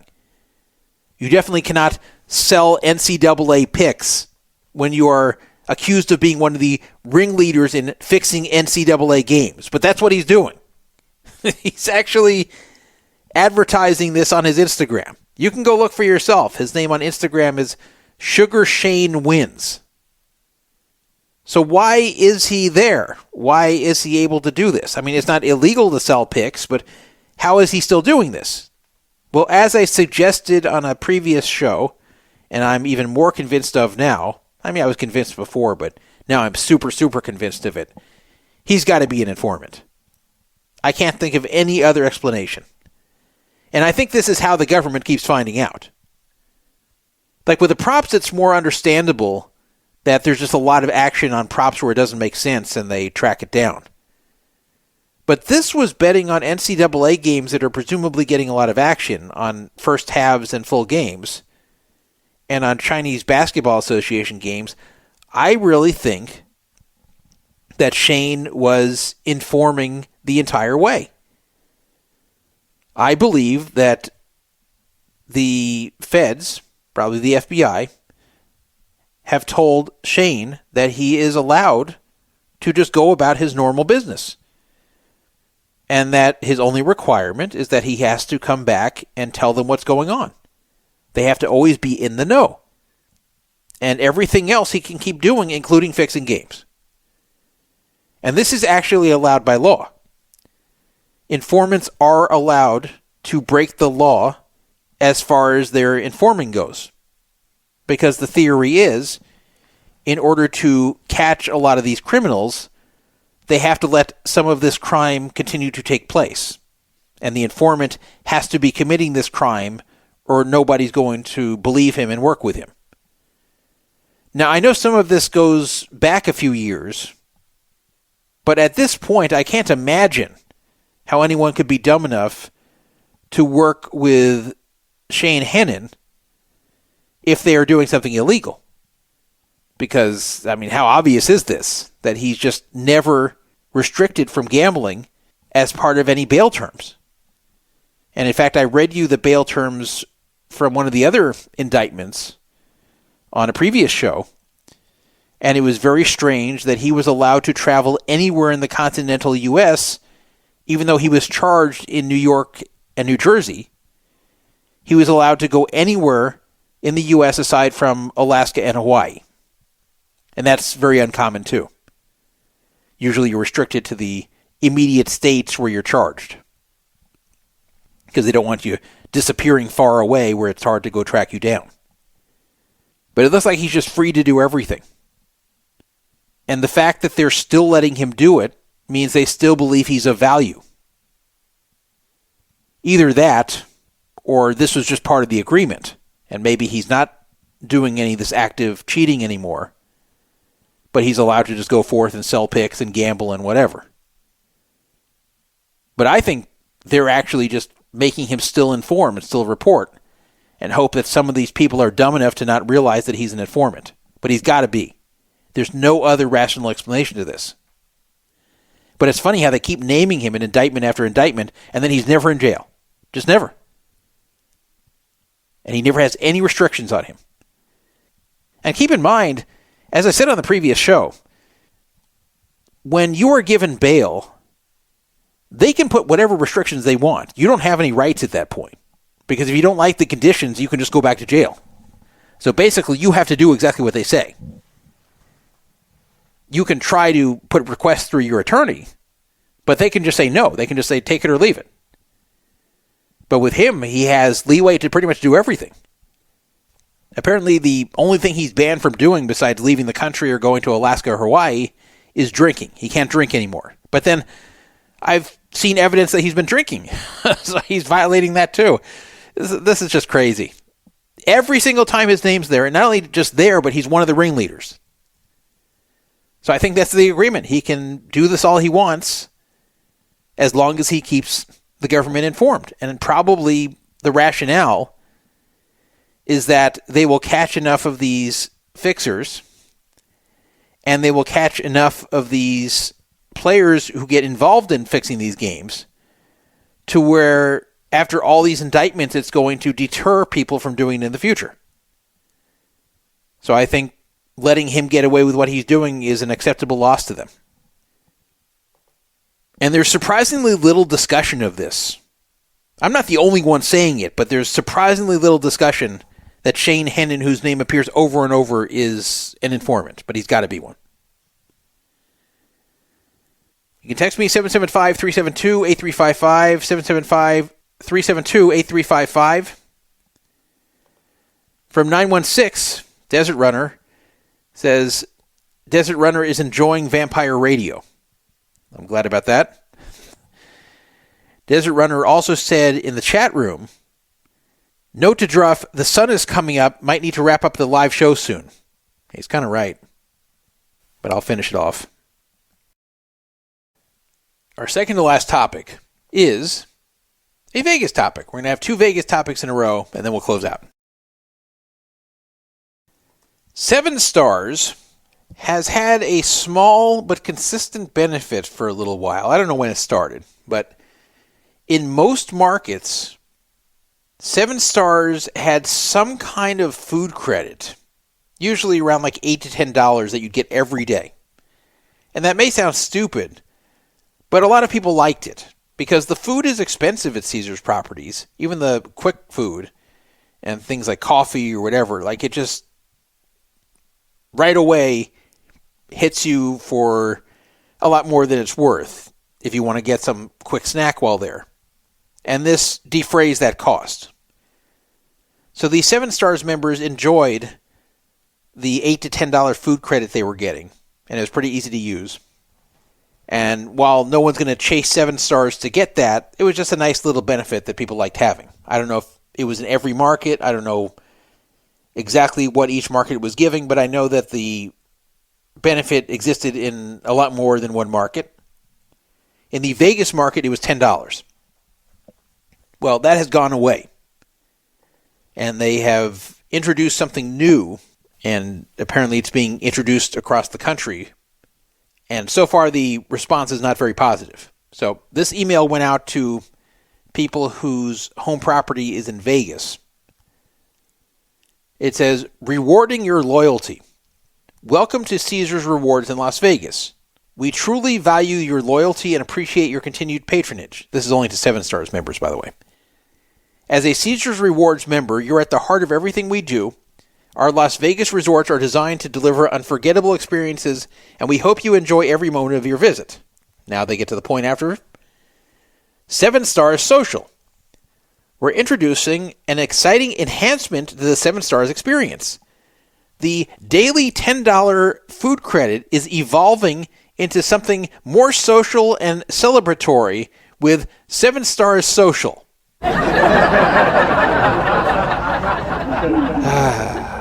I like how they say it's evolving. What they really mean is we're taking it away and replacing it with something else. A VIP experience designed to bring great drinks and great company together. Enjoy complimentary drinks while you unwind in our dedicated 7 Stars social spaces. Starting February 1st, 2026, which is today, by the way, 7 Stars Social is now available at the following locations. Daily, 3 to 5 p.m., meaning every single day of the week, at Caspian's at Caesars, the Lounge at Harrah's, and GR Steak at Paris. Also, Wednesday through Sunday, 3 to 5 p.m., it's going to be at Caramella in Planet Hollywood as well. Come sip, relax, and socialize. Your new afternoon ritual awaits. So that's what's replacing the $10 food credit in Vegas. But what exactly is 7 Stars Social? Some of these places sound like they serve food, like GR Steak at Paris. Does that mean you get free food? Well, I can't say for sure no, and you know how Caesars is about me posting, quote, misinformation. So I don't want to claim for sure that they're not serving food, but they're definitely not saying it. You'd think they would mention it if they're going to serve food, but they're saying you're going to get complimentary drinks and you'll have great company with the other 7 Stars members, but nothing about free food. I don't even know if food's going to be served there at all. But apparently from 3 to 5 p.m., this is kind of like a pseudo-lounge experience. Remember the 7 Stars lounges and diamond lounges, and those went away and never came back? Well, this is kind of like that, except the lounges had food, and I don't think these do. If they do, I guess I'll find out soon, because they're just starting. But from this email, it doesn't sound like they either have food or are giving it for free. One of those two. Kind of sounds like you've either got to pay for the food or it's just not there. But you do get free drinks, and you get to socialize with other 7 Stars members, which I don't think anyone cares about. 7 Stars members are not happy about this because they like that little food credit, and this isn't very valuable to them because they already get 4 free drinks a day, and that's in addition to whatever they will get anyway while they're gambling. So how many more drinks do they need? The drink benefit, that 4 drink a day benefit, was given to replace those lounges, and now I guess on the good side they get them both, but this kind of looks like a poor man's version of the original lounges. Now, I will say that it is better in some other markets. For example, in Reno, it sounds like you do get free food. This was what they got in Reno. It says 7 Star Social, Fridays and Saturdays 4 to 5 p.m. at Sin Sin in El Dorado. Starting February 6th, exclusively for 7 Stars members, join us for drinks and light appetizers. And these actually sound like they're decent. There's a mushroom ravioli with a dry sage and Bianco Spritz, which I guess is a drink. That's February 6th and 7th. The following week, February 13th and 14th, Brew Brothers Pizza with an Italian shandy. Then February 20th and 21st, Sushi Sake California and Crystal Rolls with an Asian pear highball. And then February 27th and 28th, Roxy Paella with their seasonal cocktail. So it sounds like they're serving you various types of food each week. They go from one theme to the other and pair it with some drink. I don't know if you can get other drinks. However, Biloxi, they seem to only be offering drinks. Their 7 Star Socials are also only on Fridays and Saturdays. However, even though they're at the Coast Chop House Bar, it says it's a new tradition of cocktails and conversation. So again, does not mention any food. I don't know if that's replacing any daily benefit there. I'm not very familiar with Biloxi, but you're only getting drinks, it appears, in that market. So it kind of seems like market to market they decided what to do. I wonder how many people are even going to go to this stuff because they're already getting free drinks anyway. It's only for a short window of time. And I don't think 7 Stars members are really looking to hang out with other 7 Stars members. It's just not that exciting. So they're promoting this as a place you can go hang out and only 7 Stars members can come in there. It's like an exclusive club. The problem is that mentality went away a long time ago. A very long time ago. If you remember the 1960s, which I don't because I was not alive then, but I was born close enough to the 60s to where I'm aware of a lot of things from that decade and a lot of the culture that existed then. The 1960s there was a lot of emphasis on clubs. And this carried over to the 70s as well and somewhat to the 80s. But it was really big in the 60s to be a member of a club. Service clubs were very big then, and really there were all kinds of clubs and lodges where guys would go hang out. And being accepted into these clubs was a big deal. And this sort of thing would appeal to people back then. This 7-star social type of thing, where if you've attained this status at the casino, you hang out in kind of a clubbish setting with others who have obtained that status. But in the 2020s, it's just so far removed from that, and people just aren't into that sort of scene now, where you hobnob with other people who qualify for membership of a club. I'm not saying it doesn't exist anymore, but among gamblers, it's just not something people really want to do. Usually people go to 7 Stars events because they like the events themselves, not because they want to hang out with people there. And what's really the appeal? It's not like dudes will show up there and meet a lot of hot young chicks. I mean, you're going to mostly meet a lot of older people, and mostly couples or single men. So I guess if you're a single woman, a single middle-aged woman who's 7 Stars, I guess it's not a bad place to go. But aside from that, if you're like a dude, you're not going to meet a lot of women there who aren't already attached. And they're probably going to be older anyway. So I don't see this being anything that people are that excited about. This, to me, looks like a way to save money again, which seems to be the theme with El Dorado's era owning Caesars. The reason it saves money is because by removing the food credit, this way people are not spending their vouchers on this food, and drinks are much, much cheaper to serve. Now you may say, well, what about Reno? They're serving it there. Well, Reno chose to do it. But now each market apparently gets the choice of whether they want to serve food or not.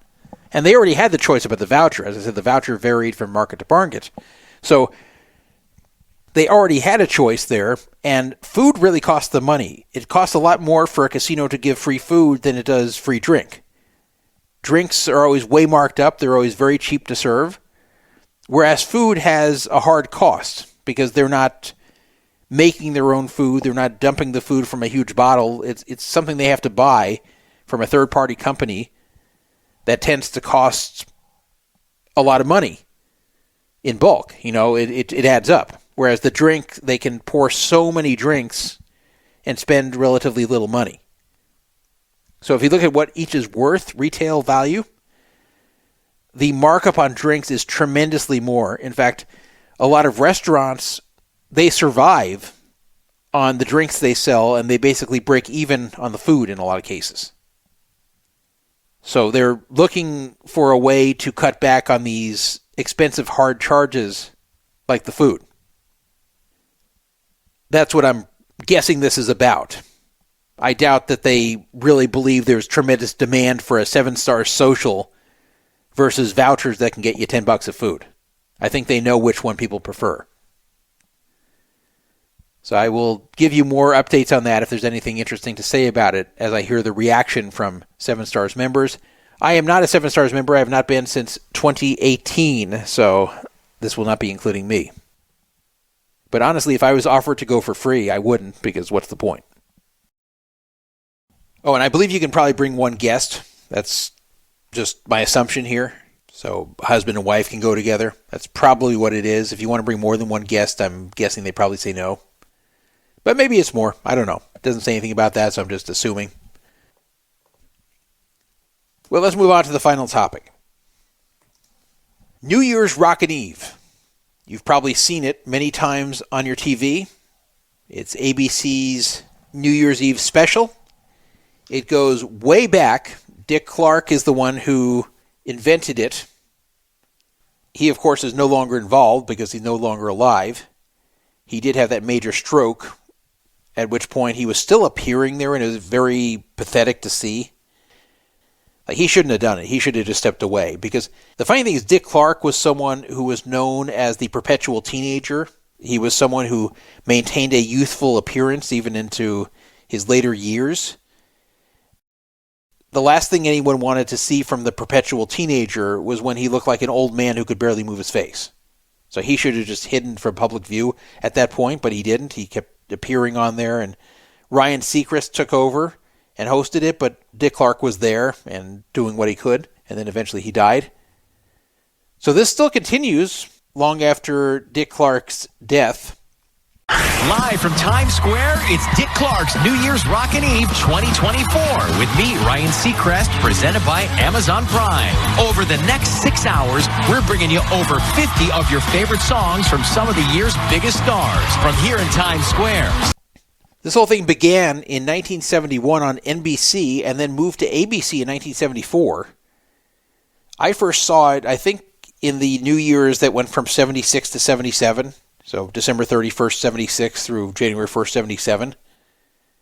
And I was very fascinated by this as a little kid. And from that New Year's on, I stayed up until midnight to see the new year come in and watch that show.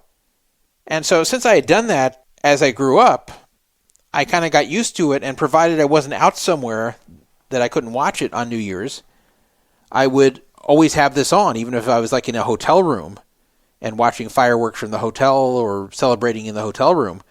That's always what I would have on in the background, is New Year's Rockin' Eve. However, I started to get annoyed with New Year's Rockin' Eve in the 2000s when I realized something about it. And this was something they began probably around then, probably around the 2000s. They had what they called the Hollywood Party, where people would be celebrating the new year in Hollywood. They never said where in Hollywood, but they said they would show you the Hollywood Party, and it always had these major headline performers, and everyone looked like they were having a really good time and dancing along with it, and nobody was looking down or on their phone or not engaged. Everybody was dancing along and smiling and jumping. Everybody loved every performance. It looked like a fun, happening place. But they never said where in Hollywood it was. And the reason they had this Hollywood segment was that people on the West Coast kind of felt left out, because if they're just showing Times Square, you know it's all recorded 3 hours beforehand. And they even say so, because when the ball drops in Times Square, it's only 9 p.m. on the West Coast. So Hollywood was meant to kind of have a more local connection to those in the West. So I always wondered, where is that? How would someone go to it if they wanted to? Now, this was back when I was in my early 30s. So I even thought, maybe I'd like to go sometime. This looks fun. I would like to find a way to get there. And, I have a few connections. So finally, I inquired about it. I asked someone who possibly had connections to get me such tickets. I said, how could I go to this Hollywood party on New Year's Eve this year? And I was told the bad news. The bad news was that this Hollywood party was not really a New Year's Eve party. They pretended it was. They would count down the new year, and everyone would have their New Year's hats and glasses on, but it was actually recorded in early to mid-December. Furthermore, the reason everybody there was so attentively watching, the reason they were all at least fairly good-looking and young, was because they're actors. These were pretty much out-of-work actors that were hired to pretend to enjoy this Hollywood party taking place on New Year's, celebrating, ringing in the new year on December 12th. I mean, how phony can you get? They stopped even trying to hide it that well. For example, one of the years, the headliner in Hollywood was Fergie, and yet Fergie was performing live in Las Vegas, unrelated to the TV broadcast, at that exact same moment. Well, every year I watched New Year's Rockin' Eve, and I would, kind of have it on, and just in the background, I wouldn't be watching very closely most of the time, but I'd see the Hollywood segment come on, and it would just piss me off, because it's just so fake. Don't have it at all if you're going to record a fake party from 3 weeks ago of people pretending to celebrate the new year. It's like an insult to my intelligence. I don't want to watch people fake partying. I don't want to watch people fake ringing in the new year. So anyway, I still would watch it, kind of, but it always was an irritation to me. But then they did away with the Hollywood party, and they replaced it with a Las Vegas party. And of course I wondered, is this fake?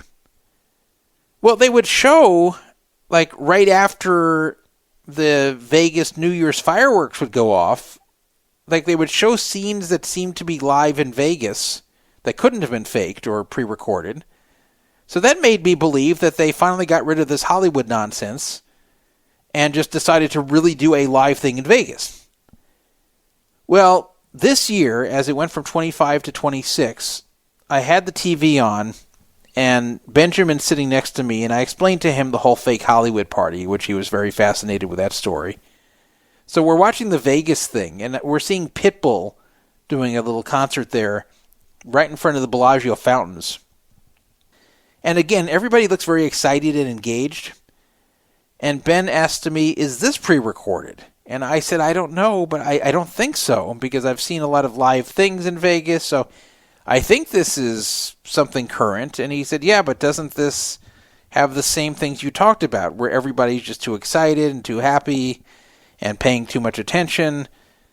This seems just as fake as what you were talking about with the Hollywood party. And I said, that's kind of a good point, but I don't know, like, what they're doing here, because, like, when would they have recorded this?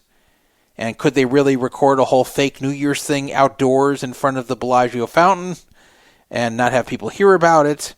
So I thought it probably was real and was live, but that maybe the people in attendance there were actors. That was my theory at the time, and it turned out that my theory was incorrect. It turned out that this was not recorded in December, I'll give them that. It was recorded in November. How dare you? Yeah, how dare you? November. They recorded it sometime in mid to late November.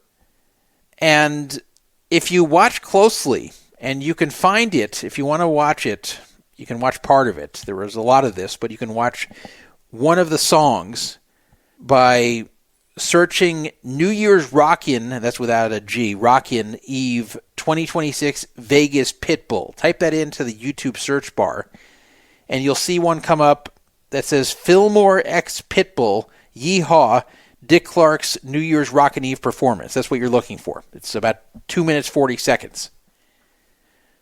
So if you play it, you'll notice exactly what I'm talking about. Everyone looking way too excited. You even have people who are wearing fake bald caps to imitate Pitbull who are in the front, which is convenient. They have that when watching a Pitbull performance. But you will see it is in front of the Bellagio fountains, and it's at night. So how did they pull that off? How was there a performance in front of the Bellagio fountains where somehow they're getting this done and celebrating the fake New Year and everybody wearing the New Year's hats and all that? How are they doing that without strangers wandering in and ruining the whole atmosphere? Well, if you watch closely, there's a wall surrounding them.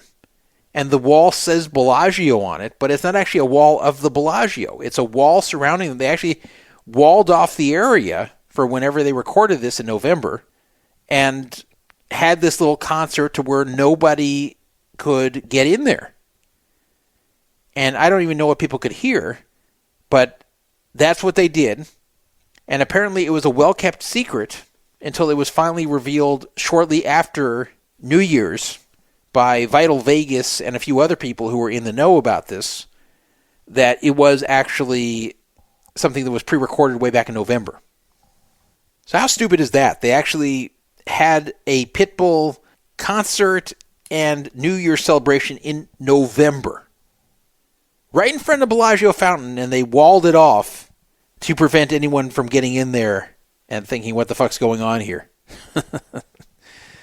It just sucks how nothing on TV is real anymore.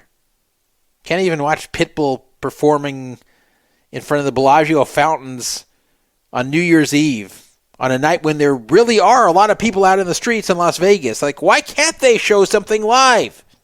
Even if they want to wall it off, even if they want to have actors acting like they're so excited to hear Pitbull, fine.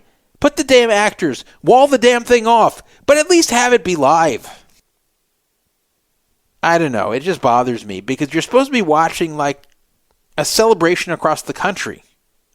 And it's not a celebration if people are being paid to pretend they're excited about a new year that is more than a month away. It's just not genuine. It would be like recording people cheering for the Dodgers and playing shots of them cheering and jumping up and down and reacting to the game when in reality they're not playing in front of anybody. And they pre-recorded the crowd's reaction to splice into the game later. Wouldn't that be stupid? Yes. Is this stupid? Also, yes. I just hate fake things. I hate things that are misleading. I hate things that are meant to trick me. I don't mind fiction. If I know it's fiction, that's fine. I can enjoy fiction. There's a lot of TV shows I enjoy that I know it's not really happening in real life. I can take myself into the moment and kind of pretend for the moment that these are real characters and real situations I'm watching. But know in the background, know in my head that this is scripted entertainment. But I hate what's supposed to be real entertainment is actually fake. Apparently they swore everyone to secrecy. Part of the requirements of the job is that you are absolutely not allowed to tell anyone what you're doing there and that this is pre-recorded. I don't know if they had to sign an NDA or not, but I know everyone was told they are not to say anything to anyone.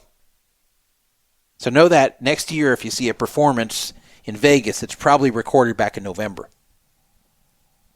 Well, I will tell you this show was recorded on February 1st. It was not recorded on January 1st and then played a month later. It was really recorded on February 1st, though by the time it hits the archives, it will probably be not February 1st. Thank you for listening to Poker Fraud Alert Radio. Well, let's see here. This show ended up about 5 hours, but by the time I cut out the break and edited out some fail, be at 4 hours something. It's not bad. Longer than last show. What? Oh, there we go. You know what? I'm not even going to edit that out. I'm going to leave this part here. I'm going to leave in that one little fail. So that's the type of thing I normally fix. I'm not going to fix it. I'm actually going to leave this so you guys can understand what I deal with here. Little things like that, which usually annoy me and I go fix in post-production, but I'm not going to fix it. I'm going to leave that little cutout. Somehow I accidentally banged the stop button. And you probably thought the show stopped or something. Anyway, when will I be on next? Take a shot maybe 2 weeks from now. Try to get it on then.